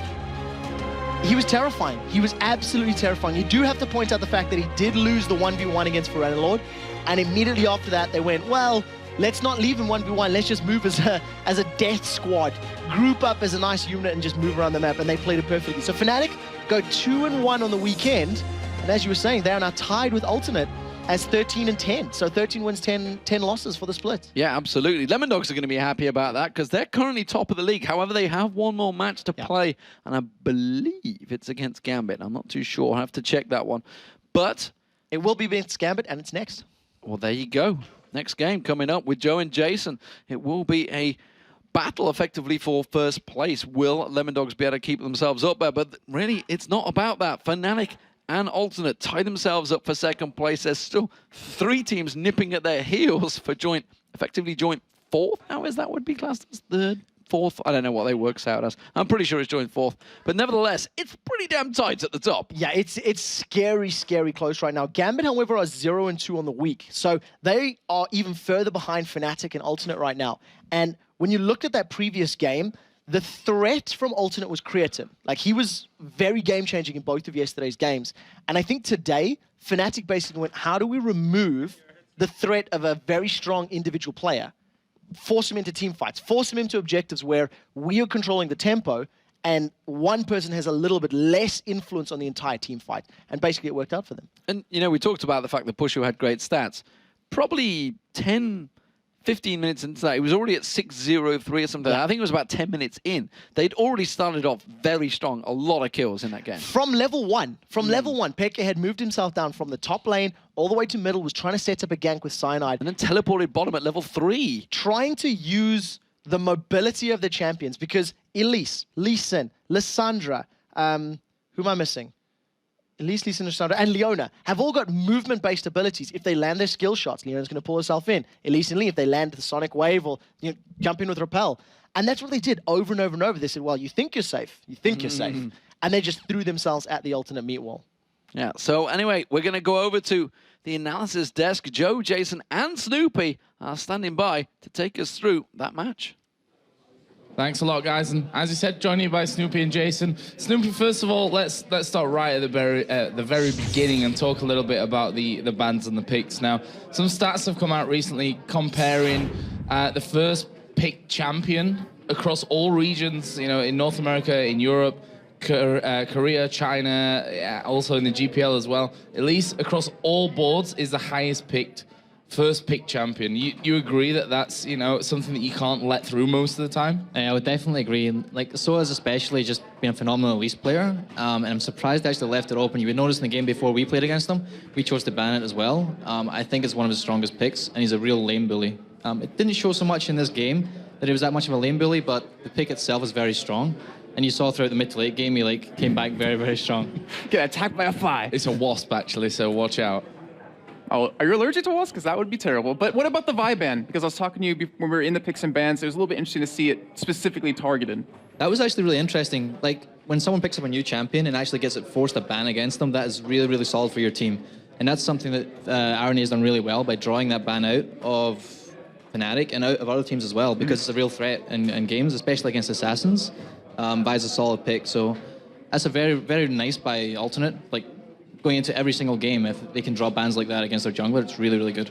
So what do you think then to bringing in the Nunu? Obviously, RNA had a pretty tough time of it as Nunu in this game.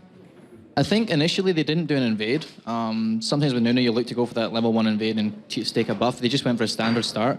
I'm not really sure if they wanted to do like a 3-man push or something, but it didn't seem like they did that. They just kind of went for a standard jungle start and didn't really have that pressure that Nunu normally has. And I was a little bit questionable about the item build on Nunu. He went for the Sightstone after they'd already lost the early pressure on the map. I feel like going for the Bulwark or the Aegis against double AP earlier would have been a lot stronger. And speaking of the early pressure, because we saw Pharrell Nord 1v1 Soaz mid lane, and then it kind of changed things up. Can you explain to us what happened after that point? Well, the matchup between Elise and Ahri is actually, it's not too bad. Like, Elise can do okay against that, but the problem was Elise was top initially, and because they had to swap it up, they put PK top against the 2v1, because he can wave clear better and slow down the tower push. So Elise went mid against Bjergsen, but Bjergsen was already had advantage in lane, the XP advantage. And Soaz went in for a particularly weird trade. He'd already got chunked to half health, took the taunt and the orb initially. So he was already chunked to 50% and went in for the trade, and then consequently died after that. So Pharrell Nord had quite a bit of advantage in lane. noticing that, Fnatic decided that they have to stop Real Nord somehow. And the only way to do that for them was to group. And they did it really, really well this game. They grouped really early and forced fights. And with the amount of CC they had, they were able to shut down for Real Nord really well. Yeah, and that was CC as well. That's, not reliable CC, so to speak. That was, a skill shot CC a lot of the time. Coming out of Soaz again, I feel like we're talking a lot about Soaz and about Elise in this one. But his cocoons this game were absolutely phenomenal. A lot of the initiation actually came out of Yellowstar. Like Yellowstar's Luan ultimates were really, really good this game, and Pecky as well. But the cocoons in actual team fights themselves, Soaz was playing really, really well. Like one team fight in particular mid, he pulled out like 3 cocoons, and they actually won the fight because of those cocoons. So he played a really solid game at least. What about Creatine on Twitch? I mean, because he's back, hand's still broken a little bit, but he's back playing again. Ezreal was banned out against him, and you were talking about Twitch in some of the team fights to us. It was actually really interesting. There was one team fight mid where they were so focused on getting Pharrell Nord shut down, they actually forgot about Creatine's Twitch. And there was one team fight where they actually turned it around pretty well, where Pharrell Nord got caught, but he got the Shen ultimate on top of him. It was enough to survive the burst. And the full team fight, the full spray and pray hit the entire Fnatic team, and they actually had a chance to turn the game around. But they didn't, sadly, in the end. They just got caught one too many times with the crowd control that Fnatic had, and that was the game, basically. Well, thanks a lot, guys. Hope to hear a bit more from you on that later on. So let's head over to Shox, who's got Cyanide with her for an interview. Thank you very much. Congratulations, Cyanide, on that convincing victory against Alternate. Starting off with the picks and bans. Banned out 2 AD carries, Ezreal and Fang, let me cheat, I think, and Vi as a jungler. And then a very, very fast lock-in for that Elise. What was the goal with that? Yeah, we wanted to outban Creatine a bit because he's a really scary player. And we actually thought they would ban Elise because, yeah, well, you obviously saw Soaz is really busy with Elise and I can play jungle. So we were a bit surprised that they left it open, so we just locked it. Actually, our original plan was to ban Y and then pick Lee Sin, and if Elise is banned, Aranea is like out of his comfort zone a bit. Yeah, so you guys had a Leona, very hard engaged. Varus is running full armor pen. The Elise, 1 versus 1, very strong. Lissandra, who can dive in. And it was just aggression coming out of you guys. Kills over objectives almost. Is that the bounce back from that very sour victory against CG a little bit earlier? We had a really catch comp with Elise, Stan, and Lissandra and Lee Sin. Like, we were just all about catching them, and I think this game Alternate didn't really play at their level. Like, we were all the time catching someone, and we could really like abuse it, get objectives and stuff. Was that the only way? It was smooth sailing? Maybe the only danger maybe lying in Kerp with the split push in Shen, or? Yeah, I think Shen is a bit bad if you are really this behind, so we just let him push because you can't do much with Shen if your team dies around you. Like, we were confident we could kill the Twitch and whatever anyway, so yeah. Good victory from you guys. Tell me a little bit how it is that you have to... Normally you have 1 game a day when it's a regular LCS weekend, and now you just have to regroup after that loss for CG and get yourself back together. How hard is it to do that in such a short amount of time? I actually prefer it because then you get kind of in the mood, you know, like you just want to play more, at least for me, when you play 1 game. Of course, not like in the when we played the split finals against Gambit, we just had to play 5 games straight. That's a bit too much, but I would prefer to play 2 games in a day rather than play one game and then 1 game the second day. So with this victory, you guys are now in second place, shared second place. So as the season is coming to a close and those all-important World Playoffs draw closer, do you feel that there is kind of an evolution? There's more tension between some teams. I'm, of course, aiming at maybe between you guys and EG. Is that all because the pressure is running so high? No, like for me, it's all love, so I don't really feel the pressure. But for sure, yeah, there's been some tweets and stuff, so it's all really close. And Super Week will pretty much decide everything. So we'll see what happens then, and who of the trash talkers is the best or whatever. You'll answer on Summoner's Rift. Yeah. Thank you very much, Cyanide. Now, we've got plenty of more League of Legends action to come. But before we head into the second half of the day, of course, take a moment to answer our Twitter question of the day. We asked you today, which European LCS team is playing better than their record shows, and why is that? We'll be reading our 5 favorite responses later in the show, and each one of those winning responses will win a Logitech G400 as a gaming mouse. So get tweeting, and just make sure to follow us at LOL Esports, and of course, use the hashtag LCS. Now, until yesterday's loss, the Lemon Dogs had won 5 games in a row. We'll see if they can start a new winning streak when they face off against Gambit after the break.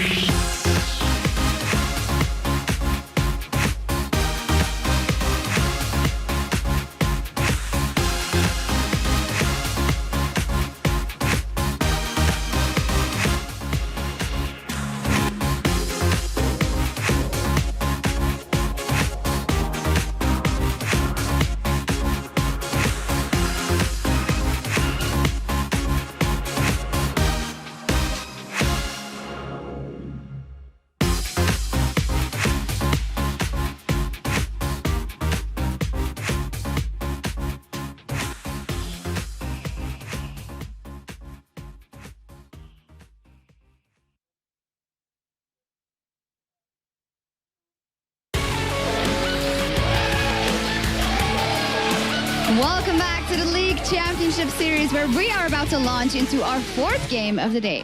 Now, before we head to the Rift, the Lemon Dogs seem to come out of nowhere this split, but there's a lot of hard work and patience behind their recent success. At the start, we were like hanging around at the bottom of the ladder. We were just playing week by week, just playing a bit and just picking up some wins, but not really consistently, and our gameplay was not really as good as it is now. When Miffy joined, it went straight to the top. I didn't expect joining this season. I expected joining next season, but I got the offer from Lemon Dogs and I just joined. I think that after the roster swap, we started realizing that we could be part of the top if we practice a lot and work hard. I think the personalities of the team mash up pretty well together. Everyone in our team really is on the same page about how to play in game right now. We have a strategy that works very well. Every victory is like a team result. If I compare us to some other teams, I would say that we force more stuff. But it's going to be the decisive Maelstrom. Will it be enough to get on towards it? Here comes Nuke Duck. He's going to swing around, gets that wild cards on towards Maluna. Takes a lot of damage, but Bjergsen tries to sneak him back behind. No real aggression coming in. Maluna's going to get locked up this time. It will be first blood. We don't really have a playstyle. We just don't go AFK in mid for like 10 minutes and just farm. We actually like do something. And that is going to be the Lemon Dogs absolutely hammering Gambit here in 22 minutes and 40 seconds. And it just shows there, that was a dominant performance. We really know what kind of champions we're good at and what kind of playstyle we want to play right now. And we're very confident in our ability to play just that. And I think that's partially what makes us go to the top. I guess we're improving, that I can't really tell. If you don't criticize yourself after winning or losing, you will not really improve. So yeah, of course, we criticize ourselves and it feels good to win, but it would feel better if we just went with a perfect game. If we keep playing this well, and we will get noticed because of our hard work. We are not looking forward to beat other European teams, but we want to compete international as well. The last win in Tenerife, I could really enjoy. That game against Alternate, like probably my best game in LCS. So when the crowd came here, like came towards me and stuff, I was super happy. I was really, really happy. Well, my mother actually watches almost all the matches I play, which is really awesome of her, actually. I really appreciate the support, and my family has recently started picking up on that. I'm actually doing really well with what I'm doing. I reached my goal, and we're all very happy that we can do this. And the Lemon Dogs most certainly put in the work, but we'll see if it's enough to take Gambit down once again. We'll find out in just a second, as it is time to jump into our next match of the day with Joe and Jason. Thanks a lot, Shocks. Our next game is about to get underway, and it's going to be the Lemon Dogs taking on Gambit. And this is the new multinational Gambit after they officially announced the Estonian Voidal coming into the team. And that is the second Estonian, of course, Pushu being the first one to come into the LCS as an Estonian. So before we get things off, let's break down the two teams, starting on the blue side with Lemon Dogs. They're, of course, Zoro0 in the top lane, Dexter in the jungle, Nuke Duck in the mid lane, Tabs the AD carry, and Miffy the support. And of course, in that red corner for Gambit, Darren in that top lane, Diamond Prox in the jungle, Alex Switch mid lane, and Genja and Voidal as AD carry and support. So the teams are ready to go, but first we found out that Lemon Dogs and Gambit have some pretty strong opinions about each other. Have a look at this. At the beginning, I wasn't expecting really much from Lemon Dogs as the team. Gambit is really suffering. They can't really find their place in the current meta, especially with lane swaps. But they're increasing really fast. They use their brains and team play when they're playing, try to abuse all the weaknesses of the enemies. It hasn't been really working out for them, so they've been trying to switch players. So I think that they're doing really good at the moment. I don't think they will ever be as good as they were with Edward. So I seem to have picked up a Dutch accent at the end of that last segment, Jason, so let's see who picked the winners of this match. Oh gosh. So the community, 65% of you think that Gambit are going to win this game, and saw Gambit play a little bit earlier. They actually played a pretty good game, got a little counterpicked, but you know, it's kind of weird that people don't vote for Lemon Dogs a little more. They've had 2 out of 23 now that they've actually been in favor of. And now they're back to not being picked again. So we'll see how that works out for them. Don't forget, you guys can still vote for who you think is going to win the rest of the day's games over at lolesports.com. Yesterday, of course, the Lemon Dogs carried on winning at the start of the day, managing to take down Meteor Makers for the first time in this season. They ended the day, though, with a loss against SK. Yeah, Lemon Dogs, they had a really strong start in game number 1 versus Meteor Makers. Tabs, he ended up going 6-0 and 14 as Kog'Maw. I mean, that's ridiculous to have on a Kog'Maw as an AD carry. However, they were not so lucky in that game versus SK where they usually have phenomenal scores. Lemondogs played solid all day long. However, SK were just able to get the better of them and take advantage of those small mistakes that teams have. Well, Gambit's single game yesterday ended in another loss to Evil Geniuses that saw the series against them slip to 0-3. And then, of course, Ninjas in Pajamas, that game a little bit earlier on today, didn't go to plan either. Yeah, the first game as their new official lineup was not kind to them at all. They only managed to get 4 kills against Evil Geniuses, even though they had some strong comfort champions. We did see the willingness of Genja to try some new AD carries as he played Twitch for the first time, but EG, they just seemed to have the answer for everything that Gambit threw at them. And as we saw Gambit versus NIP a little bit earlier, even with those picks, you know, Udyr, Diamond and Prox playing him, we had Aatrox played by Darian, they just weren't able to get that little bit of an oomph that they needed to take NIP down. They just kind of, as we said a little bit earlier, just kind of got counterpicked. Yeah, and I think part of that you talked about, the Udyr, we mentioned that as well in the post-game analysis, that with that Jarvan in the Cataclysm always seemed to lock up the Udyr. That was a really big focus to make sure that he couldn't run around, do the damage, get his CC out there, and they did a fantastic job of that. And we've seen that happen actually many times with him picking Udyr against teams who have hard CC. I mean, he actually picked an Udyr into a team of 4 CC champions, and it's usually against teams that have like slows or something like that that you can get around and really make those plays happen, because he is kind of the innovator with that Doran's Blade, Udyr, Tiger Stench jungle.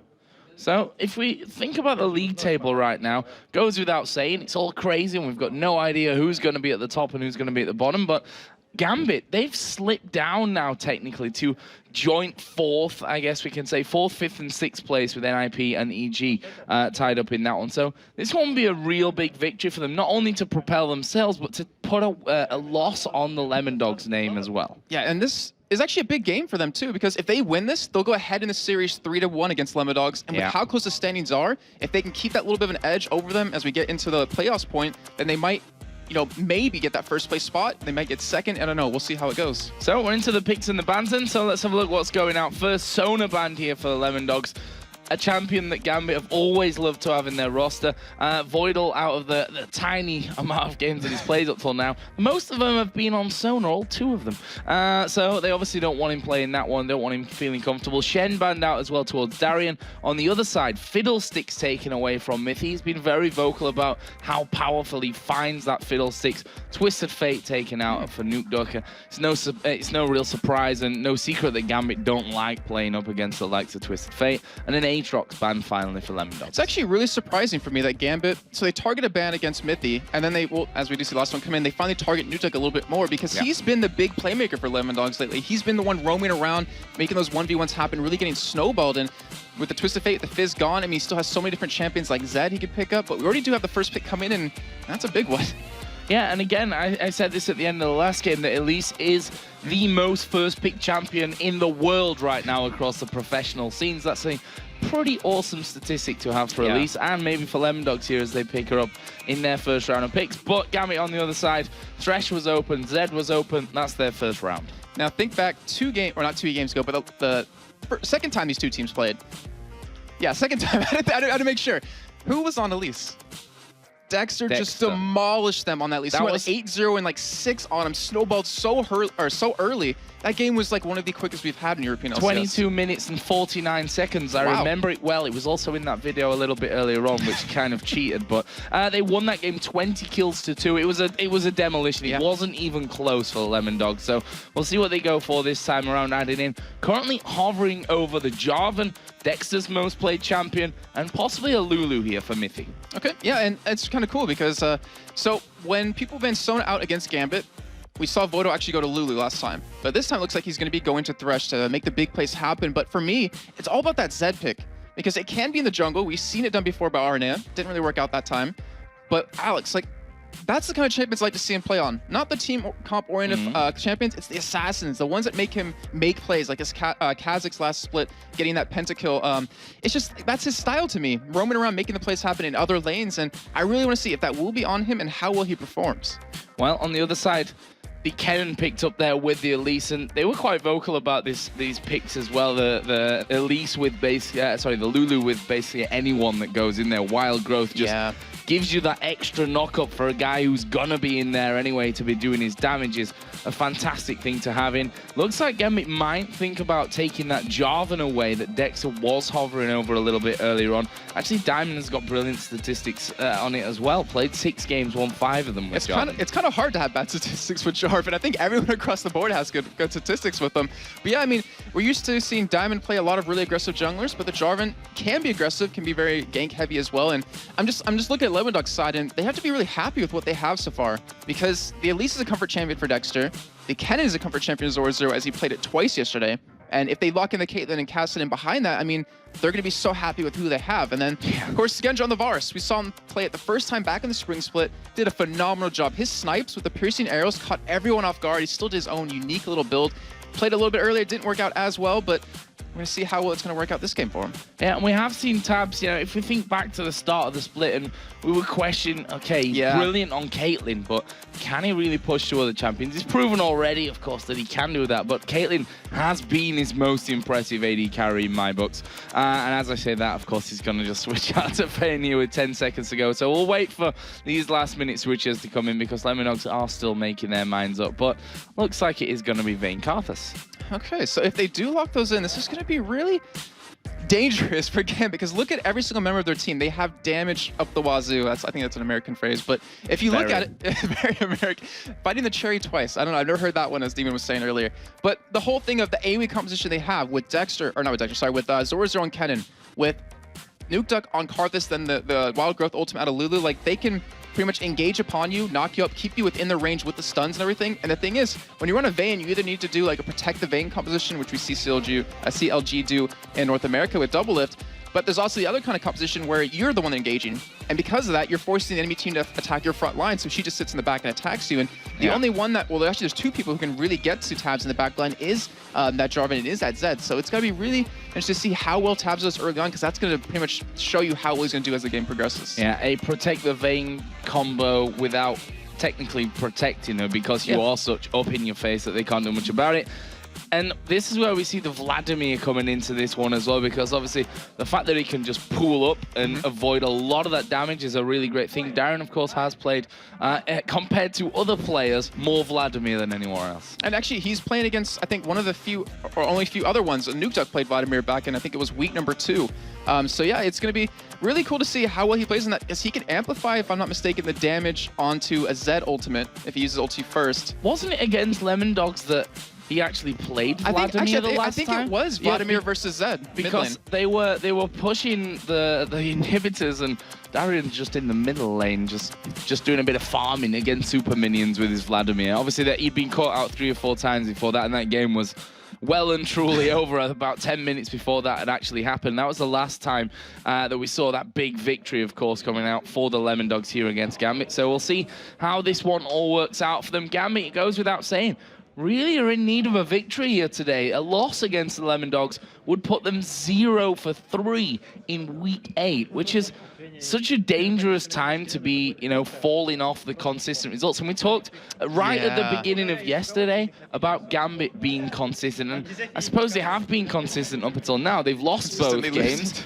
but that's obviously not the consistent that they're aiming for this. I think they were the most consistent team across Europe. If we look back in the spring split, they were always winning games. We look in the beginning of the summer split, they were doing a phenomenal job in the beginning as well. They were the most consistent team out of the old guard teams coming in from the spring split. Yeah. And it's a little bit weird to see that they're having a little bit of troubles now. And this is the worst time to have troubles in your team, whether it's, just in terms of team synergy or just not playing well, because with what's at stake, with what's coming up, you cannot afford that. Yeah, and the fact is that they've had those roster changes coming. Obviously, Edward went off to North America. Then they brought in Darker, who honestly wasn't doing bad at all for them. They seem to have found a really good rhythm, I think, with Darker. But then for whatever reason, and all that went down, they brought in Voidal to this one, the first ever non-Russian permanent member in the Gambit team, which in itself for me is a massive, massive step for them. And up until now, it's just not quite working out for them. We'll see how it goes this time around, though, as we get into Lemondogs versus Gambit. And let's talk a little bit here about the level 1. And you know, you've got the likes of that Threshold that's going to be dangerous. Dexter, of course, could end up going Cocoon at the same time. Also, on the other side, you've got Nuke on Karthus, which is a great champion for early scouting with those lay wastes. Those little skittles that he's got going on. Yeah, and the thing is about Lemondogs is I'm not sure if they want to go for a level 1 fight because they have such a snowbally composition. If they throw anything in the beginning, if they actually do chase down here and get baited in, then if they fall behind early on, they're going to have a tough time kind of getting back into it. But if they get like 1 or 2 kills, if Dexter makes those opportunities happen, he's going to snowball as hard as he did in that other game against Gambit, and the rest of his team will follow suit. Well, we just saw a ward put up there in the tri-bush. There was already a Gambit ward down there for that one. So we'll see what happens here at level 1, whether either team is planning on taking a risk and invading those buff. And funnily enough, we do these days see a lot of deep warding, a lot of later invades, I think is what we can say. And usually it ends up with just a trade on the buffs. Yeah, which is, for me, a little bit strange because it almost doesn't make sense to do it. Yeah, then why ward? Yeah. Yeah, I definitely agree. And I don't know, I think it's just because it forces a hand, so you guarantee you know where they're going to go. And because of that, like, that's the reason for deep ward, to know where the jungler is. And if you pretty much take away a buff because you warded it up, then you know he's going to be at yours. So you can kind of predict that, and your top lane or your bot lane or whatever can just play a little bit safer. But yeah, I completely agree. It's just a little weird. There's the other weird. side to it as well, right? That if you have the timing on the enemy buff, you can protect your buff's next spawn, plus know when theirs is coming up and maybe have a chance to grab the both of them. So yes, it's a bit of a double-edged sword, that one. See the start there for Dexter. Miffy actually taking a lot of damage in this bottom lane. Voidal just thrashing away in there with the Thresh and having to cause him to burn a couple of those pots in the early stages of this one. So we've got pretty standard lanes going on right now. The top laners in the top lane, the mid lane is in the middle, and the duos down in the bottom. Yeah, and Lemondogs, they played something smart. They got the Lulu before they got the Vayne, because Lulu is a pretty strong counter to Vayne, just in terms of you can get that stealth detection, so you can't ulti tumble away and then not be visible anymore. You also have slows, which really counters Vayne quite hard, so they got that really good protection. Also, Lulu's gonna have a speed up for Tabs if he wants to chase someone down, but my mind and my eyes are all focused on Dexter right now, on that Elise. I want to see if he can make that impact he's made in these other games, because he has some decent lanes to gank. He has a slow in the mid lane, he has a stun top lane, he has a slow and potential condemn bot lane. Just all about whether or not he can make these opportunities happen. Yeah, and then you see here in the European LCS a 62% win rate from almost 30 games. We'll see now if Dexter can continue that win rate. As the Lantern goes down, Dexter coming out. Voidal actually caught a little bit out of position, but there is a Lantern. Diamond coming in. Voidal is very low from this one. And actually, Diamond, it could be in trouble there. Genja getting involved at the back, and a bit of it damage being exchanged around the 6 players down in that bottom lane, but no, first blood. And great job by Diamond to be there to kind of counter that gank. Yeah. I mean, if Dexter wasn't interrupted right there and it was a 3-on-2, they would have gotten that first kill on Voidal easily with that condemn, and that would have given him that nice little bit of a snowball. But he's continuing, he's sitting in this lane, he wants to push it, get a little bit of lane tax going on.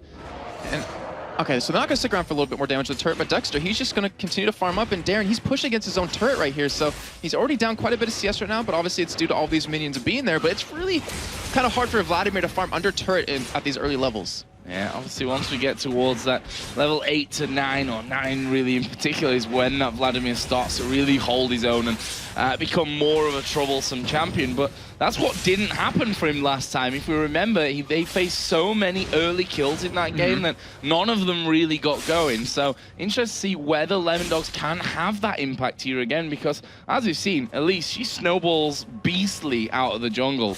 But if you don't get that going, how strong is it going to be for Lemondogs? Well, the thing is, it can always be strong just in terms of CC, if you can land that one cocoon, and then you can just follow up completely behind it. But you're definitely right. If you don't get the tankiness you need, you cannot dive into the team of Gambit, because they can just blow you up. And one thing that Gambit has is the Vladimir, in terms of you naturally build some life or some spell vamp, and you naturally build magic resist on him, like with a Spirit Visage to help out with that. If you pair that in with the Runic Bulwark, he's not going to get bursted down by Zora, Zero, Dexter, or Nuke Deck at all.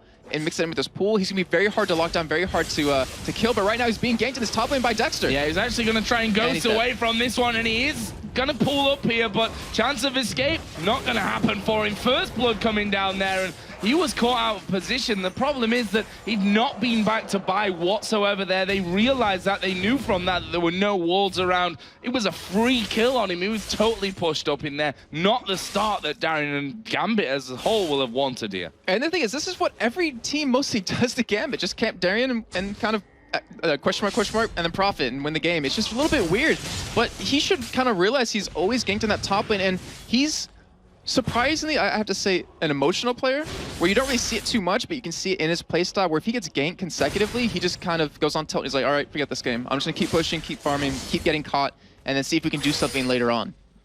Yeah. That keeps going in this one. Mithy here getting hooked down in the bottom lane. Genja coming in. Good damage coming down there to Mithy. Pops a W on him. Well, just move himself completely away from that one. Not really too much of a problem, but any early trades with, you know, champions that can't heal up, don't have that natural sustain built in, is obviously going to cause him to be having to go back at some point when those pots run out. Yeah, and Tabs has that Vamp Sensor, so he has that early lifesteal advantage over Genja right now, but Dexter trying to visit that mid lane. Actually might have been a possible kill, but Alex, he is level 6, so he could actually potentially have the damage to take Dexter down, but we have to keep in mind that Karthus, he has that global ultimate. People seem to forget about it sometimes, and if we see any lanes get low, he should be able to clean up with a kill. I always forget about it, even when I'm playing Karthus.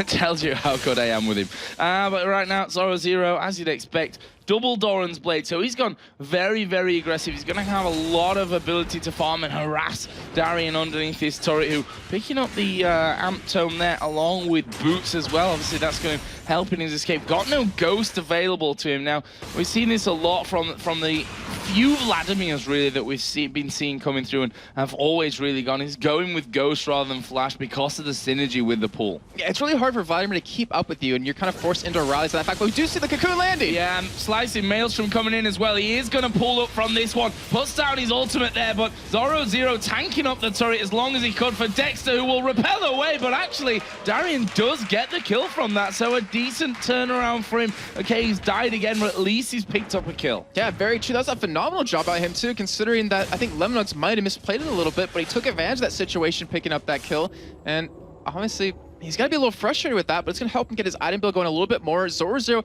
I want to know if he's actually going to take that turret down. In the meantime, Diamond, he's trying to take away that much-needed blue buff from Nukeduck, from Karthus, and they're actually going to dive him here. Yeah, they're going to dive onto him. There's the exhaust down. Nukeduck trying to stand right on top of him, and honestly, he's not even done half HP to 1, but Diamond going very low from this one. Here comes a Requiem. Shield comes up, and he's just about done enough to survive. I think I saw him on 9 health at the end of that because of the shield. That was just perfectly well executed, and you know he's walking away saying that was calculated. I knew that was going to happen. I knew I was going to survive, but still a great job by Alex to kind of get an early snowball going. He's ahead in CS. He has a build order Cutlass done. He has that 1 kill, and just like as we were saying before, if he starts to roam around a little bit in terms of on the map, he can really make some plays happen and really start to snowball the game for Gambit. So 8.5 minutes in, already 4 kills down, which is a decent rate if we look at the rates of first blood, for example, for Lemondogs. Yeah, so Lemondogs actually have the slowest first blood time in the summer split of European LCS at 7 minutes and 59 seconds. And Gambit, they have the quickest time at 4 minutes and 48 seconds. So it's a little bit interesting to see that happen. Lemondogs are turning things on their heads. And then once again, Zoro in that top lane, putting down the pressure onto Darian. He's actually, is he going to head down here from this one? He's just going to put a ward there in that tri-bush. Doesn't want Diamond spoiling that party that he's set himself up nicely in this top lane. And he's got a 2-level advantage right now over Darian. That's kind of scary. Oh yeah, it definitely is, especially for a cannon. And looking for Darian, he does have that spell vamp. It's just going to pull up. Actually takes more damage from the pool than he might have taken from Zoro. But one thing that's interesting that Zoro does is he actually runs 4% lifesteal. So with the double Doran's Blades, with the 20 health on hit, mixed in with that 4%, or the 10 health on hit, mixed in with the lifesteal, he has a lot of sustain in lane, a lot of damage, and that's why he tries to go for that early attack damage. Yeah, and doing him really nicely as well in this top lane now. He's not really being bothered apart from that 2-on-1, which Darian can probably say, you know, did very well, unable to get himself a kill despite dying for a second time up there. As we see Dexter here just waiting off to the side, as once again Alex going to go in on towards Nukeduck, and there is the death mark going to trigger. Picks up himself another kill, and that's just far too easy. But I think that's going to be the danger of a Zed once he gets to level 6. Oh, sorry, I was waiting to see what Photo was going to do right there, but you're definitely right. That was just way too easy for Alex right now, and that just shows how damn good of a player he is. But in the meantime, Diamond, he snuck up into this top lane. They want to go for Zoro. He's already low health, and he's committing. Yeah, they're going to go in for this one. There is the pull, and, well, Zoro Zero, he's not going to survive this one. There's a heal back from Darian. The Ignite was ticking away at him, which is obviously going to reduce the heal, but it's enough, and miscalculation there for Zoro. And wow, such a great job by Diamond this entire game. He counter-ganked bot lane against Dexter, then right there he baited in Zoro perfectly because he knew he was going to get aggressive and turn that around against them. So now they're up with gold, they're up 4-2 in kills, and honestly, compared to the last couple times these teams have met, Gambit is doing a fantastic job. Oh, that's Miffy. Actually, they're going to flame back. Box has gone down. No, I'm told Genja, it's taking him a while to get involved. Wild Growth in, and Voidal, he's going to die here. Tab picks up that kill, and tragically for Gambit, Miffy is still alive and has been able to walk away. And here comes Dexter from the side. Yeah, they're still going for this one as well. Dexter, is he going to be able to get in there for that cocoon? The minions come in to block his path as the condemn comes down. There's a flash cocoon. The fangs sink in. Tabs will actually pick up the kill in the end. That's 2 kills for the Vayne, who's already out farming Gambit's AD carry. And we talk about snowball for Lemon Dogs. That is exactly what you need to do. Vayne can snowball so hard against you. Yeah, Zoro, he did die in the top lane, but he's a cannon. He has that Nisalar Gerard already, and right now, no team's actually going for Dragon off the back of that, but that was a fight that Gambit initiated. Like, that was Voidal going in on the Mythy, trying to burst him down, and he escapes just barely with the help of that flash. Right now, Alex Hitch, we've already said, doing a fantastic job here in this mid lane. He's going to take the first turret of the game. That's a one-on-one right there. No jungle interaction pretty much whatsoever there either. And fantastic play by Alex right now to keep Gambit in the lead barely here with the gold at 200. Right now, Alex and Diamond are just waiting off to the side. They may be lured into a bit of a trap from this one. Mithy stood there as... well, the flag came in. I don't think he actually stole it there, right? No, but the Wraith was attacking someone in the bush, so they kind of knew someone's there right now. We're not going to go in for that. It was Nuke Duck who I think auto-attacked him, actually. Yeah, so they realized that I think he wasn't going to come in. He's like, well, I'm going to get that Wraith. I'm not losing out on that one for this element of non-surprise that's happening.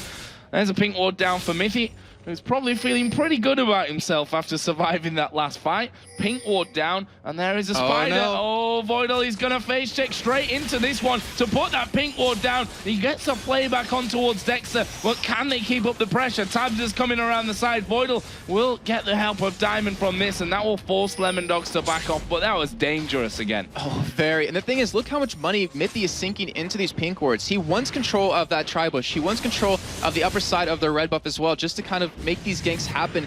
But the thing is, Alex, because he took that first middle turret, he has an opportunity to roam bottom, to roam top, and he can really put some pressure on these other lanes where Tabs, he has that lead just like you mentioned earlier.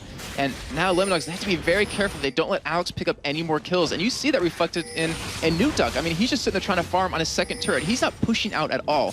Which is all well and good, you know, this Cartha's farming, he's going to be getting stronger as things go along, but they lost that turret without doing anything about it, really. Nuke Duck obviously had to back away from that, couldn't do anything to defend. He knew he'd just get jumped on if that was going to go down. And right now, we are seeing first Dragon of the game coming out for Gambit. There is the hook actually coming on towards Mithy. Box going to go down as well. Dragon picked up here by Gambit, and now they jump in. There's the Cataclysm. There is the ultimate out of Genja as well. Tab's being tied up from this. Have they got the damage to finish him off as well? Requiem comes down, but look at Alex. He's coming in from the bottom side. Tabs is on a bit of a mission to nowhere. Zoro Zero and Darian are fighting in the top lane right now as well. Zoro Zero will get that kill. So let's have a look at Tabs going down to Alex, and that will be a massive pickup overall for Gambit. Yeah, Darian died again in the top lane, but honestly, it's probably for the greater good with what happened down bottom. And that Karthus ulti that came out, it wasn't even for Tabs in the bot lane. It was for that top lane, just to kind of get the damage onto Darren, since he knew they were dueling it out. Just kind of happens that he did some damage into the bottom side. But yeah, great job by Gambit right there. And Joe, here's a little tip, a little bit of info. Did you know these two teams were actually tied on the amount of dragons they've taken in the summer split before this week at 46. And now? Oh, I don't keep this. I don't update it day for day. That's a lot of work to do. But yeah, they're actually sorry, Jason. They were tied. I left you hanging on that one. I was just testing you, you know. But yeah, in this game at least, Gambit are 1-0 up, and that's what counts to us now, 14 minutes into this, as Nukeduck, trying to get his blue buff, sees that Diamond is coming around and pretty much says, well, Dexter, I need some help here, otherwise this blue buff is going to be gone. Diamond is still there. Now Alex is just coming around the side. They've got no idea that he's actually there. There's a smite away. He got it. No, he Nukeduck got it. Nukeduck got it in that one, but they've gone in on towards Dexter. He will repel out. The polymorph comes down to Alex, but as soon as the spider hits the ground, as all good spiders should as they hit the ground, get squashed. He threw a shadow at him and just like, there, die. Just so well done. But in the end, I mean, the damage is done, and I think, well, obviously you don't want to trade a death like that, but to get the blue buff on a Nukeduck is such a huge thing. When he's already far behind, he needs that blue to really farm up waves, to really push Alex out. And with that blue buff, you always have that potential for a Karthus to go for a very early Baron. I don't think this is the type of game that necessarily go for it, but still, that was I have to say, a slight win for Lemondogs in the end.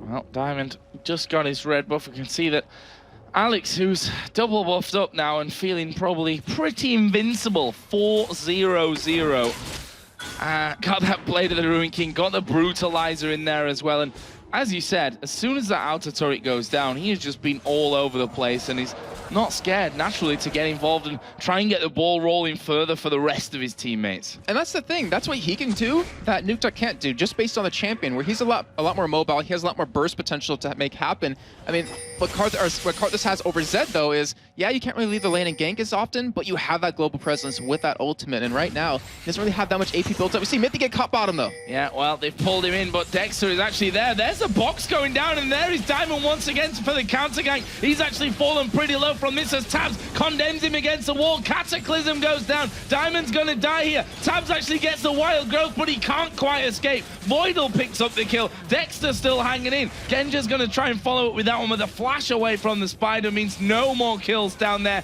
in that bottom lane. Or is the Dexter here speeding on forward thanks to Mithy, but I think safer to just back away from that one. Genja is definitely not happy. And in the top lane, actually, Kennen coming back up there as a piercing arrow comes through. Not quite enough damage for the finisher. That was really close. And actually, you might see Darren get a fight here. Yeah, and Karthus actually going to pop his ultimate from this. Sorrow Zero backs away, says, I'll survive that one. Keep them double buffs.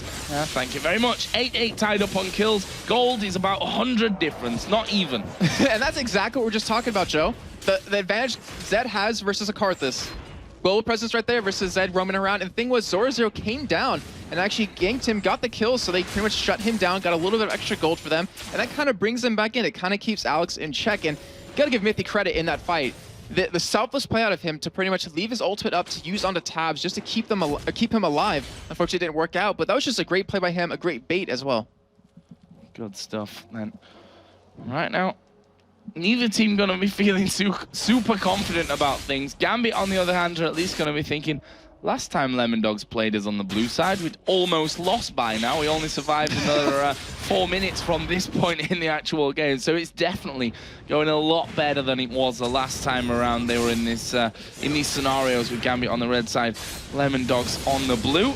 But still plenty of way to go. And there is the stat that we were looking for earlier. 161 on Vladimir in week 4's loss to Lemondogs was Darian. He's currently 2-4-0, so he's got more kills already. He's got some better stats going on right now, but the game still is young a little bit. And yeah, it just showed where Lemondogs' focus was. And Dexter, who was all up in that top lane, really punishing Darian. And right now, as you look at this game, he did earlier. Unfortunately, he didn't snowball the game as hard because Diamond, he said, all right, I know what you're going to do. You're going to try to camp him out a little bit more. I'm going to be there to counter it, and we're going to get a kill on Zoro, and that's exactly what happened.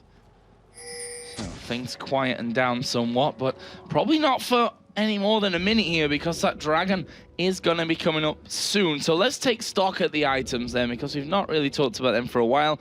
Zoro Zero on Kennen, 3-1-2, absolutely dumping on Darian when it comes to both the kills and the CS up there. Got the Zhonya's, got the Needlessly Large Rod, those two Doran's Blades that he obviously started with, giving him that extra attack damage and the health probably more importantly as we move further towards those team fighting stages. If we look at the mid lane as well, Nukeduck now got his Rod of Ages starting to get itself stacked up. plus one half of the Zhonya's. Yeah, Rod Age is almost done, and I want to touch on the Zhonya's real quick because the Zoro build is really a little bit different. So you see a lot of cannons when they get an early advantage in lane, they go like a haunting guys. They go for some more potential in lane to duel the other person. But he went for more of a team-oriented composition or an item build with that Zhonya's because he realizes with Alex that fed, he's going to need that Zhonya's. He cannot afford to be popped right now again. But they're starting up Dragon. There is a ward to spot it for Lemondogs, and we might see the first team fight break out here.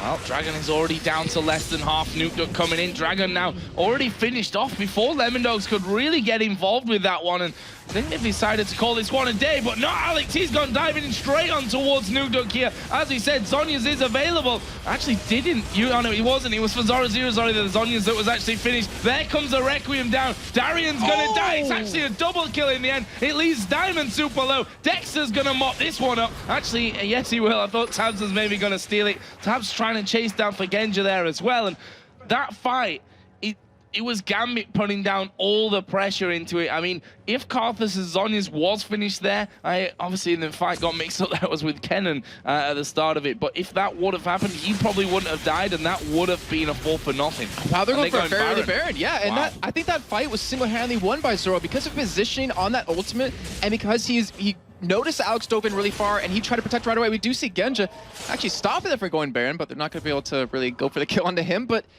Zoro just... the reaction just to say, oh, I see Alex is on Nukeduck. I'm going to try to protect him. He almost saved him. He actually died. I believe that was to the Jarvan flag toss. And then just the positioning, so they couldn't commit any farther in. Well, the good thing is that even though Nukeduck actually died there, it gave him the point to use the Requiem right there. And then if he'd have just walked away with a little bit of health, he would have had to walk probably further away to make sure that he wouldn't have died anyway to any more attacks whilst that Requiem has been channeled. So it gave them that opportunity. They've done well with it. And to be honest, look at the farm there as well. Considering how battered he was in the early stages, he's actually brought that one right back. He's around about 200, 300 gold behind at this stage, but credit to Nukeduck for bringing that farm right back. He's done a fantastic job, and how Lemondogs did that was Dexter sacrificed a lot of his farm. If you look, 59 to 84 between the junglers, and because of allowing Nukeduck to just sit there, take wolves, take wraiths over and over, he's able to catch back up, and Zoro's getting caught here. Oh, and this is a bait coming in though, because Dexter is around the side. Zoro0 going very low though. Darian not quite able to get the finishing touches, and Zoro0 gonna walk away from it. Diamond coming in. Dexter's reaction pretty much saving him there. Yeah, and I think that was Lemondogs going for a kill on the top side because Zoro0's ultimate was like 2 seconds away from coming up before he got engaged upon, but Alex, he's not going to be able to see anyone. Oh, he actually might if Dexter sticks around a little bit longer, but this will be another turret for Gambit, and considering we're 22 minutes in with 21 kills happening, I'm surprised only 3 turrets have gone down. He's managed to actually walk away from that one. Alex not checking over there towards that brush as he decided to cancel his recall. He could have actually died there if that would have happened, but in the end, Gambit now got a pretty scary roaming 3-man team there. Vladimir, Zed, and Jarvan, not the 3 guys you want to run into in a dark jungle. Yeah, that is it's really hard to deal with, and the knock-up, the pure damage they have, not to mention the amplification, it's just very scary to go up against. And I believe, if I'm not mistaken, like the whole combo of Vladimir and the ultimate out of Alex, like the damage amplification that will happen to Alex's ultimate is pretty much unavoidable, or obviously unavoidable, but the damage will kill you unless you have like a Zhonya's or a GA up. So Tabs, he's gonna have to invest into like a QSS relatively early on to cleanse that away, or else he's just gonna get blown up because right now his two AP carries, they have the Zhonya's, they have the protection, and Alex has his eyes on Tabs. So there's another blasting one added in for Nukeduck, who now does have the lead in terms of the creep score. So good job from him on that front. Actually, Genja, who was behind in CS and kills, is still behind in kills, of course, but in terms of CF, he's done what Genja generally does, which is completely fall off the radar in terms of what we're looking at and what we're talking about, and he farms his way back into significance in the game. Yeah, I mean, look at the gold he has accrued so far. He's down 4 kills, but it's only a 600 gold difference between him and Tabs right now, and he has a Bloodthirster, so he has some sustain, but the problem is that little bit of an advantage he does have in CS doesn't mean anything compared to a Vayne. As long if you can't lock her down and she gets that free auto attacks on you with which Lemon Dogs have a composition to make happen, then she will just demolish your entire team. Well, that Phantom Dancer was just added in to the Blade of the Ruined King as well, so Tabs really getting himself going here. Alex trying to take down this turret. They may go in for it. There is a death mark coming down, avoiding the condemn completely, but Alex is a dead man from this. Did manage to take the turret as he went, and it looked pretty spectacular at first, but then they realized exactly how much damage Tabs is putting out. That ultimate was amazing. He's done that before on other games, and just to dodge a condemn, like you said, fortunately just didn't expect that much damage coming out of Tabs. He ended up dying, and Tabs, he just hurts so bad right now. 5-2-1, 186 CS, and right now I think Lemon Dogs, they can afford to team fight. Like, they've shut Alex down. They realized that he was a huge threat. He was 4-0, Joe, like 5-10 minutes ago, and now he's 4-3-1. He's been shut down very well, and you see Zoro with that death cap coming in, with that Zhonya's, they have such a great team fight. And it's Tabs that really, as a Gambit player, you've got to be scared of here as well, because we just saw there, if he can outdo Alex Sitch's Zed at this stage of the game, okay, he got a little bit of health there coming out of Mithy, but honestly, how much did he really contribute to that? It was all the damage coming out of Tabs that got him that kill. Did use his barrier actually in that, so we'll factor in that a little bit, just to give him Alex a bit more of a fair deal on it. But in the end, that was it, as we are going to see Cataclysm coming down, and Nukeduck, he's not too worried about that one. He'll stick in there with Jarvan until the rest of the team get in range. He flashes away, and Gambit retreat back from this one. Tabs is down on his own at the bottom. They're actually all running down to his position here. They want to go for Dragon right now, but it's not up just yet. Maybe they mistimed it just a little bit. But right now, Lemon Dogs, they might be able to punish him here. They might be able to just rush down that mid lane if they want, take that turret, and Gambit starting off the Dragon. I believe they already have 2 under their belts, and Lemon Dogs, because of their presence, because of Zoro in particular, finishing up the Sork boots, like, just him showing himself makes Gambit retreat, and for that, they're going to lose a turret. Yeah, and that's the thing here that Lemon Dogs knew that they had, which is a positional advantage. As soon as the red team goes into that, you know, the bottom side of the river for Dragon, you know you can just loop straight back around and have that turret away. And with that Vayne, there's nothing to stop them doing the turret whatsoever. And the thing is now, the blue buff is up as well, as Darien there nicely dodging the cocoon thanks to his pool. But is this going to mean the first Dragon of the game for Lemon Dogs? I don't see Gambit relinquishing control, but well, apparently what I see is incorrect, and they are going to.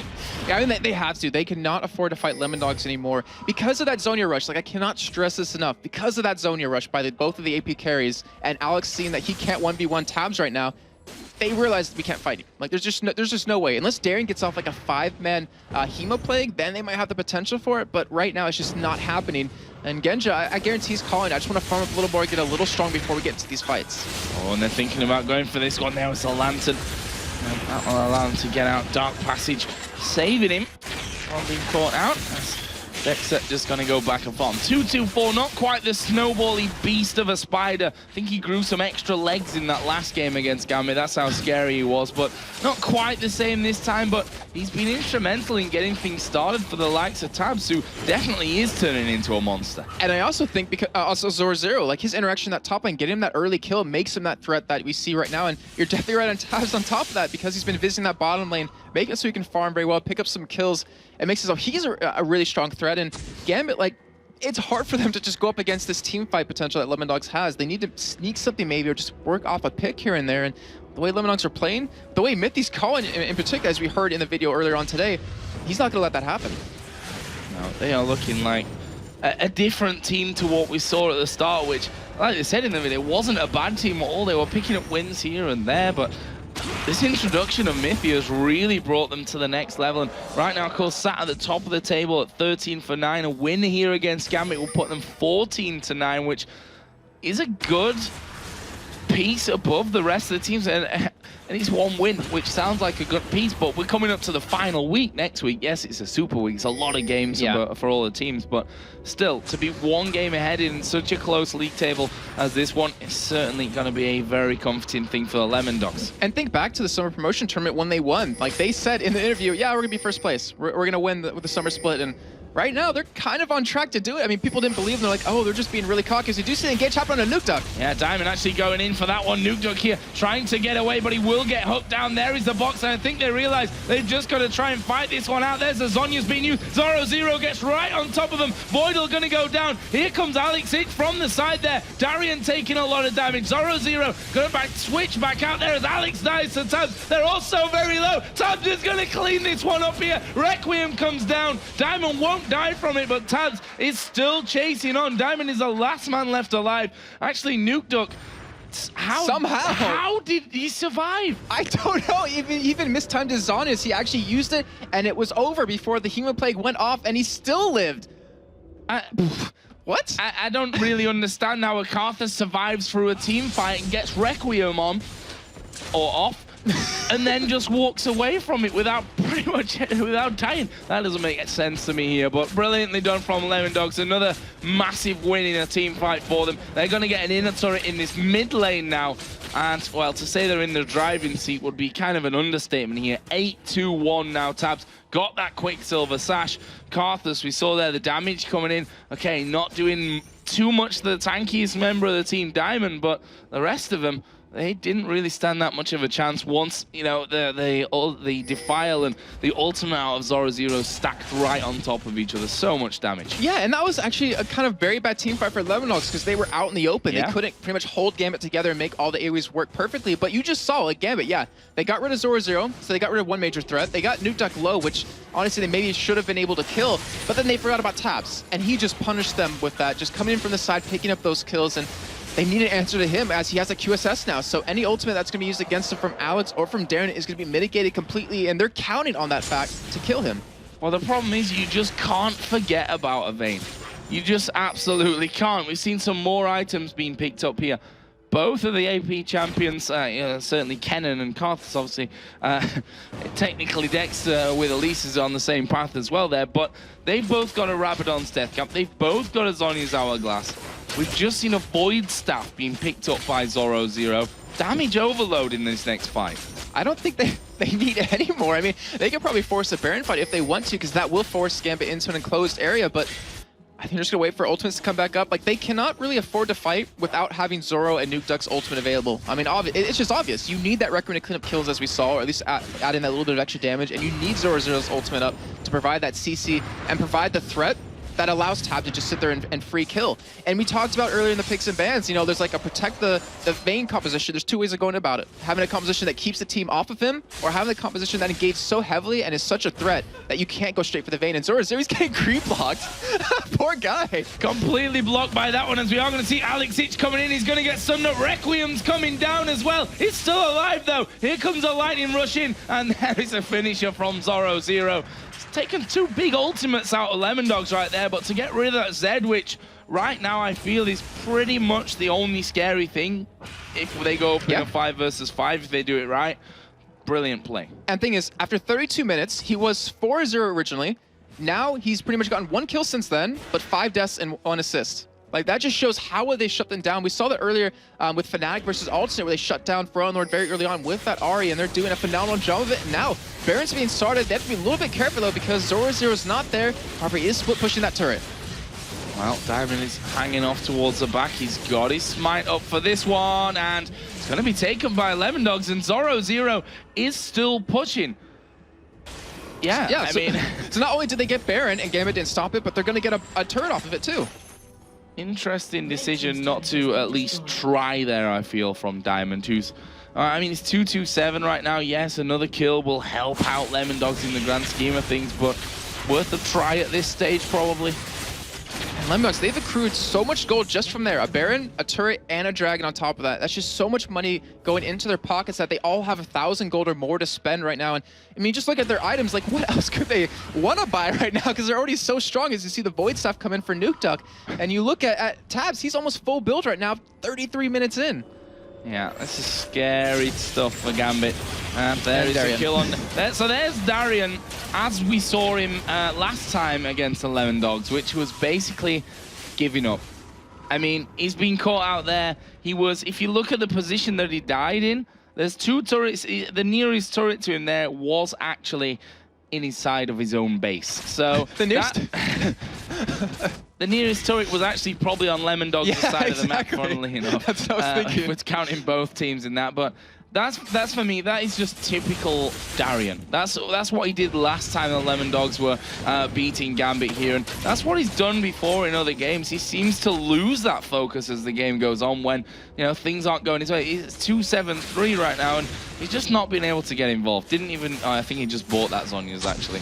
Yeah, and that's like the worst time to have this happen in terms of where the game is and in terms of the season. Like, you cannot really afford to be losing focus. Where we saw in the last major team fight middle, even though Tabs did clean up, they got Nukeduck very low. They got Zoro out of the game. Like, they had the potential to do it, and just throwing away deaths like that over and over, it kind of just sets you that much further behind that the chance of winning that next major team fight just go out the window.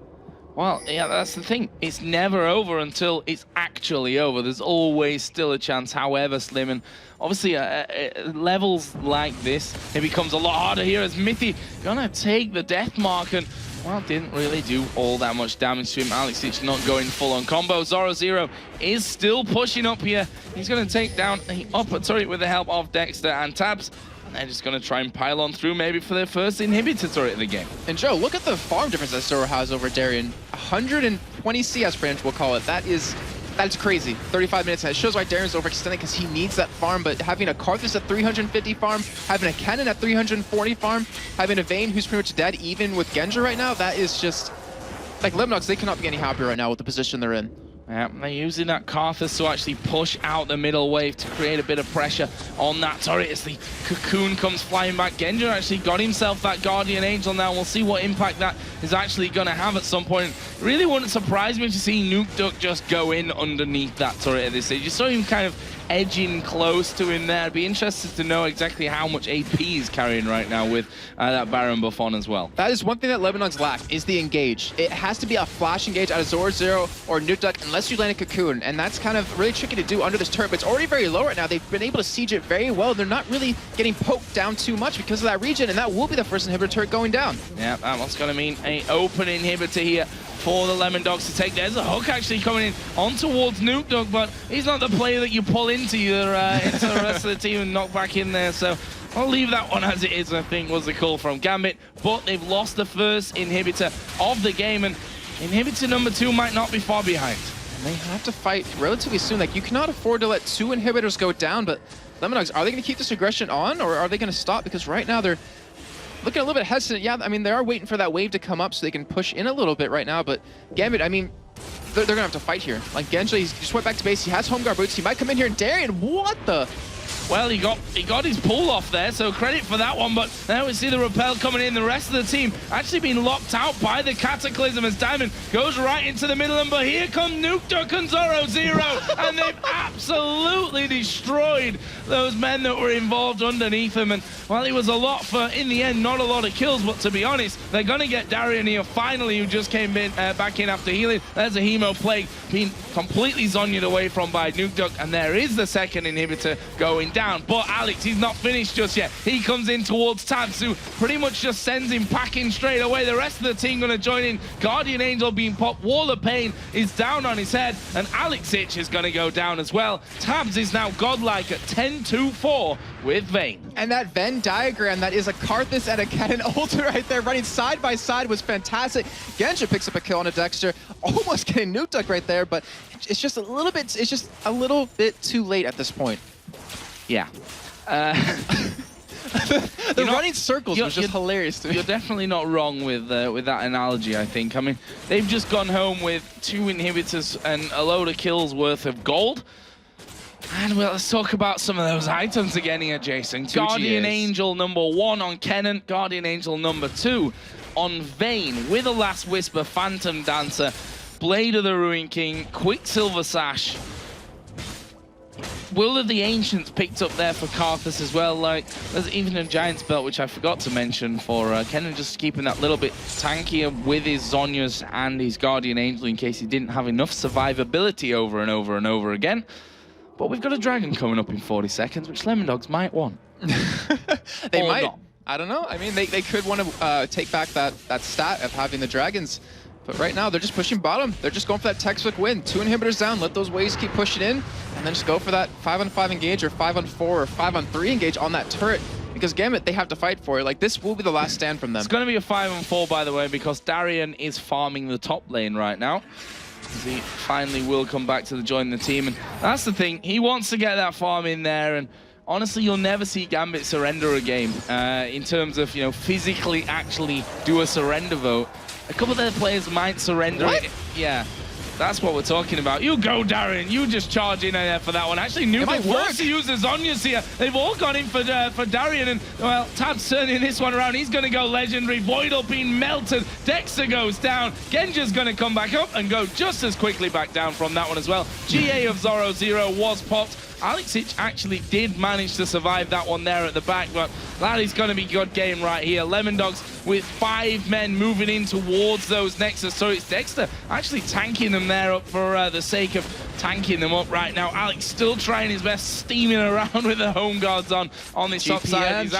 He's going for his farm just for a bit longer. That is going to be good games. Lemondogs going to take down Gambit again here in absolute style to stay top of the league. And even with that engage at the end, which was a little bit, what moment kind of thing, it actually almost worked for Gambit if you saw. I mean, they got them very low, but just the turnaround with the Guardian Angels was enough for Lemondogs to pretty much win that fight. And just wow, I mean, no one really expected Lemondogs to be at the top of the tables and beat teams like this in the season, but they're proving to everyone out there and the people who are voting on each of these games that, hey, we should probably send some more votes our way.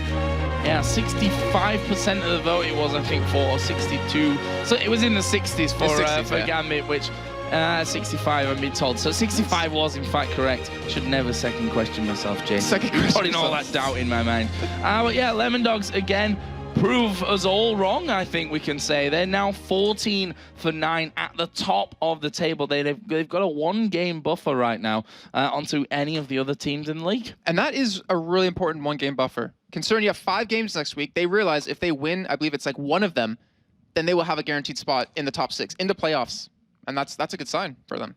Well, it is because, and let's go back to that statement again, that I think it was actually We Will Fail who said, we're going to be #1. He didn't say he'd be on the team, though, if they were #1. Well, that's what I was going to point out, that depends who he's calling we, because he is now no longer on the team. Mithy obviously taking his spot, but Lemondogs have, and they said it in that video, that they've flown under the radar, they've had some good wins here and there, they made that team switch, and since then, everything has completely clicked for them as if by magic. That Mithy was this, the man that they brought from an island just off the coast of Africa called Gran Canaria, came into the team, and he's done absolute wonders for them. He's really gelled them as I think friends as well, which is another important thing. They spend a lot of time here. I think they're actually in the building here more than us a lot of the time, practicing in the warm-up rooms that we have. They're here constantly doing that throughout the course of the week. And hard work pays off in the end. Yeah, and you've heard in every single one of their videos what Mithy's brought to the team. Like, the energy just alone of him,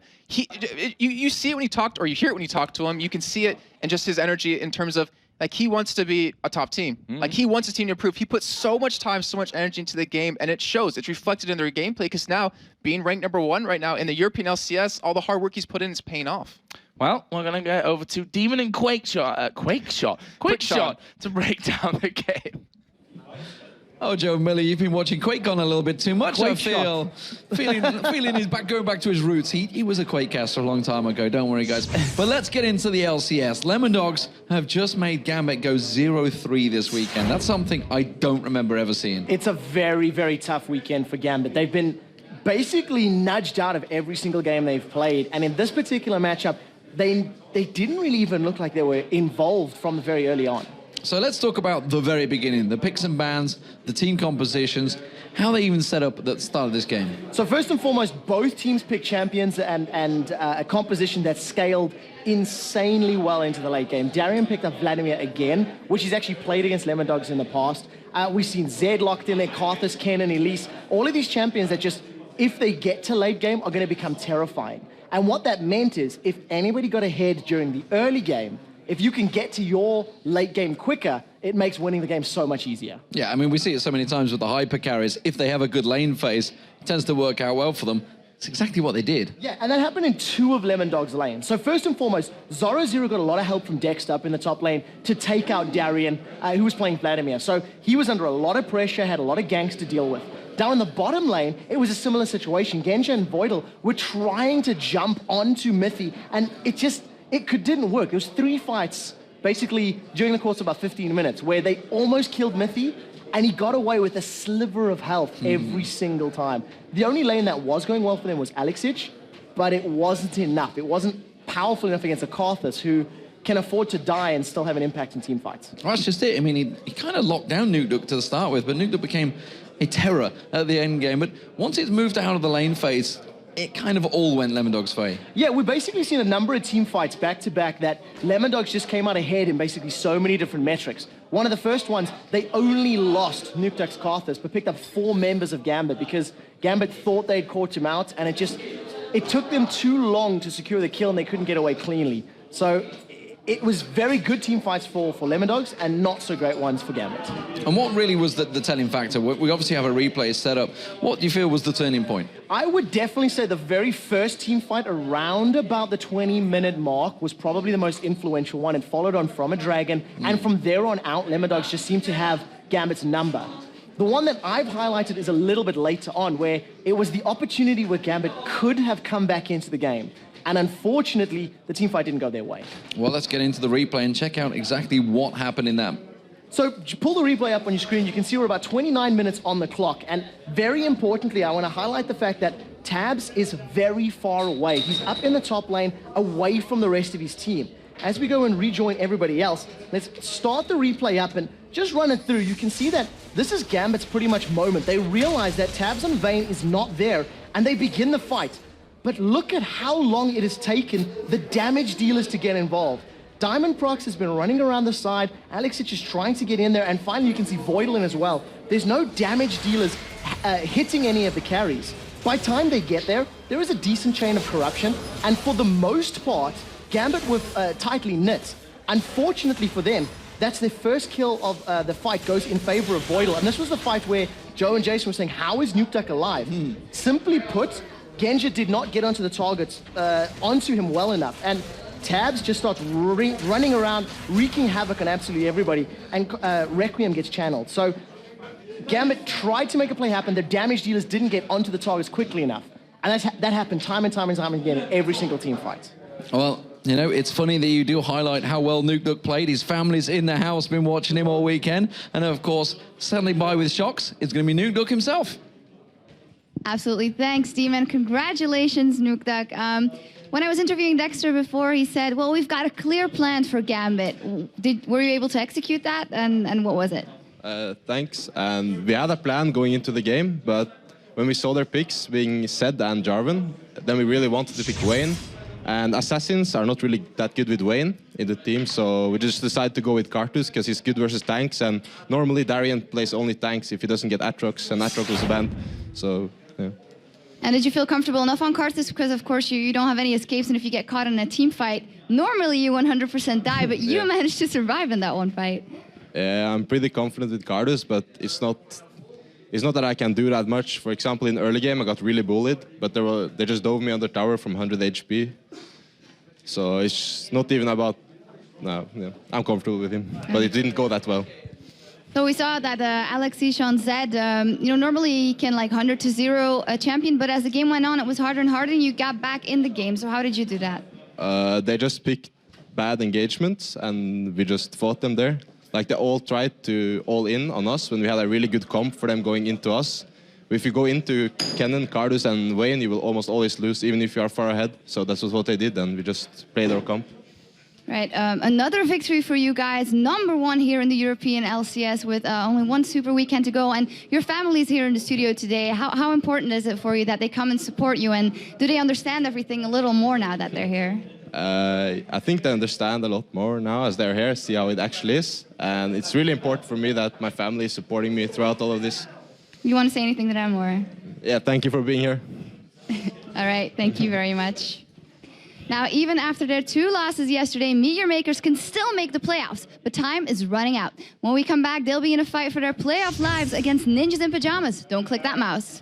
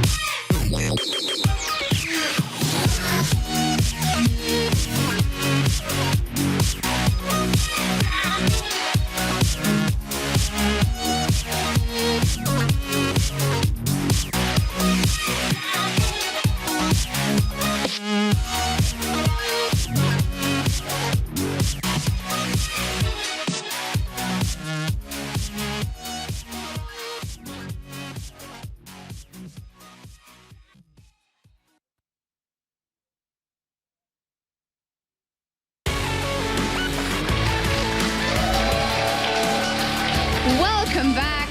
As you can see, I have Quickshot with me here to read your winning tweets for today. And we asked you, which European LCS team is playing better than their record shows and why? And the first one is from @LaLaLaTrollolo. Great username. EG, definitely. Their 7-man family has definitely shown improvement to Snoop and the team as a whole.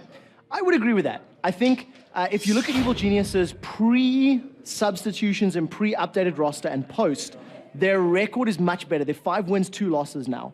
I'm going to go out and actually say that before the substitutions, the losses that they had were deserved. Many of the misplays that happened, miscommunications and poor individual play actually cost them many games. But they realized there was flaws, they've taken steps to fix it, and that's where they've landed up. Absolutely. Second one is from @SvenVanHerk. With the standings this close, I think every team is where it should be. If a team was better than the rest, they'd be #1.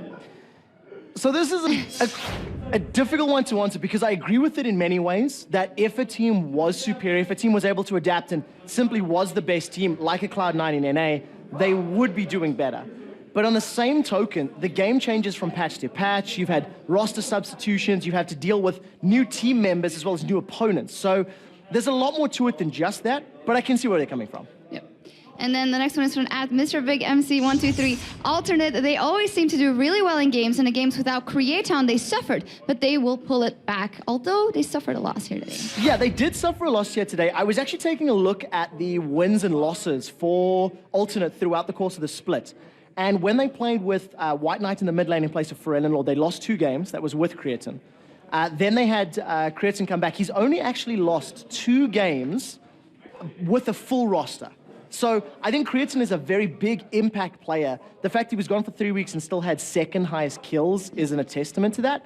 But now that he's back, I think he's just going to settle down, maybe wait for his hand to heal a little bit more and back to his winning ways. Don't take any unnecessary risks there. Next one from David Meth, MYM, but more on an individual level. For instance, Sara bringing in teleport for mid lane, which has been picked up a lot. I think I agree with that. I think individually we've seen MYM have moments of brilliance throughout the course of the split. And there's been very good plays from every single member of the team. The first 2 weeks, I distinctly remember Makate's Nautilus being a terror on every other lane.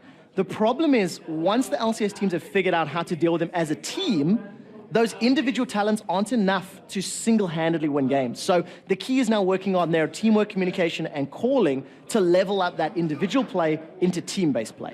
And we'll, of course, see that at work in just a second as they are playing. But first, the last tweet from Dead Knight 94. Gambit Gaming is playing well as they can pull off new strategies, test them, and be victorious, like with Karma Jungle, but not going that well. Yeah, it's been a bad weekend. It has been a bad weekend, but I think out of all of the European teams, I think Gambit are probably the most innovative as far as champion pools are concerned.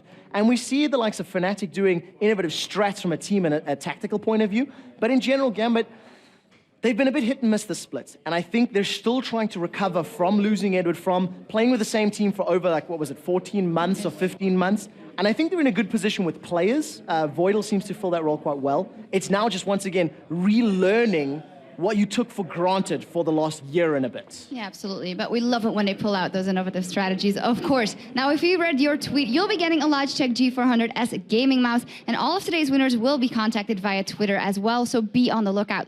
And now it's over to Joe and Jason for the next match. Thanks a lot, Shocks. We're about to get into Game 5, a tough clash as Meet Your Makers take on Ninjas in Pajamas. Yeah, the stakes are really high for both teams, but if Meet Your Makers want to have hopes of the playoffs, they need to pick up this win, or else they'll have to pick up a perfect Week 9. That's going to be difficult if they get to that scenario. So let's have a look then at the two teams for this. Starting with Ninjas in Pajamas on the blue side. There, of course, Mima in the top lane, Maluno in the jungle, Bjergsen, who was a beast earlier in the mid lane, Freeze the AD carry, Deficio the support. And of course, in the red corner for Meet Your Makers, Kuban in that top lane, Makati in the jungle, Charu in that middle lane, and Makler and Libic as AD carry and support. So then let's have a quick look at who you guys at home voted for to win this game over at lolesports.com. And 70% of the community thinks that NIP is going to pull this game out. And after their game against Gambit earlier on today, that sounds pretty legitimate. Yeah, I honestly can't really disagree with that one right now. And don't forget, guys, you can still vote for our final game of the day, which will be coming up after this over at lolesports.com. So, NIP's single game yesterday was the loss against Fnatic. They had some real problems there dealing with the Spring Split champions. It started out really nicely with that great counter gank coming in early on, but you know, they couldn't really get things going because of that composition that Fnatic had. Today's game against Gambit, as you already mentioned, they kind of fell back into a little bit of the old NIP style, where Bjergsen was really picking up, not the slack for the rest of his teammates, but really the one that created all the plays. It's like, guys, I want to win this game. I want to put you all on my shoulders. But yeah, you're definitely right. And NIP, they still don't look like the team that they're supposed to be. Like, it's like they're trying to make Mimir fit into a certain role, play certain champions without restructuring their whole compositions or a whole style of playing to his strengths. And I really want to see him play one of these assassins that he's always talking about. Having 3 solo queue accounts in Challenger is no easy feat. And he's been known for these, you know, Evelyns, these Rengars. And all we've seen so far is his Ryze and his Zac. So Meet Your Makers had a real tough time. I think we can say that, yeah. Honestly. I mean, going 0 for 2 yesterday. And right now, if they can't get it together, they're going to be left out in the cold when it comes to the start of the playoffs, which, you know, it means that they may possibly not even be there and relegated to this 7th, 8th place. Yeah, actually, I heard Makati talking to someone yesterday, and he was saying, like, you know, I'm so disappointed after our losses today, you know, losing 2 games today, and then a second later, he's like, nah, I'm just kidding. I still have my hopes high. I still have that desire to win. And that kind of shows the mentality of the team. And Meet Your Makers, they're trying to change things up. They looked more aggressive. And yesterday against the Lebanogs, they tried to make that happen. Unfortunately, it didn't really work out that well.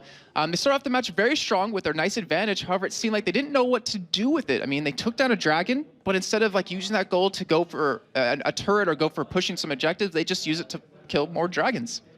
Which is fine. Yeah, it's good. In a way, but you've got to then turn that as an advantage itself into even more. So we're into Champion Select then. They're coming thick and fast here. Elise, Kennen, Vayne banned out by NIP. Of course, all aimed there at Kuban, and of course at Libic, at Makler with the Vayne as well. On the other side, Evelyn, Lissandra, and Fizz banned out. It's left Shen open, and they're going to take that first pick. It's left a lot of champions open. It looks like Meet Your Makers, they've been talking this over quite a bit, and they're really scared of the Evelyn that Mimir which we haven't seen, will have. And I really was curious to see how that would go as well. But it's obviously wouldn't be in the jungle. Maluno doesn't really play Evelyn too much there. But fortunately for Mimir, it looks like he might be on Shen, though. I think we have seen Maluno jungle Shen before, so it's not necessarily in concrete that it will be in that lane.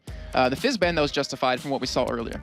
Well, and especially for the fact that Twisted Fate was left open there as well, and that's what Meet Your Makers have locked in. And we saw how strong Bjergsen was on Fizz earlier on, so bit of a respect ban there in a way, but also fits to their composition perfectly because we've seen Fizz as absolutely destroying Twisted Fate pretty much across the board. And I'm still a little bit surprised to see Twisted Fate. I mean, he's been picked or banned in 97.5% of the games before this week. That's a lot. And he's only won 50% of them. Well, the thing is, it's even worse if you look at Charu's stats individually. 5 games with Twisted Fate, only 1 victory there. So we'll see how that works out. Zac picked up here for NIP, along with the Caitlyn as well for free. So interesting to see whether Maluno is going to play Shen in the jungle in that Zac top lane, which is kind of fits more to what NIP have been doing in the last games. Yeah, that's actually a very good point. We've seen Maluno play Zac in the jungle. We've seen him play Shen. So you really don't know where that will go. It gives him that factor of surprise that you don't know exactly what lane they're going to go into. So they'll have that, but whether or not they're going to run it in the jungle, I think it will be Zac in the top lane, because Mimir, he didn't do amazing, but he played a lot better and looked a lot more comfortable on Zac in their game earlier versus Gambit than he's looked previously on that Ryze. Well, on the other side right now, Thresh has come all the way through to MYM's second round of picks, funnily enough here. That will be locked in for Libic, and Makler is going to be picking up the Cogmore. And we've seen him play Cogmore Vayne. I think you mentioned this yesterday. If we think back to the likes of IEM, Cologne, and Singapore, that's when he really played those late game hyper carries that you get out of this. So we'll see how Makler does with that one. It's really dangerous, though. Like, just look at what's already been picked and look at the Kog'Maw. A Zac can jump on top of you. A Shen can get in there on his ultimate as well, or taunt you and lock you down. Like, that is a very ballsy play that shows that he's kind of really confident in his team to prevent anyone from getting to him, and he'll be able to do the damage that he possibly could. And you're very right. Like, back in Cologne, or I am Cologne, he played phenomenal. Like, his micromanagement on Kog'Maw and Vayne was just ridiculous. It was through the roof. And I believe they placed second in the end. Actually, it was a little bit lower than that, like third or fourth in the end of that event. But we'll see how it's going to do here. We saw Tabs do very well on it yesterday. Well, let's have a look then for NIP, what they're going to finish with. Nami support and Bjergsen going to be taking Zed. Now, that is a scary thing. Yeah. Okay, so this is the kind of champions I love to see him on. Yeah. Like, I remember back he's playing Orianna a lot. He's playing a lot of team comp-oriented champions. That was never his playstyle to me. That's never what he did well on. And going back to his roots, it seems, going back to what he enjoys playing with these heavy assassins, like even Awesome was mentioned yesterday in the interview with Shox, he's going to do well on. Like, you just know, if he picks an assassin, it's pretty much a guaranteed one lane for him. Yeah, because, and we saw it with that Fizz earlier, that he just loves to get kills. Yeah. He has a real hunger for building up kills and for stalking you through the jungle, you know, and that's something that Zed is going to be able to do for him brilliantly here as well. So, Meteor Makers, what are they going to round off with here? Are they going to go for a Karthus? Something that wouldn't be a total shock to us because we have seen Kubon run a Karthus before. Yeah, we have, and it was actually, I can't remember the team, it was a Kha'Zix, it was alternate. Yeah, it was alternate. Kurt was playing Kha'Zix in the top lane. He got the double buffs early off of Vi, off of Arnea, but unfortunately he kind of backed in the bush, didn't see Kurt jump on top of him, took it away from him, but he did. He played a really strong Karthus even though that happened, and maybe we'll be able to do it again. Like, that's a lot of global presence from him. It kind of slightly counters, I don't know, it forces Shen's hand to make a move when that ultimate comes down, so you can either get him out of lane or something like that. Well, let's see then. We see the final picks coming in there. Teleport, no surprise for Charu. Once again running that one. I think 100%, I think we can safely say. I don't honestly remember a single game where there's not been a teleport with Charu. I'm thinking back to Intel Master Singapore. Did he even, or he played with teleport back then too? He was playing with teleport. He's been playing with teleport. Does he remember how to play with Ignite? No, I don't think he does. What does this spell even do? He doesn't know what it does anymore. So yeah, stuck with that teleport. Really got his big faith in that one. But as you said, this Twisted Fate, yes, massive pick or ban ratio. Not so massive when it comes to win ratio, and especially not for the polls of Meteor Makers. Yeah, and we're going to see how well it actually works. I mean, if we think back to every single game he's played and how many aggressive mid laners he's played, he has had so many opportunities for kills where we know, like, he would have gotten a kill with Ignite. People escaping with like 80, 150 health, and he would have been able to pick something up. But he sticks this teleport every single time, and it gives you a little bit of an advantage because you're Twisted Fate. Obviously, you can ulti pretty much around the map completely, and then just reappear back in your lane, so you can't have it shoved up against you. So you saw Kubon there giving what to me looked like a bit of a motivational speech throughout his team, and honestly, Meteor Makers need some motivation, some inspiration from somewhere, wherever they can pull it right now, because things are starting to get a little bit dire for them, and they're probably the only team that we can really start to single out at this point that are in desperate danger, I'd say, because as you said, to really get up there in terms of the playoffs, they're probably going to be looking at a perfect Super Week, which is just not a thing that you'll expect from them after, you know, the way that things have gone so far. But we stand to be corrected on this one. We're going to get in game for it. It's Ninjas in Pajamas taking on Meteor Makers with NIP here on the blue side. And again, about level 1. Nami on the one side, Thresh on the other side. You've got the likes of the stun card coming out there from Charu. You've got the taunt for Shen, for Mima, if you know, he wants to go that way. So there's a lot of danger for both sides. So I was actually wrong. It will be Malone on the jungle on Zac, so he's going to have that that presence. Obviously not going to be strong super early on, but in terms of level 1, I'm trying to think. I'm pretty sure I'd have to get over to NIP just because of the control that they can have. I mean, you can have a knockup out of Maluna if you want to take your E level 1. You can have a taunt across the entire team, just like you're saying before. The bubble following that up. And Meteor Makers, all they really have for a guaranteed stun is that hook or that gold card. And it looks like NFP are just going to push Meatmakers away as they wanted to be aggressive and kind of take that blue buff. And, you know, you and Demon casted Meatmakers way back in the day, you know, in EPS when they were playing, when they were unknown. And they were always known for this really aggressive level 1 play with pink wards, one of the first teams to use it. I'm really surprised to see them kind of stray away from their roots. I think because at this level of play, which you can't compare to what it was back then, even, you know, with the level of teams and how close things were, you can't compare that right now, because if things go wrong for you at level 1 here, you basically lose the game. I mean, it's definitely not over at level 1. I've seen that countless times being proved incorrect, but the fact is you gain a massive disadvantage if you mess things up at level 1. If your opponent's ready for you, if you've, you know, prepared wrong and you think you can do a certain play which you actually can't by the end of it, if you've scouted wrong. So I think that's why Meatmakers have fallen away from that style, because it's too risky for them at this stage. And I was just thinking, like, they're one of the few teams that stuck around together after the spring qualifiers for LCS when they didn't qualify. And then the only team, to my knowledge. I think Alternate did as well. Not the exact same roster, but pretty much pretty damn close. And just one of the few teams. And it shows that, you know, just because they lost, they're going to keep going for it. They're not going to replace anyone on their team. They're going to keep trying to work for this. And right now, Kuban, we haven't seen this in a long time, but it's something that's always dangerous. He's going to have blue buff given to him at level 1, and he's going to come back to lane with it. That means he'll be able to farm and push the wave out of bottom very easily. So if Maluna was thinking about going for a level 3 dive on that bottom lane around 330, it's going to be completely shut down. And that's been the strategy that teams are using against Meatmakers, is just to kill Kuban early. Well, the thing that they've gone for here is that Cogmore, Thresh, mid lane, it's Maluno and Makata gonna go head-to-head from this one. The flag thrown down, so MYM, I stand corrected here on terms of aggression at level 1. They are pushing down here. They're gonna try and go for this red buff. Yeah, I mean, it's pretty much needed. Oh, Jaru going very low in the top lane. Almost going down there. The Ignite burning on from Mima, so he wants to put that early pressure in there. Meatmakers are still in the jungle on the bottom side of the map, though, so let's keep fixed to that for now. The taunt in the top lane doesn't quite land in on towards Charu, and that's back and forth. Still Jarvan is waiting here on the backside. He's actually stood on top of a ward as we see another flag toss going down, and Maluno is too scared right now, I think, to actually stick around and really do this buff and just say, okay, we're just going to do it, because the smite's up from Makata. You know it's going to be dangerous. Makata actually losing out to that one. Maluno going to get it back, and there is the bubble. Makata going down. First blood comes in, and it's picked up by Bjergsen on Zed. And that is the thing I was talking about, Jason, as though I'm telepathic or something, or psychic. Not sure which is the actual right one for that. Big psychic. Either way, Bjergsen picking it up at level 1. Disastrous for MYM.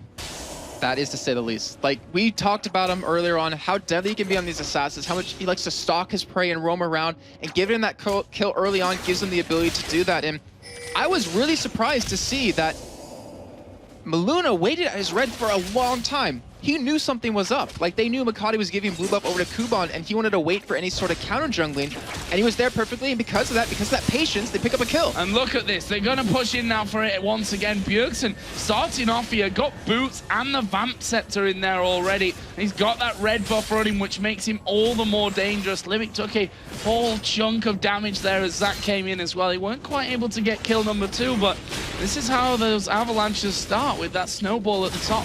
Yeah, it just takes one snowflake, or one kill in this case, and because he's level 4, like, he wasn't pushed out, he wasn't denied any CS in lane, or experience in lane. He can pretty much 1v2 Meatmakers almost at this point, as long as he dodges that hook. And Maluno coming in yet again, but it doesn't look like NIP's going to commit to this. Yeah, I'm not sure that anyone told Bjergsen about that one, because he's just farming away there off on the side. As Maluno comes in, probably wondering, when are you going to help me do this? Okay, you're not, so I'm just going to back away from that one. But Bjergsen obviously, he doesn't want to throw the advantage that he's just got, because if he got caught by Libic and ended up going down and Makala got the red buff, then it's a different story again. Yeah, very true. And actually, I think he can go for a kill on Libic very soon. Like, one more hit of Harass off his Q and a Living Shadow if he goes in, he should be able to pick up the kill, and he would have Flash to get away. And you really got to watch this, because if Bjergsen picks up another kill, like, this is a crucial point. If he picks up that one more kill right now, it's going to be so deadly. And wow, Kuban getting caught. Yeah, and he's taking so much damage. That bubble just locking him up. Freeze expertly underneath that tower. making sure that he doesn't tank up any hits of it. And right now, 34 to 34 CS, or 35 to 35 between those two 80 carries. I could keep counting that one until the end of the game. Wouldn't be the best cast I've ever done in my life, though. But yeah, the point is very, very even between the two 80 carries. It's actually even across the board in CS. I mean, yeah, Bjergsen's a little bit behind, but because of that kill, because he's melee, he's actually keeping up fairly well. And we didn't even mention just yet in terms of how lanes are, because there's been so much action. Maluno, he's trying to come in for another fight. And charging that one up in the end. I think Livic actually out of range of him there just about. Bjergsen continues to build up, and level 6 for Bjergsen. Let's have a look at his experience here and see how close he actually is to hitting level 6. Never mind, because Maluno's going to jump in on this one. Let's see if they can actually finish off. Actually, there is a hook miss. The flash was burnt by Livic, so either way, they've managed to burn out those summoner spells for them, and I can tell you now that Bjergsen is very close to hitting level 6. And without that flash, Livic will actually, I don't know, because he has exhaust up, so he should be able to keep Bjergsen off of him from doing the full combo, but that is very deadly. It actually pushed him out of lane, and with Mackler left all alone, which it looks like Bjergsen's going to realize he goes in. And he does go in there. A lot of damage coming down. Hook comes in, but here comes Maluno once again. There is a kill. He's going to get exhausted underneath the tower, but look at Mackler. He's gone low. Charu going to teleport in. Going to get the stun card down as we see Stan United come in as well from Mima. They're able to walk away after picking up the kill. Yeah, it was a great job by Mima to pretty much come in there and save him, and they realized that Charu was level 6 and they still went for that fight either way, and Charu didn't even teleport or ultimate into there. He just used that teleport, and right now blue buff is up for both teams. Charu actually invested in a pink one right there. He wants to potentially steal us away, and it's not going to happen. Nope. Not going to be able to get in there for that one. And, well, it was such a close thing for Meteor Makers there too, you know, picking up that exhaust that went down onto Maluno. Let's not forget, even if he would have actually been taken down there, he wouldn't have actually been taken down because of his passive to keep him alive, as once again Kuban gets pulled up in the bubble down in this bottom lane. That's Freezer's chance here to really start pulling ahead on the CS now that Mackler and Livic had to leave that mid lane. And he's been doing it very well, sitting at the highest CS of the game, 64. Currently, they have that turret already very low, and I mean, they already won on the lane swap. If they pretty much get this turret down, they're pretty much going to be having a huge lead that they really can't lose unless they make a big mistake. And I mean, just think of all the objectives that would be available to them. They can easily pick up dragons, they can easily push that middle turret and start contesting the blues, which is a really huge buff that Meteor Makers is going to need. Kuban or Charu are going to need that blue, where on NIP's side, no one can really benefit from it except Freeze. Comes Jarvan down to this bottom lane, just in time to save the turret from going down. Actually picking up the CS there as well as he goes. Well, Bjergsen here, level 7. He's so ridiculously strong at this point. I mean, if you compare him over to Kuban, the levels, and to Charu for that matter, the levels are actually the same from them, but the damage output is just a different world. Got that cutlass in there, got a second longsword on. So he's just doing a hell of a lot right now. 2-0-0. Once he actually starts to roam around, now that this bottom lane's been freed up for NYM and for NIP, and they can actually think about coming middle to go 2v2, it leaves Bjergsen open to so many different options. And look at all the lanes he has to go to. I mean, we do have a Seeker's Arm Guard picked up for Charu, so he luckily has that as a defensive item, but I mean, the entire team of Meteor Makers is relatively squishy aside from Akade, so he has any champion he can go for. It's like, who do I want to kill this time? I'll go for you and then just blow you up, and he has the ability to do that right now. Yeah, and I think this is probably the champion that Meteor Makers setup says don't let him get ahead, because of the fact that they've got that Kog'Maw in there that they're going to so desperately need to protect. And Zed is one champion that can dive straight on him and do such an incredible amount of damage before they can even react to it that I don't know, this right now already, and I don't want to be too negative because we're only less than 10 minutes into the game, but the way that it started is not positive for MYM. Yeah, and I mean, we both kind of talked about in terms of level 1 action on Meteor Makers. It used to be really aggressive, and you mentioned how bad it can turn for you if you lose that initial fight, but here comes Bjergsen and Maluno. And here is that level 6 that I was talking about. The death mark is down, as is Kog'Maw. And, well, he's not running back to base. He's just going to wait until his passive actually blows up. And that's from out of nowhere. This was Libic and Makler happily whistling a tune and farming away in middle with a Zac coming over a wall and a Zed coming over a wall to put absolutely everything onto you. And that opens them up a Dragon as well. And the keyword, middle lane. The shortest lane in the entire map, and they're still getting jumped on like that and unable to escape. They're going for this Dragon right now. Deficio does get caught by a hook, though. Well, they're going to be able to take the Dragon. Box going down there by Libic, and honestly a defensive box, because I don't think they were really thinking of being able to get anything from that. Deficio did have his tidal wave available. There was Mimer who had his stand united, and look at the damage he's putting down there onto Charu already. And I was trying to point out before that Dragon happened was we were talking about level 1. You know, if you lose a level 1 at this point in the game with the skill level, the caliber of these teams, how quick it can snowball out of you or out of your hands. And it wasn't level 1, but it was pretty damn close to level 1. And you're seeing the snowball effect from that one snowflake. Yeah, Makler down to just half HP there from that combo coming out of Bjergsen, who's now up at 3-0-0, holding all of his team's kills, which we talked about before as well. It's not necessarily an amazing thing, but on paper, it's just going to mean that Bjergsen can help this game go forward, and eventually, obviously, the rest of his teams are going to be picking up the kills. Maybe wrong on that, he might end the game 20-0-0 and they win 20-0 on kills, but we'll have to see. No, it's a good point, though. Like, having all of your kills on one target, if you don't get defensive, if you make one misplay, there goes your entire team fight. And there goes a huge advantage that you had right out the window. And one thing that NIP did with that early advantage that they got was take that Dragon, and I want to point that out because they have the lowest amount of Dragons taken in European LCS at 22. They're in last place. The next person that's above them is Meet Your Makers at 34, and they only got 2 Dragons in the last 2 weeks. Yeah, and that's a giant difference as well in statistics. Think about it.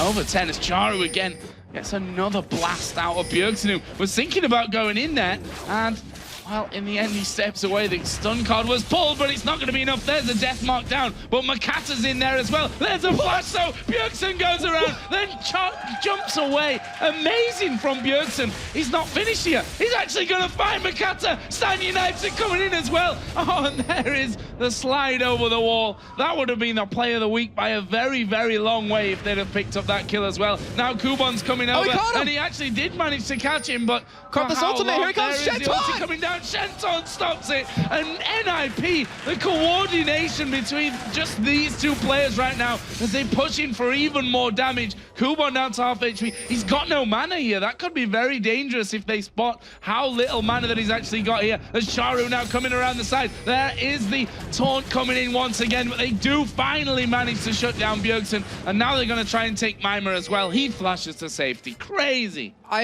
am hot and bothered after that. That was ridiculous play at Bjergsen, showing how amazing he is at this game. 17 years old, has more skill than probably every single caster at European LCS combined. I wouldn't go that far. Wow, okay. Giving me a lot of credit, Joe. Oh. But yeah, just the play was fantastic. The coordination between him and Mimer, the taunt, stopping Kubon from getting that kill initially with the ultimate, and pretty much blowing a major cooldown out of him as well. Incredible stuff there. NIP on the same page, and this is what we were talking about from them before. As Charu going to get taunted under the turret.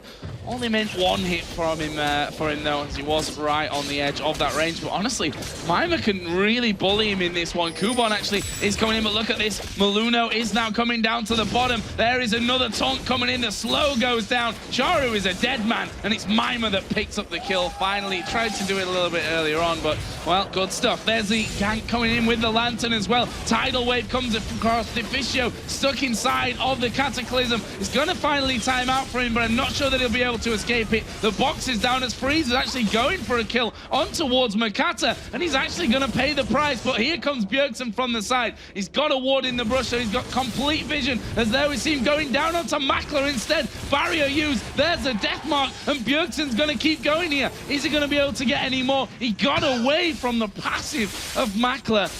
Mind blown right now. Bjergsen, again, just on a different level. And this is why I will never play Zed. It's like I'll never play it as well as Bjergsen can. After seeing this, it just makes you realize how bad you're at the game, Joe. It's just, it blows my mind how the skill differences between me thinking I'm decent at the game to that. It just shows he deserves to be in the LCS. He's not done. He's not done. He's going in for Libic here. Realizes that Charu's actually around as well, as we are going to see the lantern coming across as well. What's Bjergsen going to do? Puts down a bit more damage. He's obviously got great escape mechanics from this, just dodges casually. Death sentence being thrown out there as well by Libic, but he will walk away from that one, and that will leave us, if we have chance now to finally look at the gold in this game, well, it's a lead for NIP. It's not a massive lead, but it is a lead nonetheless. 2,500 at 15.5 minutes into this game. We can see 6,000 to 4,200 gold there when you compare Zed with Karthus. If you compare Zed with Twisted Fate, it's pretty similar as well. Yeah, so you pointed out that there is a gold difference between NIP and MYM, but it's very small. And it's for good reason, because actually, well, it's really dangerous for NIP because you mentioned it earlier. All that gold is funneled into Bjergsen. 5-1, if he dies, there goes a lot of NIP's damage. So right now, what he's doing is he's roaming around. He's trying to get other people fed. He's trying to shut other people down. And that's exactly what you need to do. Take that advantage and just roll with it. You have to make plays, because if you get 20 kills in lane, if you don't do anything with the other lanes to help them out, if they're losing or not necessarily winning as hard, it doesn't matter how many kills you have. Well, there is 142 to a 110 CS lead for Caitlyn over the Kog'Maw. Shen, he's ahead of Karthus. It's always hard to really say who we should put head-to-head in this one with the way that they've gone, you know, with that double AP comp and switch the lanes around a little bit. But, you know, Shen doing a great job, and it's Charu who has always been a good farmer, getting that farming again with Twisted Fate, and he's going to obviously rely on that later on in the game to be split pushing, but they've got almost the ultimate counter into the game in this one in terms of having a Shen in there who can also, well, he can even outrange that Twisted Fate when it comes to moving around the map with the ultimates. And we've seen Mutual Makers play Twisted Fate so many times. You mentioned the statistic earlier, 5 times played by Charu, only 1 win. And we've seen so many games in the recent past where he plays Twisted Fate, he gets all this farm, he gets all these items, but he gets caught in a team fight late game, and they pretty much, it forces Mutual Makers to just hit that pause button for the next, until that next Baron comes up. But right now, Bjergsen's going to be getting ganked here, or is he the one ganking him? Well, that's the thing, isn't it? Where's he going to go? Well, Death Mark down. He uses a shadow to get away, and there comes Mima. Bjergsen back in for this one. Who are they going to go for? Bjergsen going very low. Here is the Requiem coming out as well. Bjergsen not dead from that one, and he's still having to go. Charu going to go down. Flash comes in. Makla's going to die as well. Mima now still alive. He'll take a chunk of damage. No, he won't from Kog'Maw as his shadow dashes on towards Libic here. Not got enough to finish off the kill, but that turns into a 2-on-1 as Makata now being bounced upon by Maluno. Ace in the hole. Kill for freeze. And they get the dragon in the meantime during the entire fight at top lane, taking a turret. Like, that was so much gold, and that was a little bit of caucus from Bjergsen, but it worked out so well because it got a kill over to Mimer. It shut down that top lane, and Mutual Makers, he has Kuban all alone. That's very good, but he's just behind right now. He's 1-0-1. He doesn't have the farm he needs, and NIP, they're not done just yet. They're pushing that middle lane. That's the thing. You say it's very good, but how good is it really, actually? They're losing an inner middle turret for taking that outer bottom turret. Mimer actually here is going to possibly go down as he flashes away, avoids the death sentence. They put a ward down, so they know he's gone into the jungle now. And look at this. The rest of the team come across, and Mimer is going to survive. Those Shen Zed mechanics right there. People always talk about those Vayne ones, but I'm at a loss of words for just the amount of plays that NIP's pulling off right now. Oh my god, here comes Bjergsen again. There goes Libic. He's going to get killed off by the death mark, and actually, thank you very much. I'll get pulled in for that one, and here we go. He wanted his blue buff for it as well. He wanted his blue buff back because Libic took it from right before. He's like, mine, gimme. But he's already going for that last whisper, and you can't build anything against him to stop him except like a GA or a QSS or a Zonius, and Mutual Makers doesn't have the money for that. You do have Kuban in the top lane right now to go for a gank on him, but he's just going to commit. Yeah, Kuban, I mean, he's going to put the exhaust down there. That's going to help things out with Bjergsen. I'm quite sure he's just going to turn this one around because Shen is going to be coming down from this one. There is Mima coming around. Here comes Makata now as well, which may turn the flow of this battle. He puts a ward in so that he's got the vision, but he's scared. They're scared of going in on towards Mima and Bjergsen right now, who between them have just been an absolute killing crew, and they just force them to back away. I'm scared for them, Joe, to be honest. And because of the items that Mimer picked up, which we have to touch on, that Spirit Visage, gave him the cooldown reduction to pretty much ulti Bjergsen again. Same exact situation, saved him again. Well, I didn't save him fully last time, but was able to save him this time. And right now, they're still pushing this top lane while the rest of their team just pushes other lanes. Not even just that, but the magic resist as well. The good chunk that you get from the Spirit Visage. They're up against a double AP comp here that right Technically now, like 2.5 because of Kog'Maw. Well, yeah, they don't really have much damage between them anyway. So that's a great thing for Mima to be having in. And right now, Libic is going to be the target. Ace in the hole coming through. Who's going to get the kill? It's Bjergsen, of course. That will bring him up to 8-1. Just wow. I mean, Libek, I can understand why he went there. Like, they needed to get that vision, that much-needed vision to stop like a potential Baron from coming in, because they can't afford to let something like that happen. And honestly, with their composition, if they did catch NIP inside that Baron pit, Bjergsen can only ulti one person. He can only burst one person down extremely quickly. Like, give him a couple more seconds, he'll kill someone else. But with a Karthus sitting in the middle of Baron pit, when you get that magic amplification debuff on you, mix that in with a Twist of Fate and a Kog'Maw, you can go down really quickly. And we saw that the damage that Charu can put onto Mimer, and honestly, it's not really a lot. We're going to see him actually going there for the turret. Charu really wanted to take that turret away right now. He does have Destiny available, but he can obviously get pulled out of that here by Mimer. Is he going to go for this one? He's not quite got the range, not got the cooldowns. Charu does get away. And good, because Bjergsen was coming as well. He's like, I'm coming for you. That whole Jaws theme, I'm still waiting for someone to make a video of that when Bjergsen just chasing people down. But Matchmakers are trying to respond. They're trying to push middle right now, and it's just the only farm they're getting is the farm that NIP is allowing them to have. Like, they're the ones shoving the lanes up, giving them a wave or two, and then just making plays in other places. Bjergsen at level 14 against a level 12 Kog'Maw, a level 13 Twisted Fate, a level 13 Karthus. When he hits at 16 point, he could easily 1v1 anyone. Look at him. You can almost read his mind here, like, I am going to go for this one. Oh. Well, Charu's still at the top, so it might not be over just yet. MYM got no vision of where he possibly is, and Bjergsen is just going to wait. Now he comes around the corner. Here's the move onto Charu. Death mark. Charu doesn't care. He's going to let himself go down. Bjergsen on a killing spree. He's now 9-1. The damage, like, I don't even have anything to say to that. That is just what a Zed does if you let him get farmed. And right now he's getting two-man ganked here, but honestly, I think he could fight this. I think he could win this one against Kuban. It's not actually in a wall of pain there for a while. And he's going to go over. Who's he going to go for? He's going to go from both, because Shen's coming in. He can maybe get the taunt onto them. Are they going to go under the tower? No, they can't. NIP are in MYM's base there behind the turret at the inhibitor. What is going on right now? NIP did manage to get Libik in his top lane, and honestly, this game is so one-sided right now. NIP are absolutely running away with it. 10-1 now the scoreline for Bjergsen. And this is why, when we were talking about earlier, him playing Zed, why I was so excited, why I like seeing him on these Assassins, because of what he does on it, game in and game out. He's probably one of the most consistently good players mid lane, always making it happen. I don't think he's ever had a bad game, and right now he's going for Charu again. He's going for Charu, and Charu's not getting away from this. Death mark was down. Actually, Deficio. I know it wasn't Deficio, it was Mimer that picked up the kill. Kuban's dead either way. He will fall. Here comes the Requiem, but is anyone low enough? No, they're not. He'll stop Bjergsen going home, but that's pretty much all it will do at this point. Just wow, 16-4, 23 minutes in, 40,000 gold to 30,000, 6 turrets to 2. And you have a 10-2-3 Bjergsen right now. Equal in farm and ahead of Kuban, but equal farm to Charu. Equal farm to pretty much everyone on the other team of Matchmakers, if not ahead. And they're going to pick up another Dragon. A lot of extra gold to spend in right now. Wow. Freeze has 2,600 gold to buy with. Deficio has 1,700 gold to buy with. Mimer has 1,700 gold to buy with. And even Maluno has 1,000. So the items they're going to pick up when they back are just going to make them that much stronger. And Bjergsen, look at that. Almost 11,000 gold, 24 minutes in. Yeah. It's a lot of gold, and he's just added in the Black Cleaver there to everything else. He's seen a Runic Bulwark being picked up actually by Maluno on Zac.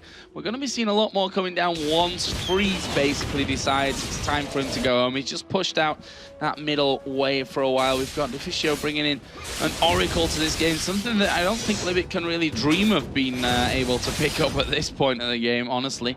They've had no control of their jungle for a very, very long time right now. Freeze, he's still in this mid lane. He really doesn't want to spend. He's got 3,200 gold. I think he mistook that having that much gold at the end of the game, you can take it with you home or something like that, or into the next game, because you can't do that. He's gonna, but when he goes back and buys, like, the power spike he's gonna get will be ridiculous, and they honestly don't even need that spike right now, as long as Bjergsen doesn't misplay, doesn't get caught, and doesn't die. And Makati, he might be the one getting caught. And he is going to get caught here, gets bubbled, gets pilt over Peacemaker because he's slowed, he's hit by the tidal wave, they're bouncing all over his face, and he's managed to flash away. Pilt over Peacemaker, not sure, no, it didn't quite get the kill onto him there. Bjergsen is once again unstoppable as him and Mima dive underneath the turret. Now they're going to have to go for this one as they get pulled in there. Minions will come back around, that means Bjergsen and Mima can hammer the turret away, and that was the final turret outside of the base, and now they're going for Baron. Look at the squad that we have. It's a two-man squad with Mima and Bjergsen, and then Deficio, Meluna, and Freeze are just sticking together all buddy-buddy. They're just like splitting in this three-group compositions, and right now with what's happening, Meechmakers has to send multiple people. Actually, you know what? They have to send like the entire team to kill Bjergsen and Mima at this point, and when that happens, the rest of NIP just push these lanes. They already got the middle turret, the middle inhibitor turret, and that inhibitor is for the taking. And and Freeze is sitting on 3,500 gold to back with. He's gonna be at like 4,000 when he goes back. Yeah, that's gonna be 3,800 now, almost 39. Ridiculous stuff. And actually he's decided, you know what, guys? I was thinking about backing off to spend, but I'm just gonna farm a little bit more. I want to buy all my items at once. 5,000 gold to be going home with. As here comes Bjergsen. Oh, there's the dark passage to actually get him out of that one. And well, it could probably do without another death here, Charo. 0-6-2 right now. He's got a Lich Bane, which we would say he can use to split push and do something here for this match. But honestly, he can't even really push out of his base before Bjergsen just dives on it. And we do have Freeze finally just toying with them now. Look at that. But we have Freeze. He did go back and picked up a full Phantom Dancer and a pickaxe. Still sitting on, there's not much gold left after that, but does buy Home Guard boots because they're going to go for the final push here, Joe. There's the wall of pain coming down. Honestly, Bjergsen doesn't seem to be giving a monkeys about that one. He wants this inhibitor.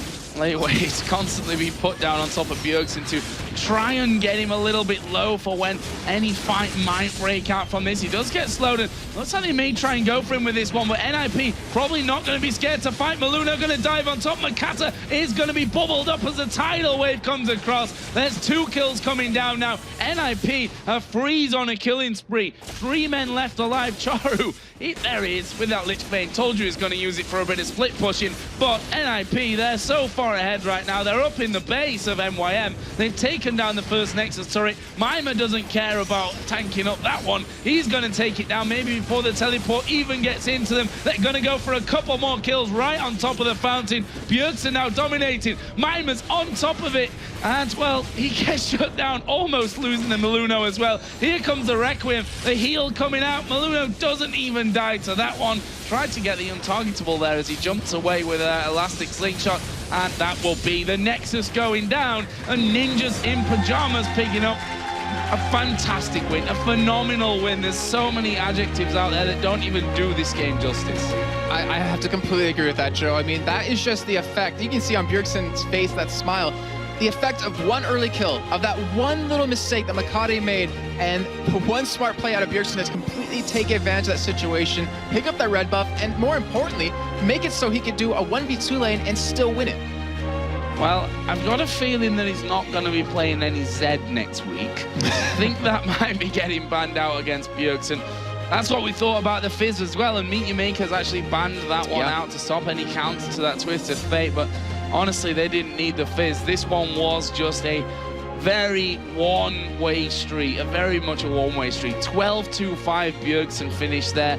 That is more kills than every single other person on the map put together.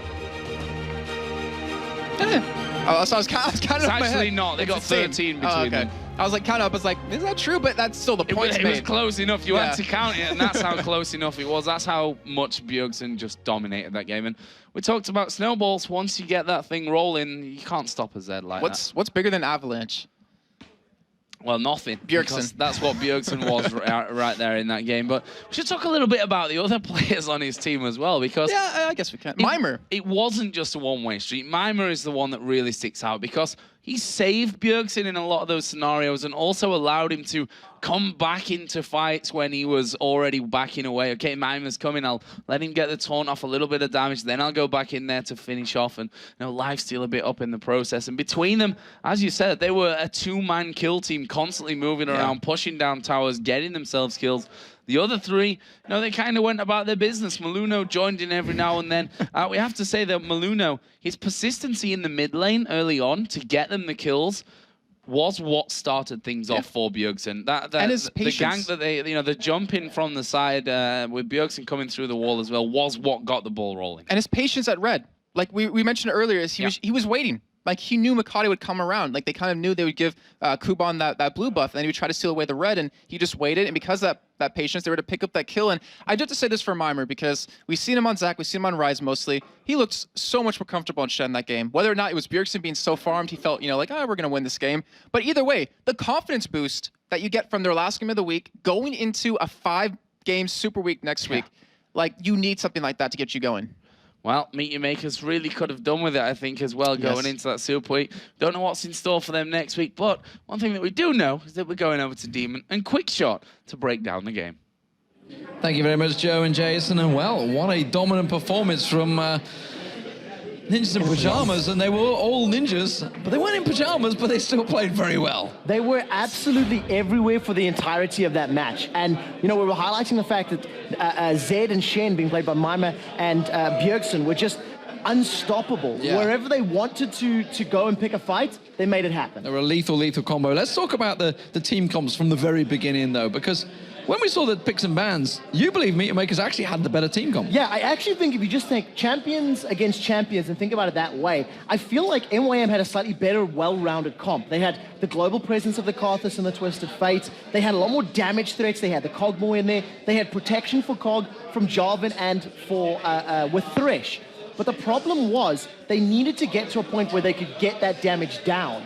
And what that meant is the time was on, or the ticker was on for NIP to get control of the early game. Their only real damage threats was the Caitlyn and the Zed. Yeah. Zac and Shen are never really going to be killing potential, especially when it's a jungle Zac. So where do you feel it all effectively went wrong? I mean, other than Bjergsen going crazy. I think, I'm going to be very honest, I think it was just Bjergsen going crazy that was really the big influential thing.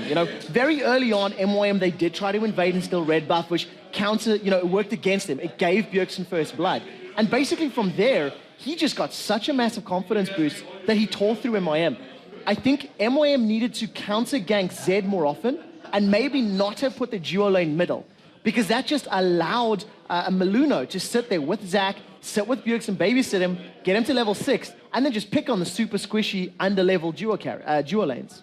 Well, I mean, it obviously leads us up to the replay we have in that top lane, and really it was the combo again, like you mentioned earlier, Mimer and Bjergsen, the double ninjas. So the very first time it happened, I think I yelled, "Oh my God," more times in those 30 seconds than ever. Surprised it didn't come across the stream either. We were right next door. Dives past 2 towers, goes in between the jungle, picks a fight. Karthus starts channeling Requiem. That gets interrupted by a taunt. It was just moments of the moment. Now, MYM did clean up, right? They did clean up. But in this particular replay, let's actually pull this up on the screen and we'll talk you through it. Bjergsen was once again in the 1v2 situation in the top lane, and MYM actually poisoned themselves to gank him. So let's drop the replay and start this one off. You'll see that Twisted Fate comes in to join the party, and I'm going to put this down in half speed because Bjergsen dodges the gold card, first of all, with the death mark, right?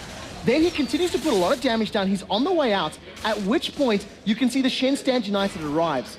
Bjergsen brings Shen back into the fight by diving to his clones, and he continually deals damage over on the side. Even through a gold card and through the damage of Requiem, it's not enough to kill him. So once he does get a little bit of free time, and more importantly, his cooldown's back, comes back into the fight, uses the clone, shadow slashes up, and manages to get more damage down. To add insult to injury, Mimer even uses that shadow dash taunt to block and avoid that Acathian surprise damage. This was maybe the 3rd time this had happened, and it happened 3 or 4 more times throughout the course of the game. Bjergsen just went godlike in that match. And to be hypercritical, personally, I thought NIP, while they did actually obviously win out the game, if that would have been against a better opponent, maybe not to discredit Meet Your Makers in this match, it was kind of still sloppy. I think it was. I think it was overconfidence on NIP, and I think they got away with it, which meant they could keep doing it. And I think that's basically why the match played out that way. And I think the biggest mistake for me as far as MYM is concerned is those first levels 1 to 6. I think if they'd maybe done different lane matchups, maybe been a little more difficult for the Twisted Fate or the Karthus against the Zed, but it wouldn't have been as easy for Zed to be babysat. There was no threat of shutting him down. There was no jungle pressure that could have helped. So I think a little bit of early game decision-making could have gone a long way to helping MYM out. Well, nevertheless, it was a very confident performance. And let's get over to Shox, who is standing by with Maluno to discuss it. Thanks very much, D-Man. Good job, Maluno. Another victory for NIP. How are you going into this one? Because you, of course, kind of surprisingly, can I say maybe, lost against MYM last time around. Last time we kind of got surprised by the teleport. Like, we knew they were going to run it, but we still like misplayed against it, and we weren't careful enough in the game against it, and it snowballed really hard. So this time around we kept telling each other all the time that they have teleport and don't overextend, like always keep it in mind, and yeah, worked out pretty well. 2 teleports even. So they had TF and Karthus double AP and Bjergsen was on Zed, so they could build Zhonya's, but they just never got to that point. So how did you deal with that in the beginning? How come you got so far ahead so quickly? I don't know, I was kind of surprised that they went 2 mid. I guess they just really wanted to shut down Zed, but I camped the lane a lot in the early game, and we just got a bunch of kills on Zed, and then their whole game like kind of falls apart. Yeah, talking about that early game at level 1, there was some pressure on your red buff, but yeah, it didn't really seem to turn out that well. Were you surprised that they put so much pressure on that so early? I didn't really expect them to go in because like they were invading. Well, sometimes people do when they have 2 mid, but we had 2 bot lane and they were going towards the buff that is a bot, so we were equal numbers, so they don't really have a big advantage going in there. So summary of this game was just the Zed was too fed? Pretty much, yeah. We just like, yeah. Okay. Now, of course, you'll be going into a super weekend in 2 weeks, and it's going to be so important for you guys for the spot you want to clinch. And what is it that you think you have to work on as a team now going into that one? You have enough time to prepare now. I guess mostly is getting better at communicating with each other. We have a new member and always takes some time to get used to each other. So. Okay. Concise, working on communication. Thank you very much, Maluno. Thank you. As for us, SK is coming off yesterday's incredible win over Lemon Dogs, and we're about to see if they finish the week with another victory or if the Evil Geniuses shut them down like they did last week. That's after the break.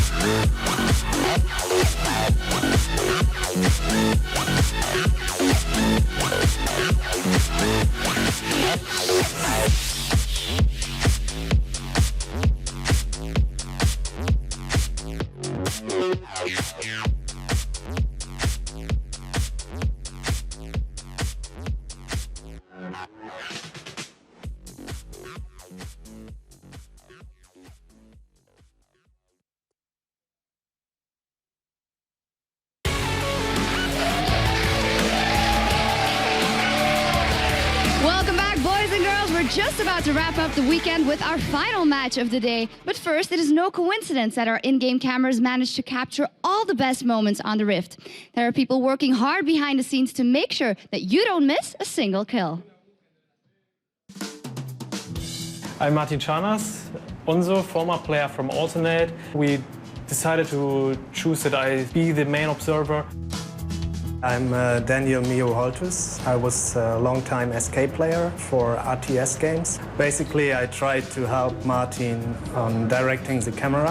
For example, when the game starts, I check out the runes and masteries of the player to see if there are potential kills on top lane or mid lane. In the beginning, it was really hard to predict how the players react on the team fights and on the lane. But game after game, I gained a feeling about how a player is playing. We always have to stay concentrated. In case we lose focus, we might miss the action, and this action would be gone forever. And I'm always excited when there's a new patch with the new champion, and I always see him the first time, and I always try to focus him, look how is he playing, if he's strong, if he fails. I really enjoy this job because it's something what I do in my privacy, and now I am the director of this.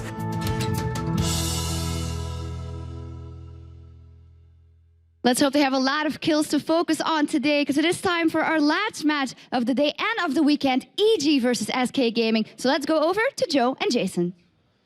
Thanks a lot, Shocks, and welcome back everyone to the Caster's Desk for our final match of Week 8 as Evil Geniuses take on SK Gaming. Of course, these two teams just played last week, getting some major confidence boosts on the other opponents, but right now, this is a match that they need to win. Both of these teams down towards the bottom of the table. EG could get propelled up the standings, or SK could get one step closer to being higher up in the standings into those top 6 places.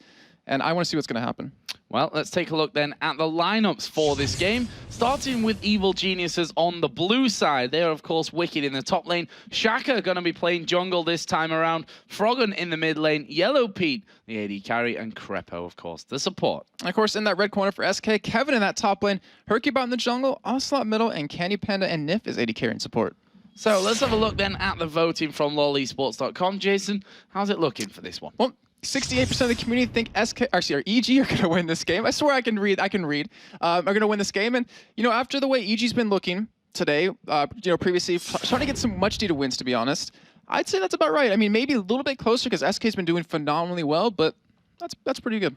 Well, we'll find out if you guys at home are right with that one. Evil Genius' first game of the weekend was absolutely fantastic, to be fair. They picked up another victory against Gambit to go 3-0 in that series. And earlier today, they picked up another win against Fnatic. Yeah, and Evil Genius looked amazing yesterday with particularly focus on Yellow Pete. He changed up his champion pool a little bit, using Vayne for the first time this split, going 7, 0, and 5. And then Froggen was even let on Cassin again, where he finished off 10, 0, and 6. The way EG played that game was so calculated, as every engage they went for, they won in the game earlier versus Fnatic. They had a strong start with minor mistakes as the game went on, but they were able to close it out and take a great victory. And we can really see the impact that Shocker and Rated really had on the team, like what they really brought, and EG's been flourishing from it. So SK, on the other hand, started off Week 8 with another loss, and they were beaten by Alternate, which is definitely no shame in my opinion. I mean, they finished off our games last night by ending Lemon Dogs' 5-game winning streak. So, you know, not the best result on one side, and on the other hand, beating the top team in the league right now. Yeah, it's really crazy like that right now. Any team can beat any team at this point. And honestly, one thing that I took from yesterday about SK was the lineup they used. It was focused around that Wombo combo in terms of Kevin was on Rumble, we saw Jarvan, and that whole combo can really work out well. I mean, they used it to their advantage the entire time in that Champions Select, but there was a couple of cases where they didn't have that Rumble ultimate available, and because of that, they were, well, unfortunately, weren't winning the fights against Alternate, and they ended up taking that victory against them. But right now, they're up against Evil Geniuses. They've played them so many times in the past. Currently, EG leads this series 2-1. And with this win, with how far they are, well, not how far, but where they are on the standings, SK needs to pick up this win to really balance things out, to maybe take it into that final game at the end of Week 9. So there were some other things yesterday that really worked out nicely for SK Gaming. Of course, we saw them run that Ashe Zyra bottom lane, which led to Candy Panda to finish the game 6-0-10 with Ashe. And Hercubot, again, bringing out the Xin Zhao, which is, you know, funnily enough, out of his top 3 played champions, the only one of them that he's actually got wins on. That's 6 games played with Xin Zhao, 5-1. No wins out of 4 on Jarvan, and no wins out of 2 on Udyr. So that just shows you that Xin Zhao is probably Hercubot's real go-to champion right now. Yeah, there's a one fight at Dragon, I was thinking in particular, against Alternate. That was just a fantastic ultimate. He spread everyone apart and pretty much knocked, I believe it was the support out of the pit into his own team for them to pick up a nice kill. Like, his Zen is very strong, and we look back to his spring split where he played still a lot of these same junglers. He was a lot more successful on like Volibear and Nasus, but he's really made his Zen really impactful in these games, and I wouldn't be surprised to see him play that again. So the question for this one as well, obviously, a change for Evil Geniuses. Snoopy coming back into the team. We've talked about this countless times now, and this whole fluid 6-man playing roster that they have. Obviously, a 7-man roster, technically, if we count N-rated in there for that one, although he's not part of the actual playing team right now. Shaka is obviously a very different jungler to Snoopy, as the cameraman struggles to keep a hold on Shaka's head as he constantly peers over there to see what his teammate's doing as he gets ready to start off the game. But, you know, Shaka has shown time and time again, testing his reflexes to the max here. Shaka's shown time and time again for us that he is very, very aggressive. Yeah, and the thing is, if he gets Elise, like, you're going to have to watch out for him. The plays he can make with that champion, I mean, the champion's amazing alone, but when he has her hands on her, it is just a completely different story. Like, it's even beyond that. And we saw that in his first game in Tenerife, actually pulled off the first blood in his first game on his birthday in LCS. That's a pretty big coordination of great events for him, right? Yeah. First game in the LCS, first game for EG, first for everything in the LCS on his birthday, where he just turned 17 and was actually allowed to play. Obviously, since the age restriction is at 17 and above here in the LCS. So, you know, all that came together nicely for him. SK, though, on the other hand, we have to talk a little bit about them in this scenario as well, because Shaka isn't Snoopy and isn't the same kind of jungler as Snoopy. You have to wonder if that changes the game plan for them. Yeah, and there's actually something I kind of want to talk about that's completely related to that. It's something that both these teams had problems with back in the spring split. We always talked about their identity back then. And Evil Geniuses, they've kind of finally come around to their own in terms of like when they play with a certain jungler, it changes their whole play style. They know who they are. And SK side, they've been struggling with that sense, or actually they didn't struggle with it as much in the spring split, but in the summer split, I feel like they've been doing that where, you know, Ocelot was always a big playmaker in the spring split. But right now, you know, Candy Panda, he stepped up quite a bit. Nif has stepped up quite a bit. Hercubot and Kevin as well. So it's like their whole team, they realize, you know, the identity, it's not focused on Ocelot anymore. He's a great player, but, you know, we need everyone else playing at that same kind of level, and every single person of their team has been able to do that. And now they're up against, you know, Evil Geniuses with Shackers, so they kind of know what to expect from him, but it all comes down to their execution. Can they prevent his aggressiveness? Can they counter his aggressiveness with even the same thing? And only time will tell. And we're seeing on your screens there too, I'd say different moods across the camps. SK Gaming looking really serious, determined right now. The mood in the EG camp, I think, a little bit lighter just because of this fantastic weekend that they're on a run of right now. And you know, with NIP's win, they actually moved up to 12 wins for 11 there, which means that EG are still technically ahead of Gambit because Gambit have lost one more game. So a win here would separate them away from Gambit in the table and bring them tied with Ninjas in Pajamas for that 4th spot, which is, of course, where they were before this, before that last game where NIP brought out a magnificent win against Meet Your Makers, who, incidentally themselves, will most probably be the biggest EG fanboys in Cologne right now because they need an EG win to keep up there with SK. Yeah, and we have to see what's going to happen in this game. And, you know, I really wonder the pressure these teams are under, because when you're an established team like SK, like EGR, when you were in the World Finals last season, to not make it this time, like, how disappointing would that be to you when you've already played in the spring and summer split, how many weeks, how much time you've dedicated to this? And, you know, I would really hate to see either of these teams. I would hate to see any of the 8 teams we have in European LCS, because they've done so phenomenally well, not get into the playoffs. Well, we'll find out who can pick up the points for the victory here in this one. And right now we see on your screen there Froggen, who playing Kassadin recently a lot and doing incredible things with it as well. I mean, just generally, I feel like Froggen has actually stepped things up somewhat. I mean, if you look at his old go-to champions that he's used this spring, this summer split, Anivia and Lux, they were, you know, his big 2 that everyone wowed at when you see that get locked in for EG. He's played 5 games between the 2 of them, not won a single one, which just shows you how he's really changed things around. And, you know, it's been a lot more Kassadin. He's played and has a 100% win record from 3 games with a Jace as well. So definitely a different Froggen that we're seeing in this summer split. But a Froggen that's right now bringing in the wins for EG as well. Yeah, I'd have to completely agree. I mean, back in the towards the beginning of the season, he was a little cocky, I have to say, just in terms of his playstyle. Like, you saw him going for plays that he probably shouldn't have, that, you know, ended up with a death that maybe EG didn't need. But it seems more humble now. He's more reserved, like, especially on a Kassadin, when you need to know that line to cross and when not to cross it, in terms of going in, trying to kill someone and pulling away. And he's been able to balance that.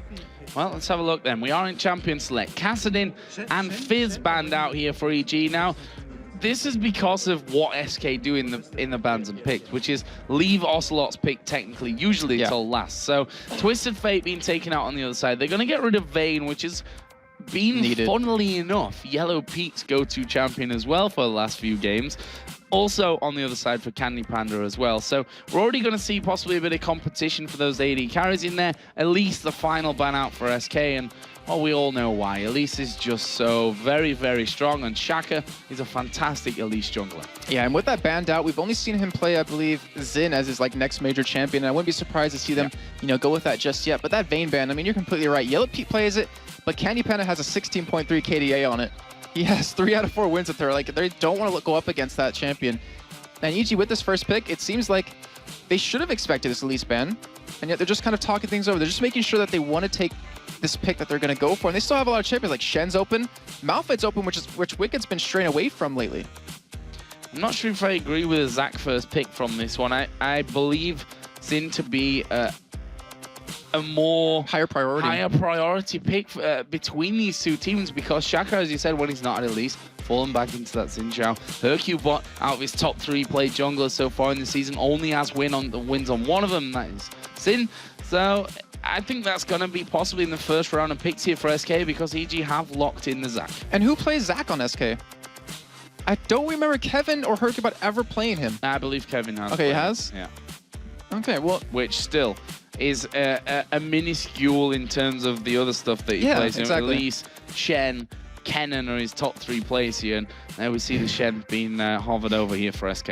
And not to mention Rumble, which and his Rumble, yeah. We were all confused why we never saw it played, and then he showed us yesterday just how strong he still is on that champion.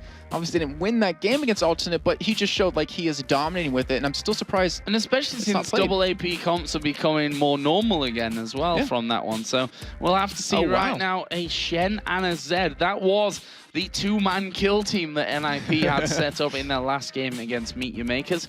See if SK can copy that. Okay, there's no guarantee that Zed will be on Ocelot, though. I'm just thinking, because Kevin has played Zed before in the top lane, and also, just like you said before, he usually gets that last pick for his team to kind of counter pick. So it's one of those champions that you can pretty much put in that mid lane or in that top lane. You have to be very careful of that. And Kevin, I mean, phenomenal Shen, but Hercubot, I guarantee he plays a strong Shen as well in that jungle. What are EG going to go for? We saw them earlier on playing a Yorick, obviously with Wicked there, which for me is another thing you can work against Zed, because if you have the ultimate on your AD carry or whoever you want to go with there, and Zed bursts him down, then you still have him for the duration of the fight. It lasts long enough for that. So that could be an option for them either way, which would mean then that Zach would have to go into the jungle with Shaka. So we'll have to see about that one. Right now, they're just switching around a lot. So I don't want to comment on exactly what they're going to go for, but it will be actually Fiddlesticks and Varus locked in for EG. Yeah, so Krepo's been talking with us a little bit about his Fiddlesticks. Hasn't made it public just yet, but he's been saying he really enjoys that champion. It really fits quite a few roles, and when you pair that in with a Varus, like the ultimate of Varus comes down, free Fiddlesticks ultimate, you're going to kill that person with the fear, with the silence. And late game, when you have a Zed, if you catch him with a fear silence, all that damage is gone. So it's pretty much just like a Yorick, it's pretty much just like a Kayle. You can mitigate a lot of that damage if you pair that in with an Exhaust. And I want to see how good Krepo is on Fiddlesticks, because if I'm not mistaken, and I know you're going to correct me on this if I'm wrong, he hasn't played Fiddlesticks just yet this season. No, the thing is he has gone for his more standard stuff. You know, the Thresh obviously is a big one for Krepo. Yeah. Lulu, he's even played 4 games with Janna up until now. So, you know, Fiddlesticks going to be coming into this one. We'll see what Krepo can do with it. But we've heard from a lot of support players, and we've seen it from the amount of times that he's been picked so far in the summer split, that they're liking him. On the other side, though, Zyra Ashe, saw it yesterday. We commented on it already from SK Gaming, kind of taking what Cloud9 did, what's been done in Korea before that as well with the Zyra Ashe bottom lane. I don't want to give Cloud9 too much for that one, even though you know, they're doing so well with it and have done so well with it that we saw it first really being used over in Korea. So we'll see it on the other side now for EG, what they're actually going to go with. And they're going to go for Jarvan and Jace. As I said, Froggen has a 100% win ratio with Jace up until now. It's not the same Jace that he has a 100% win ratio with, granted, because of the changes to both him and the tier, but I still think Froggen, as you know, a champion master, he really does master the champions that he brings to the table. I think he can still pull something out with him. If you've seen him playing on his stream lately with his Smurf, like ranking that up, he's been playing Jace a little bit, and oh god, it's like you never change it against him, because he is just so strong that champion. Just like I said, 100% win ratio, and the poke he pulls off. I mean, I'm thinking back to, I think it was Moscow when they played against Fnatic, and he just destroyed them in that mid lane. Just was pushing up 1v3 into that middle second turret, and not to mention you have that range against. Oh wow. Sorry, that Lee Sin kind of caught me off guard a little bit. So we are going to have, looks like Ocelot on that Zed in the middle lane. And against a Jace with the auto attack range, I mean, you're going to apply some good harass. So there is the final pick then coming out, the Lee Sin for Hercule bot. Again, a champion which he used to play quite a lot when he was, you know, in these all-French lineups where he really started to make his name, the Cyphers, the Millenniums that he was in before joining SK Gaming. So really interested to see what he brings to the table with that one here today. I remember you and I were casting, it was EMS or EPS. You tried to get this story out. I tried to, yeah, Jason. I tried to. Because I didn't remember him playing Lee Sin until I thought of that moment, and we were casting it, and we were just... It was Millennium. It was Millennium, okay. Yeah. And we were just amazed. Like, we were calling him pretty much Diamond Proxy's level of Lee Sin, and he hasn't been able to show just yet. And I remember when he first joined SK, if you think back to Insol Extreme Masters Katowice, he played Shaco. Like, he plays all these like random junglers, but he just never has the opportunity to do it. And Lee Sin, back on one of his, you know, to me, it's a comfort champion for him. It's going to be awesome to see how well he does. Well, we'll find out here in just a little while there. Evil Geniuses on your screens, looking in concentration mode during setup. There were laughs all around, but now, you know, getting down to that serious business time. There's no real joking coming into this one. Everyone concentrated on the prize, which of course is a spot in the playoffs, and you know, then fighting for the world playoffs. That's a stage that everyone wants to be on coming out of the summer split here for this. So we'll see if they're able to pull this one off. One of these teams is going to make a move somewhere in the table, whether that's SK, you know, jumping closer to Gambit's position and maybe more importantly away from Meet Your Makers in the last spot, or Evil Geniuses, who've really turned on the heat in this last couple of weeks and stepped up their game, now above Gambit in the table. Gonna have that opportunity, like I said, to go level on 12 and 11 with Ninjas in Pajamas, leaves them just 2 wins away from Lemon Dogs right at the top. And everyone was waiting to see Evil Geniuses and SK really step it up, because they've been very quiet this entire season, and there's no better time than right now. And SK, I mean, We talk about Evil Geniuses playing better over the past few weeks, but honestly, so is SK. Ever since, you know, Tenerife, even I believe the week before that, week 5, they've been picking up some much-needed wins. They haven't looked as solid. They've looked a little bit inconsistent, but we know the skill's there. We know the team that they can be, and it looks like they're trying to bring that back, and they're going to go for an invade here, but Shaker will spot him with that flag. Yeah, SK, no worries here. They are charging on forward over towards the blue buff of EG, and putting a ward down there, Nif, just by the curved side bush as he goes through. One over on the bush by the blue buff as well, and SK will make a swift retreat. Over the other side, Crepo has already gone on a warding mission as well, and he'll be trying to get vision on that side of the map for his team. And remember last game we were talking about what's the point of putting these deep wards if you're not really going to go for an invade and you just pretty much trade the buffs anyways. But right now, SK, they go from the blue of Evil Geniuses straight to the red. So they actually kind of are preventing Shaker from like taking his own blue right away. Like they have the vision and they're actually just going to take the vision on the red and then back away too. So that's a lot of wards to commit so early on, and that makes them more vulnerable in that laning phase. Well, so I think one thing that they've got in mind here is how aggressive Shaker is, and having vision on both sides of the map is obviously going to give them an advantage. Or I say an advantage, certainly the knowledge to create an advantage from that. Obviously, you don't get an instant advantage just by knowing where the opposition's jungler is. But the start will be on the red buff by the looks of things. Lane swaps coming in as well, as we see here for Evil Geniuses with both Yellow Pete and Crepo headed up to that top lane. They'll go up against Kevin Shen. That will actually leave Frog on here to try and shot blast away. Oh, it was so close. It was so ridiculously close there for Frog, and if he'd have waited one more auto attack there from Lee Sin, he would have picked up that blue buff. Crazy. And that's just great awareness out of Frog and realizing that every jungler does not smite their initial buff anymore. And I swear, if you go into a rank game with like someone like John and you just throw random tornado over the wall, you can steal it away. I've done it before. I've seen it done before. It's been done to me before. But that just shows like he's really adapting to the meta, and he almost pretty much set Hercubot so far behind and gave himself such a huge advantage in that mid lane. Well, it didn't happen. That's the key point for this game right now. All ifs and buts at this stage, but Froggen at least applying the pressure to Ocelot, who is obviously going to have an advantage over here in this laning phase, just for the fact that he has those ranged attacks which he can use to really put on the pressure to Ocelot's Zed. Yeah, and I really want to say, can Ocelot have a game like Bjergsen? I mean, we just saw Bjergsen just dominate his lane, dominate the entire game, and I know Ocelot wants to show everyone else he can do that. And I'm happy seeing Ocelot on Assassins again. I mean, he talked about it in his interview, saying he's just playing him because he enjoys it right now. And he played a lot of Orianna in the split so far. Hasn't been too successful on her, but as Kha'Zix, for instance, 3-3 with it. And why not play more Assassin champions if you have the ability to? Wow, I'm not sure if that flash was needed.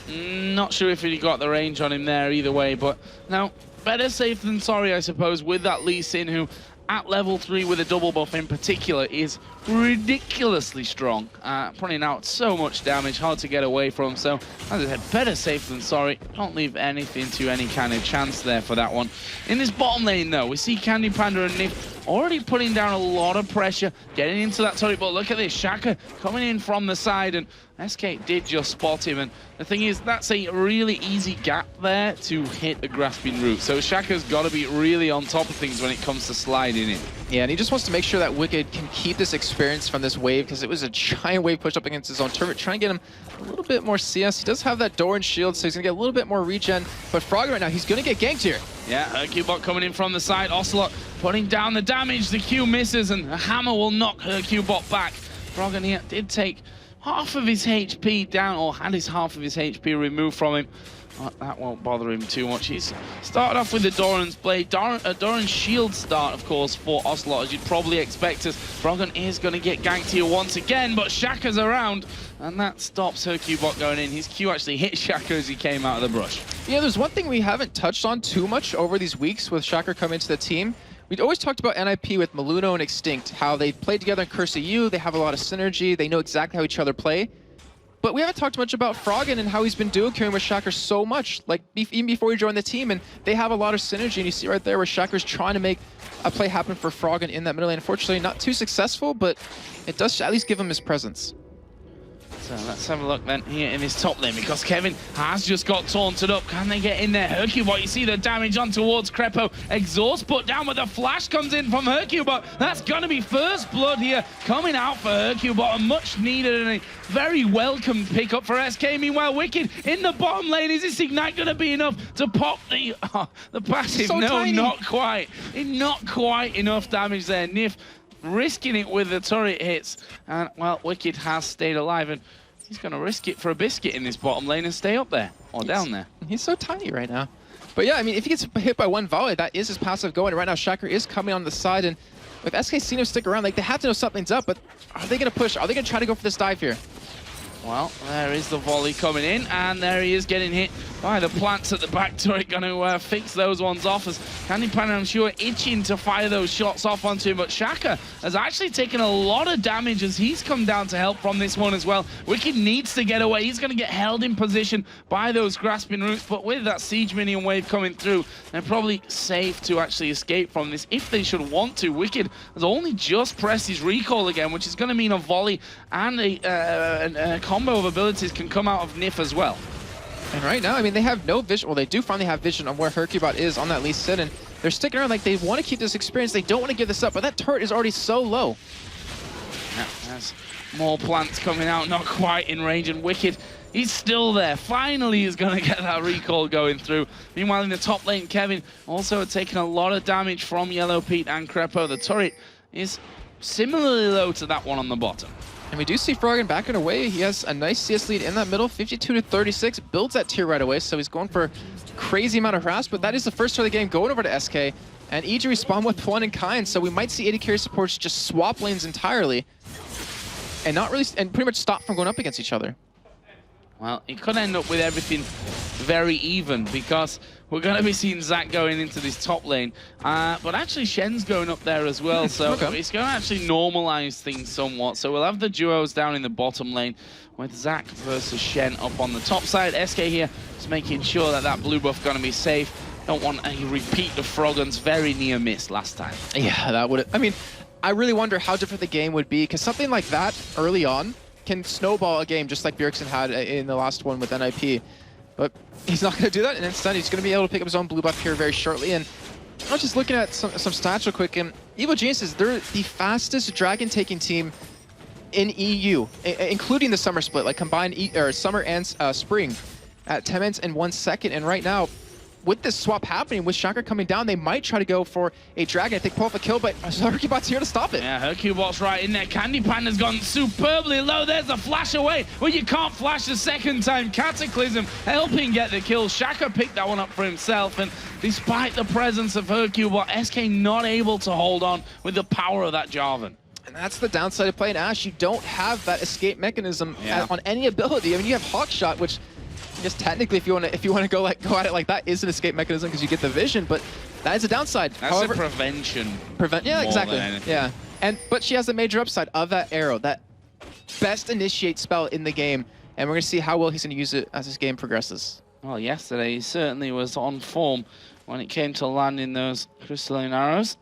Right now, Wicked was just having a look, see where Kevin had actually gone on this top side of the map. EG are trying to put the pressure onto that bottom turret, which, you know, duo lanes, we probably shouldn't see one of them going down without the interference, the backup of one of the junglers. But right now, though, Yopi, he does have a BF sword, so he has a lot of AD over Kenny Panda. Doesn't have that guaranteed crit every so often, but both AD carry supports, yeah, I mean, you really wouldn't expect a turret or a turret to go down again in that bottom lane after they already lost the bottom one for Evil Geniuses. And I'm waiting for Shaker. Like, we talked about him being an aggressive jungler. To me, he hasn't been that aggressive this game. But then again, he hasn't really had the opportunity to be that aggressive. Yeah, that's one thing you gotta always think about is where is Shaka's biggest opportunity from this one? Is it on the Shen, who's playing more careful here because of the fact that the tower's down? Is it on the bottom lane that's got the multitude of slows out of Ashe, the roots coming out of Zyra, even Stranglethorns and the arrow even you can use to stop that coming in there. Zed, who's slippery himself. So I think it's hard for Shaka to actually single out a champion right now that he's, you know, can guaranteed a kill with. Oh, well, SK looks like they're actually going to go for the first dragon. They do have a pink ward. It is going to be spotted by Shaka, though. And It's going to be a very ballsy play by them. This guy should be a very big play if they do take this dragon. A nice amount of gold, but EG, they're coming in from the sides. They want to stop this from happening. And when there's a Fiddlesticks who's level 5, he doesn't have the opportunity to ult into that wave just yet. If he is level 6, that threat will keep SK away from that dragon. Yeah, and that's why they started to go back down there, try and get him up to level 6 from this one, but everything that he's got, even without that ultimate, could be enough for Shaka here. Going to get engaged on the arrow. Completely whiffed there coming out, and Shaka manages to slide over the wall. Froggen going to be his protection going up towards the top, but he's got to dodge the Q. Not able to dodge the Q, and Hercubot's going to pick up the kill. Puts SK back in the lead. And Hercubot showing that he can play that Lee says. Wicked gets very low in the top lane. Yeah, very low, but not going to get his passive pop there again. And almost coming in range for the Vorpal Blade, which I think would have probably finished him off. Either way, that kill onto Shaka takes the smite out of the game and takes the probable likelihood of a steal on Dragon to 0. That's going to go to SK. Yeah, it's a great job by them. Great job by Hercubot, too, to pick up that champion, which was on his back burner for such a long time, and to pretty much play it with style. He has all the kills for his team right now. He's pretty far ahead, and so already has the spirit of the ancient golem dub. But now Froggen coming for a gank on a Kevin. Yep, and you see the damage already with that shock blast. Here comes the hammer. Wicked not at all worried from this one. He knows he's got that passive available. Will get procced, actually. Froggen couldn't quite finish off Kevin before that happened, but Wicked, you don't lose anything for having that passive proc. Means you just got to play a little bit more careful. And importantly, it didn't actually use his flash, by the way, there, Wicked. So rather the passive go down. I think the passive is on a longer or a shorter cooldown. Yeah, it is on a shorter cooldown, if I'm not mistaken. But right now, like Froggen, more importantly, he got a kill. Like he's already winning CS in his lane. He's already made so also has been able to pick a thing up. But Krepo goaded on Niv. Oh, this is bad news. But Krepo actually underneath the turret. It's going to be enough damage though. And really, EG managing to combine perfectly.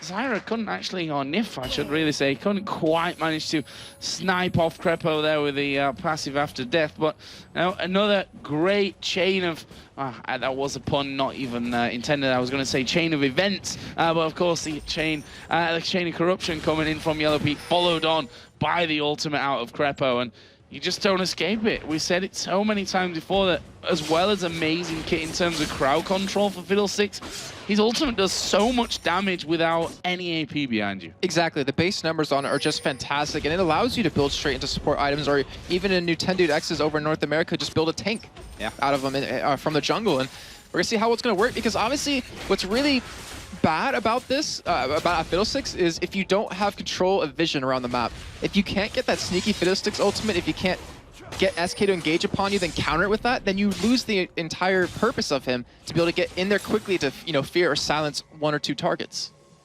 So let's have a look at gold here. 1,300 the difference between the two. We're going to see Kevin and Wicked now facing off in this mid lane. Kevin, a little bit of ahead of him there in terms of items with that Sunfire Cape already done. Wicked got the works of it. Both obviously going with Door and Shield. Kevin deciding to go to that Sunfire Cape rather than into the boots that Wicked got earlier on there as well. And there are these statistics for the Shen for Kevin.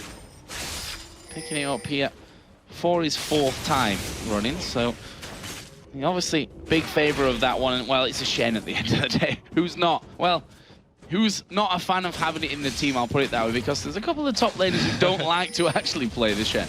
I'm not going to say any names, but they're French. So we do have also, though, farming up these double golems. He's trying to keep up with Froggen. Like, Zed, I mean, you're such a strong champion overall, and farm really helps you out quite a bit, but what gives you such a big advantage is getting kills early on. Like, if you can make that happen, it puts you so much ahead of the other person. And right now he's level 11, so he's keeping up with Froggen in terms of that. But right now, EG, they're going for a 4-man push on this turret, and Kevin's the only one to defend it, so they should be able to get that for free.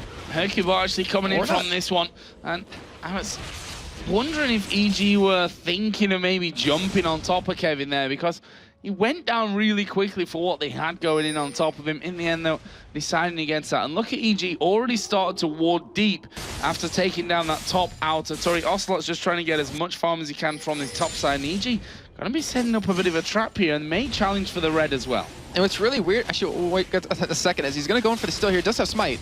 Oh, and there we go. Use the shock blast with the smite there.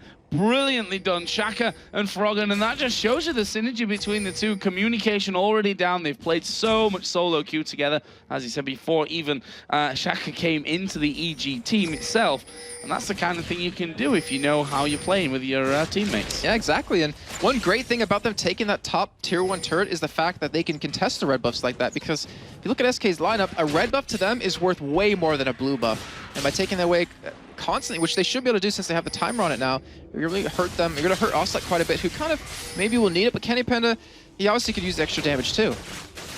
Yeah, as energy champions, which do still benefit obviously from the blue buff itself, but the red buff, as you said, is going to be more crucial, as we are going to see the arrow coming out here onto Wicked. He's going to use Let's Bounce, but he gets pretty much locked up. Stranglethorn's not able to hold him in place, and he lost about half of his health from that, which honestly, for those ultimates, is not really what you're looking for. Well, the thing is, he would have died, but he did something amazing. He flashed ahead of Hercubot.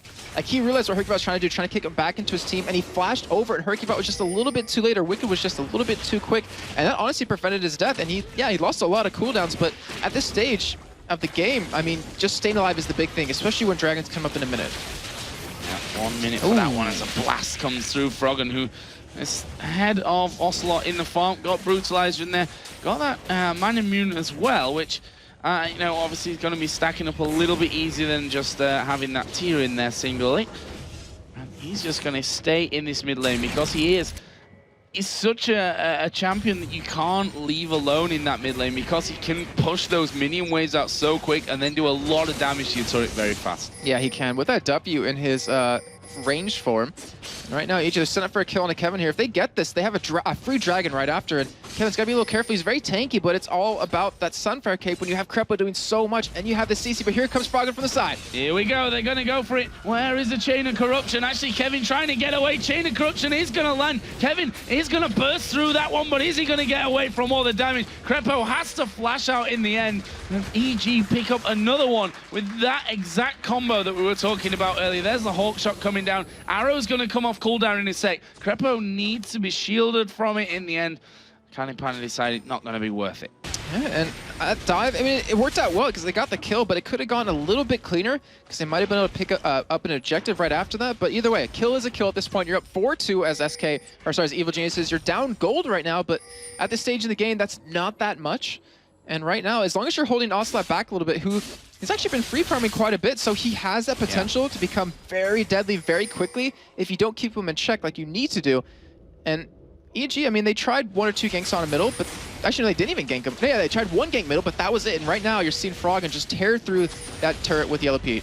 Yeah, Hercubot actually going to kick Froggen back here. Shen going to come down with Stan United. There's a taunt under the turret to get that turret damage as well. Froggen trying to speed away, but the rest of SK coming around the side. Froggen flashes over. He's still alive, but you have to wonder for how long here. Can he get rid of Hercubot? Of course not. 1 auto attack will finish off. Shaka in the meantime doing damage to mid turret. He's going to get caught out by Ocelot and Candy Panda as well. Oh, wow, he's actually getting very low here. Yeah, Arrow coming in as well. The Death Mark going down and a flash over the top. He's revealed. Ocelot going to give chase to him. There is the Blade of the Ruin King trying to hold him back, but he slides away. But where you going to go? There's turrets all around you. And he's surely going to go down. No, he's trying to get those seconds to tick away from him. He's just put the shield on, which basically gave Ocelot the kill, even if he wasn't going to be next. He would have taken more. As Nif going to get caught out of Dragon as well. There's Let's Bounce and Chain of Corruption, but they're very tanky members here for SK. As Hercubot dashes through onto Yellow Pete. Barrier used. Kevin goes very low. Look at Krepo. He's at the back there doing decent damage to them as well, but in the end, they have to back off, and that will end with a 2-for-2. Actually, well, I mean, if you want to count Froggen going in there too, it was a 2-for-3, yeah. And then Dragon going down as well over for SK, so they picked up a nice little bit of chunk, or a nice chunk of gold off of that. And Shaka, yeah, he's like trying to kite Ocelot, but you can't really kite his Zed too well, and he's dead in the end. But that's Hercubot now, 3-0-1. We talk about kill spread quite a bit, and he has pretty much all the kills on his hands. And you look over at EG's side, they have him split across the team as every member at least has 1 kill. And right now, I mean, Lee said he does fall off late game. He's pretty much only used for that initiate, or the second initiate after the Ash arrow. And I'm curious, is he going to build a little bit more damage or just go straight tanky? And with the items that he has, looks like he will go for that arena bulwark. Here comes Krepo. They're going in straight on towards Krepo, and Candy Panda's a dead man. There were the Stranglethorns coming down. Turret focusing Krepo, but teammates can actually kill that off before it could even get close to getting the killing blows in there. And again, we see that whole combo. Froggen going to take down this bottom outer turret as well with that attack speed steroid on his W to finish that one off. Ocelot going to reply on the top. That's going to be so frustrating as Candy Panda because Krepo just feared him, then ulted in his face. Like, he ulted right in front of him and just said there's nothing he can do about it. Just take it, man. You're going to die. And he ended up happening. It was actually grasping rooted as well for pretty much the entire time until the jump actually came in from it. So, sad times really coming out there for SK, but not easy to hold the fiddlesticks down, even when he's doing it in plain sight of you. Usually he's just flying over a wall and you just scream and run away, but this time not quite able to do the same. I've heard you do that in the office before, when Fiddlesticks goes over the wall. I run away from my PC, though. That's the problem. Fiddlesticks is that scary of a... I was going to say man, but he's more of a scarecrow, isn't he? It's a stick. Yeah, no, scarecrow, yeah. So we do have Blue going over to Froggen right now. He's 2-1. He's trying to maintain that 100% win record right now on him right now. And Krepo, we talked about earlier, like a Fiddlesticks, the downside is that if you don't have control of vision around the map, the ults that you're going to use are kind of going to be caught and stopped. But with that Oracle, it's going to help facilitate that. And right now, Nif doesn't have one himself. I had to check just to make sure, because I was pretty sure he didn't have one. Yeah, not got one on there right now. And actually, he's the one running the GP10 at this point. So because that GP10, even though he didn't get kills in lane, really got 2 assists, it actually sets him behind a little bit. But as the game goes on, as we get later on in, it's going to pretty much take over and give him a little bit more of an advantage. But it's all about who can get the early advantage right now for EG. They're trying to pretty much take it just from the beginning. And with the Fiddlesticks, I mean, I want to say you're more impactful earlier in the game because of your ultimate, unless you build a little bit more damage. But we're going to see how Krepo builds. This bottom lane now, Wicked with that Sunfire Cape on. He's going to have Froggen coming in. Actually, Ocelot, he's going to go on to Froggen. Shen coming in as well. Wow. Ocelot going to flash to the back, and Froggen is so very low. Wicked dive bombs him, and Kevin gets the kill onto Froggen at the top. And that Zach just took a massive arc there, like into the sky, and then just dumped straight down. I mean, good stuff to watch. I think that's the dunk. Like you're talking about Jarvan dunking or Master Yi dunking, Zach just dunked. That was a beast of a move. Right now, though, Shaka is 1 versus 3 here in the middle. Rest of EG coming to make sure that they don't lose that outer turret. It is 3-2 to turrets in favor of EG, with the difference being that outer middle. And right now, Yellow Pete, he's pulling a little bit of Genja, being really quiet the past couple of minutes here. Just in there pushing that top lane, trying to farm. He's going to hit. Oh, he's going to hit with an Ash Arrow. Yeah, but the problem is they're not in that immediate area to really get in onto him. Yeah, he's going to get slowed there. Coming out there, he's the Chain of Corruption. It's not going to spread to Candy Panda, who's going to get 1 Q onto him, and that pretty much spells death. There is the taunt coming down as well. And wow, that was really, really close. The minions actually are still having a go here. Another couple coming through. Not going to be quite enough to finish off. But that was well done by Yellow Pete, considering the fact that it was 2 versus 1. And it was all, that's the thing about Ash as well, that you get hit by the arrow, you think there's no one near me. It's such a long stun. It takes a while for us here. But when you actually get hit with it yourself, it feels like about 5 seconds longer than it actually is. And then you get hit with a volley, and as soon as you're in range for a Q, you pretty much say goodnight against Ash. Yeah, you're like, yep, I'm dead. Might as well fight it out. And like you were saying, he almost actually won that fight against Candy Panda.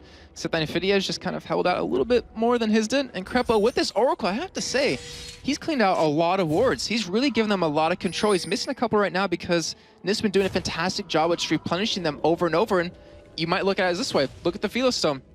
It didn't give an early advantage for an early Oracle, but it's allowing him to keep refreshing this ward coverage.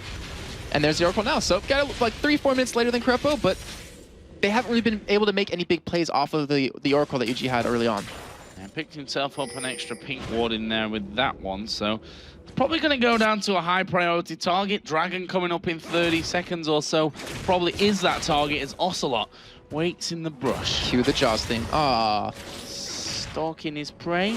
It's kind of like a mosquito stalking an elephant at that point, though. Wicked is pretty tanky now with that frozen heart in as well. Just trying to think about that analogy. Just like, Yeah, no, it works though. It's like, I mean, there's no way he's gonna take him down with that Sunfire Cape, with the Frozen Heart on top of that. That's too much armor for Ocelot to deal with, unless he has that Last Whisper, which he's still currently building right now. And EG, they're starting to group up here. They want to force a fight, and right now SK doesn't have too much vision. Obviously that Q's going to help him out with that.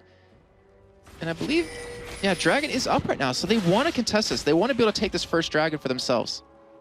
I don't think it's going to be able to happen for them though. Crepo has cleared pretty much both of these routes in towards that blue, in towards the Dragon now, except the blue buff side, which actually is going to be finished off right now. So the thing is, they've got complete vision control here, EG. SK are going to be flying blind, and from what their teammates can see as Hercubot's going to go in there, we are going to see Shen joining the party as a Cataclysm is quite good. Chain of Corruption comes in, Yellow Pete and Candy Panda are fighting at the top. Ocelot going on towards Frog, and he gets the kill, but Ocelot will die here to Shaka. Meanwhile, on the top side, we did see Yellow Pete go down. Crepo died as well. Kevin here being focused by Wicked, but he's got so many men attacking him. Is he going to get away? Well, he's going to get his passive propped, and SK are trying to do it all over the wall. Oh, they got one more bit. Sunfire Cape ticking. There we go. Oh, Kevin stealing it away, waiting for that. But that was a really interesting fight. So, EG, they got Dragon. Good job, guys. But you lost 4 members, and SK only lost 1. So in the end, SK pretty much coming out ahead in that. And it was a really interesting fight too, because Crepo. Actually, no. Let's start with Nif. He got an amazing ultimate off. That Stranglethorns locked down Evil Geniuses from leaving that pit and just kept him out of the fight for a long time. Crepo got knocked up, so he wasn't able to use his ultimate anytime. Then he actually flashed away to get out of range so he could find the ulti. And then Yellow Pete dodged the arrow and it hit him instead. So it locked him down for a little bit longer. Then he finally used it at about a 5th life and just sat there on the main tanks with Hercubot and Kevin, and unfortunately wasn't able to kill them. But, you know, great fight by SK to really space them out and take advantage of their whole, you know, composition. So let's have a look at some of the items coming in. SK have got double Runic Bulwark already finished into this one. On the other side, just the Aegis so far with Shaka, which he's doing a red buff right now. I think he might have a decent amount of cash to actually be headed home with. Or just 350, so that's going to take a little while anyway. So he obviously just went in there a few seconds ago and actually, yeah, he did. 26 minutes in, so he's only had that 50 seconds right now. So he's going to be a little bit behind when it comes to picking up that Runic Bulwark. I'm looking at Shaka's items, and he has the No Magic Mantle to build into Runic Bulwark, but why would you build that right now? I'm looking at the other team because, you know, Kevin does obviously do a little bit of magic damage, but you're against pretty much a full AD team. So you could probably leave it at Aegis, go for another route, build another item, then come back to Runic Bulwark if you want to in the end. But obviously, I mean, he's a much better player than I am, and his story actually going from a 700 ELO player to 2300 in such a short amount of time is pretty awesome. There's hope for us all, apparently. Although I think duo with Froggen might have helped out that, on that front as well. So Quicksilver Sash here added up for Froggen. Speaking of the devil, also got that last Whisper and the Muramana Brutalizer from earlier on. Man Immune, I should probably not get too far ahead of that one. On the other side, pretty much similar there for Ocelot, as we are going to see him now becoming the focus of being stalked, as that bottom lane of EG are moving in with Wicked as well. The Zaku is now significantly bigger than earlier on when he was in trouble, but here comes Shen. Yellow Pete down to half. There's a death mark going out. Won't quite finish off though with the use of the barrier, as well as Ocelot had the Chain of Corruption spreading over to him. Wicked here trying to blast Ocelot down. Ocelot is going very, very low. Wicked got vision of him. Let's see if he can dunk him down one more time. No, it was so close to connecting. He's going to keep going for this one though. He's done a good job, but he has to back away because SK are actually pushing the top lane down and have taken the inner turret. And look what we're seeing. This is like an exact replica of what we saw in that last game with the NIP. It was Mimer and Bjergsen then. Now it's Kevin and Ocelot pretty much 2-man grouping together and stopping Evil Geniuses from making some plays happen. Now they're going to get an inhibitor turret for free, I think. Well, or at least get it really low. Shaka's trying to hold them back from this one as Hercubot just scoots out to Nif as the knockup almost connected to him halfway through from that one. Wicked now is going to finally get himself home. Already had it in that Haunting Guise, which I say already, he just literally picked up as he came back with that one. So talked about most of the items here, but not quite the AD carries right now. So let's have a look at them. Yellow Pete starting off here with Varus, got the Bloodthirst, the Zeal, and a last Whisper over on the other side, comparing that to a Negatron Cloak coming out for Candy Panda's Wicked, and Ocelot again going to go head-to-head in this one. Deathmark and a full combo gets Wicked down to half HP. I can now finally get back to Candy Panda, who's just finished off from that Negatron cloak, of course, that Quicksilver Sash. Yeah, so Ashe is a very interesting champion. I mean, you're mostly prioritized just for your initiate. You do a lot of damage. You have the potential to kite really well and to chase, but you don't need to build full damage right away. It's kind of like a Vayne where, you know, you build your Blade of the Rune King Fan Dancer, or you just go Blade of the Rune King, then like a defensive item if you do need it. Wicked actually going to get very low here. Ocelot, he might be able to pick up the kill. Yeah, he's going to keep going the Death Mark, of course, using that last encounter between them, so decided not to go in for that one, not to carry on through that one. But yes, he's got a lot of armor as well there as well, so as well. Great English skills, Joe. So, I said thick and thin, so don't worry.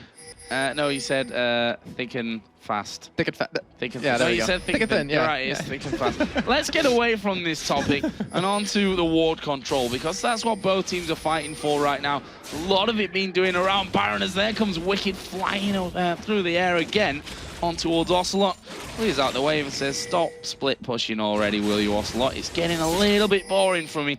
Problem is, Wicked can just about push him away and hold on, but can't really stay around long enough to actually fight him, I think. Yeah, I don't think he can 1v1 him, but in the meantime, we do have a potential engage here. Yeah, this is going to be the Cataclysm going down onto 2. EG need to catch up with this one as Hercubot and Kevin coming in from the side of this one. Froggen is going to finish off Nif, but can the rest of the team do this? Candy Panda comes in. Crepo's low. Shaka's trying to get away, but he's perma-slowed from Candy Panda. He's going to be able to slide over the wall. Q, not needed. He's going to flash here, Hercubot, for this one. There is the Q connecting, and it's really hard to get away from Elysian. He's going to stick to you, and there is Ocelot coming up from the bottom lane. Candy Panda has killed Froggen. Shaka's going down. Hercubot gets that one. He's now dominating at 6-0-5. Good guy Shaka runs long enough and stays alive long enough to give everyone an assist on SKC right there as Ocelot came in. But great play of SK right there. Even though they got separated and engaged upon by Shaka, all they lost was Nif. All they lost was that support, and they're going to get a Baron off this. They got 4 kills because Wicked was bot lane as Ocelot just started roaming around really quickly. And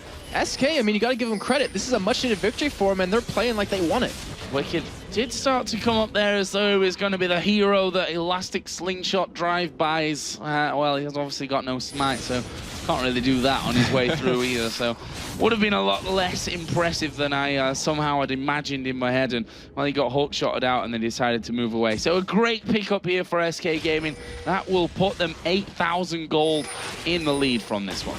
And really, you got to give Asa a lot of credit. Like, the pressure he's applying with this Zed, with this Assassin, is kind of unlike anything he's done before. Well, not before, but what I'm trying to say is like, he hasn't been as effective with these Assassins, and he's really proven that with this split pushing with this Zed, like he's really strong player. Like, I don't know, it's been kind of questioned a lot lately, but he's proven it to everyone that he can start playing Assassins a lot, and I wouldn't be surprised to see him continue that.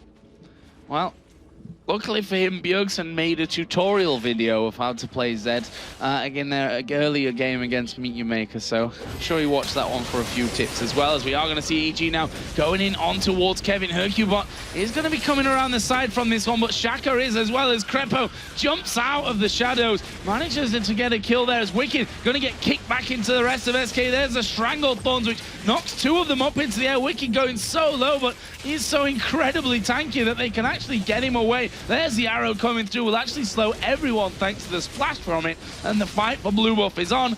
I cannot see who took that one in the end. I think it was Shaka that actually got it. And they are going to be backing away now. So overall, not too bad for EG. Manages to get a kill. But what's bad for them is Ocelot has been split pushing again, and he's managing to now go on towards the inhibitor, and EG is still sticking around to fight. Yeah, SK's just not trying to not let them back away right now. They keep chasing, running away. He got the inhibitor for free and the inhibitor turret. Phenomenal play of Ocelot to really recognize what was happening. And now SK, if they don't stop him, they're going to get a free dragon anyways. Well, Wicked has gone back, which we've seen how Wicked and Ocelot's interactions have really gone there. The dragon here is started by SK Gaming. Well, Yellow Peach is using the piercing arrow to check, even though he was outside of it. Is Crepo going to get caught in the grasping roots? This could be dangerous. Shane coming down with the Stand United as Froggen dives into the middle. Well, look how quickly he goes down. Double kill. This is going to be another one coming out. Shen picks that one up, and Ocelot finishes off with a death mark onto Yellow Peach. And that is 4 men down. After that, well, it was a 5v4 as well in the end, with Ocelot coming around to mop up. Wicked was left with the task of clearing base, but SK there, if you talk about split pushing, that was just how you do it. That was a real 101 as they just go over the wall. Taking a sneaky route into Are the they going for the win? I think they might be. Oh, wow. This is a very ballsy play, but it's going to work out for There's SK. 20 seconds on the clock here, and SK, with that movement, the mobility that they've got coming through the walls here, they're going to go straight for it. Wicked dives in them, but I'm not sure that he's going to be able to hold on. 2 seconds for Crepo to come up. He's now back in play, but both Nexus turrets are down. They're going to go for this one. They're going to try and finish off the game. Nexus going very low. Jarvan spawns, but SK Gaming able to finish off before EG spawn back into the game. And that will be a massive victory, a massively important one in the grand scheme of things for SK. They move away from MYM at the bottom. They move towards the likes of Gambit, EG, Ninjas in Pajamas, who are all at 11 or 12 wins in Ninjas in Pajamas case. They just tighten things up here in the mid-table even further. Wow, just wow. I mean, I did not expect them to finish the game like that. And I was going to say, you know, Evil Geniuses, the engage that they pulled off on SK, realizing they had a 5-on-4 situation. It was a very ballsy play, and unfortunately, it didn't work out for them as they got turned around. But just awesome. That split push, just that Zed in general, wasn't too effective early game. He really became that force to be reckoned with as the game progressed, where no one could really 1v1 him anymore. Yeah, and it's funny that we had this interview with him where he said that he wants to play more of this style of champion and do more of that kind of thing, the assassin role, and they did it so well. I mean, that last fight, if you look at that one, the way he was split pushing top, they'd won the fight, stopped them recalling down by the dragon, taken the dragon, and by the time they actually got back into a fight, Ocelot was there to make it a 5 versus 4 and finish off. Just where's this coordination been in this play from SK all season? Because that kind of form, they could beat anyone in the league. Maybe it's playing champions they enjoy. I mean, just like I said, Ocelot said in the interview, likes to play champions like this. Hercubot going back to his roots with Lee Sin. Kevin, I mean, I think he's one of the few people that actually enjoys playing Shen, because he did a great job. 7-4 and 11 he finished off. And then Candy Panda going back to his roots as well. And then I was going to say Nif going back to his roots, which has been really corny because he's playing Zyra, but you know what I mean. Good one, Jason. I enjoyed that one. That was a good one. Even if it wasn't intentional. Maybe. But yeah, I mean, the thing is, as you said, that just left that one on a piece of paper, especially for us in Europe. But that makes the story obviously better for SK Gaming, but a little bit more woeful for MYM as well. Yeah. We saw lose to Ninjas in Pajamas earlier on. They're now quite solidly in that last position. It's almost a positive spin on something that's not so great for one of these teams. But the likelihood is that Meet Your Makers now have to put in such an incredible final play day, or I say play day, obviously final 5 games. They pretty much have to go 5-0, which they've not been far away from before. They had a 4-1 in week 1, let's not forget. So it's not impossible. And you know what's scary about that is? They can play like there's no tomorrow with those 5 games. They realize we have to win every single one. So just go crazy on every single one of those. And every team that's up against them has to really, you know, take a step back and be prepared for this, because they can catch you off guard. We've seen them do it before, and I'm sure they've got another trick up their sleeves. Well, we'll find that out in week 9. For now, though, we're going to head over to Demon and Quick Shot for a look back at the key plays of that final game. Thank you very much, Joe and Jason. And well, what a game. Another team that can't manage to pick up the perfect weekend, and SK managed to break the hearts of all the EG fans out there. So it all started out effectively from the picks and bans, and immediately we spotted a few things. Yeah, so first of all, Crepo picked Fiddlesticks for the first time in the LCS, and I was lucky enough to talk to Snoopy a little bit about it. It's actually a champion he hasn't played all that often, but it's something that as a team they've been discussing and strategizing about. And against the likes of a Zed, it's actually a very good pick, because once Zed throws himself into a team fight, you just fear him and then silence him, so he can't get his combo off, he can't get the rest of his abilities off and the burst combo off. So I really like that pick. It just never really came to fruition. And the main problem was they didn't really get many team fights. It was all, it was like guerrilla warfare. It really was. Early on, SK and EG, they both traded a couple of kills. They were finding one another out in the open, in the river, up in the top lane, finding different ways to pick up kills. And, you know, Crepo and Yellow Pete had a couple of good engagements, Chain of Corruption plus the Crow Storm onto the bottom lane of SK, but it wasn't really full-blown fights until about a 16-7-minute Dragon. At which point, EG lost all of their players. They did get the Dragon, but they got aced in reply. And it just gave SK so much gold to work with. And what did we make about the overall team comp that SK ran? I mean, Is there anything new that we saw there that made me think gives them that glimmer of hope? Because obviously they're still going to be in that 7th position. They're fighting to get out of it. We're going to have Super Week, Week 9. It's going to be everything is really up for grabs. 5 matches. We've just seen nobody's gone 3-0 this week, as far as I can remember. Sure nobody's gone 3-0. I was trying to think of it just before I came out here. There's got a number of 2-1s, but again, it leads it wide open. Everyone can beat everyone. The thing that I think we can take away from this particular game is that SK had very good individual performances. Kevin did fantastically on Shen. Yeah. We've seen Hercubot on Lee Sin. He's unkilled in that matchup, 8-0-7. Pretty much everywhere he looked for a kill, he was able to find it. And very, very importantly, Ocelot got into a powerful position and he maintained that power position. Once he was picking up kills, he started split pushing. Once he started split pushing, nobody could deal with him. Even Zach with the Frozen Heart and a Sunfire Cape couldn't control the AD damage of Zed. So it was good individual performances, and I think if they can channel that same performance in Super Week, they can probably string together a few more wins. And I think obviously Joe and Jason have become experts on Zed after the last few matches because they've seen some pretty impressive play. That is it from here on the analysis desk. We are going to go over to Shock, so who is standing by with Candy Panda. Thanks very much, Dima, and congratulations, Candy Panda, with that victory over EG. What was the plan going into this one? Because you guys, of course, came off a loss versus them last week. So in the picks and bans versus EG, you always have to take into account that they play with Shaker or Snoopy. So that's a real challenge for them because you have to plan for both. And that's what we focused on. And of course the rest too, but Shaker Snoopy is like the biggest point. And I think we managed it well. Yeah, tell me about those picks and bans. And going for the Ashe Zyra again in the bottom lane. And then I think for their side, the only unusual picks there, maybe Fiddlesticks for you guys to go up against, because it's not something Crepo usually plays or plays all that often. How much of a distorting factor was that? Well, the Ashe Zyra first. We tried it in scrims because we obviously scout other scenes. We scout the Koreans, the Chinese, and the NA scene. So we saw the Zyra Ashe from Cloud9, obviously, and we tried it out in scrims, and it worked really well. And then, sorry, what was the other part? The Fiddlesticks. Right, the Fiddlesticks. Yeah. So when we saw it, we thought about our picks, Zyra Ashe, and for us, it was no problem. So we just picked Zyra Ashe and tried to play the lane as good as we can. Okay, and then we saw Hercubot on Lee Sin, not something he plays that often in the LCS, and then the Zed that's supposed to rely on early kills. It didn't quite get them. So how did you move into the later game? So with Lee Sin, of course, you want to get the early kills, but we didn't get it.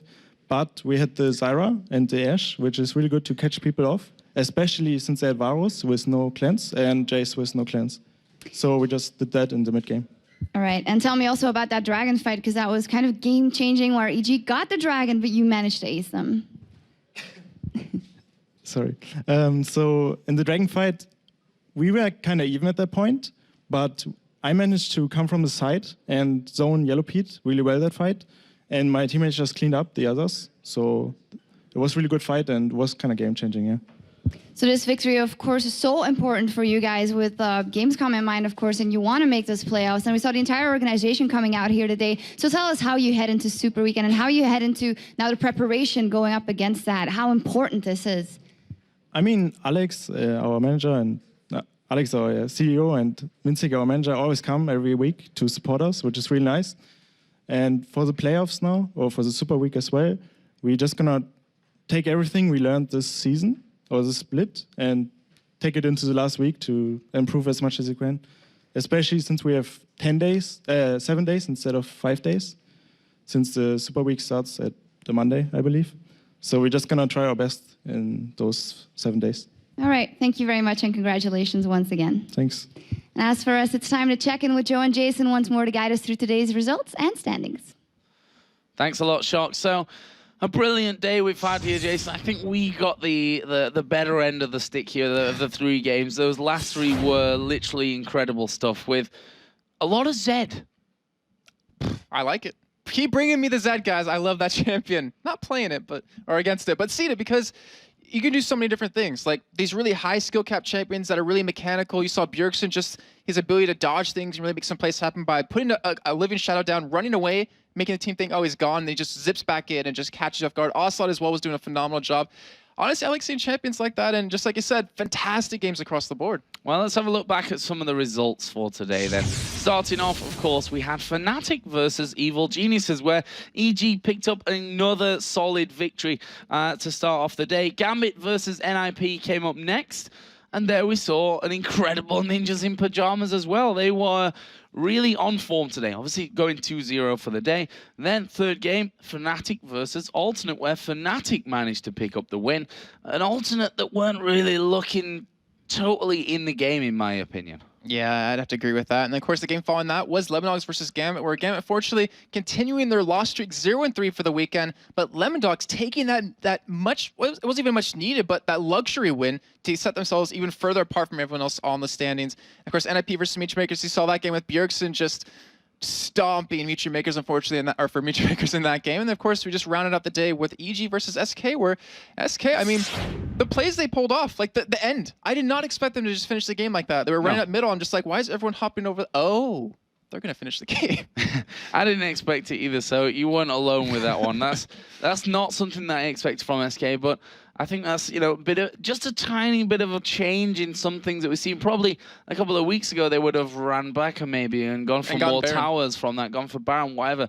But that's a bit of a change. Maybe something to look forward to when we hit our final week in week 9. But let's have a look at the standings then and see just how redonkulously close they are at this point. But the good thing is for us, I suppose, we've got some separated groups now with Lemondogs at the top. I want to say clearly, but it's really not all that clearly. Yeah. 14 for 9, they're up there. Alternate and Fnatic then tied for second with 13 wins, 10 losses.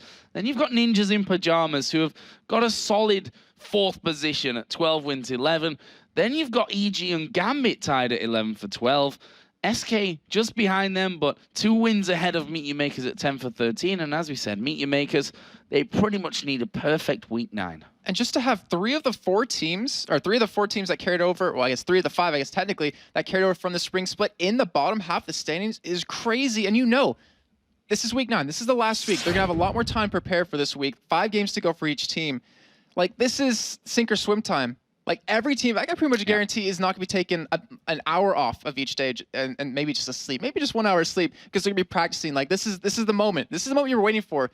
You want to get into playoffs. You want to get into those world finals, and you have to do it right here. You have to win a large portion of your games because you realize since the standings are so close, you need every single win you can get. Well, the good thing for the teams is that they are going to have a bit of extra time this weekend because next weekend obviously is off. Then the weekend after that, we'll be moving into a final week 9. So make sure you don't forget that one. Set every reminder that you've got available to you because that Super Week is going to be absolutely cracking. We're going to head over to Shox, though, for some final thoughts here in week 8. Thanks, guys. An amazing weekend of games here once again in Cologne. And the Lemondogs are first for now. But the question is, how long will they stay first? Of course, the league will be quiet for a week. But on Wednesday, August 14th, the LCS will be back with an epic Super Week. And they will be starting out with CLG versus Coast, followed by Dignitas versus Curse, and tons more action. It all starts at 1 p.m. Pacific and 10 p.m. Central European Summertime. And then on August 15th, the European LCS returns with 20 huge games of our own. The EU Super Week kicks off with Alternate versus SK, followed by EG versus Ninjas in Pajamas, and also tons more action coming after that. You can catch all of that with action starting with 8 games on Thursday, August 15th at 5 a.m. Pacific and 2 p.m. Central European Summertime. But you won't have to wait until Super Week for more League of Legends action, because you can head over to twitch.tv/wellplayed right now to see the PAX Promotion Tournament qualifier. So on behalf of everybody here in the studio, thank you very much for tuning in, and we'll see you at Super Week.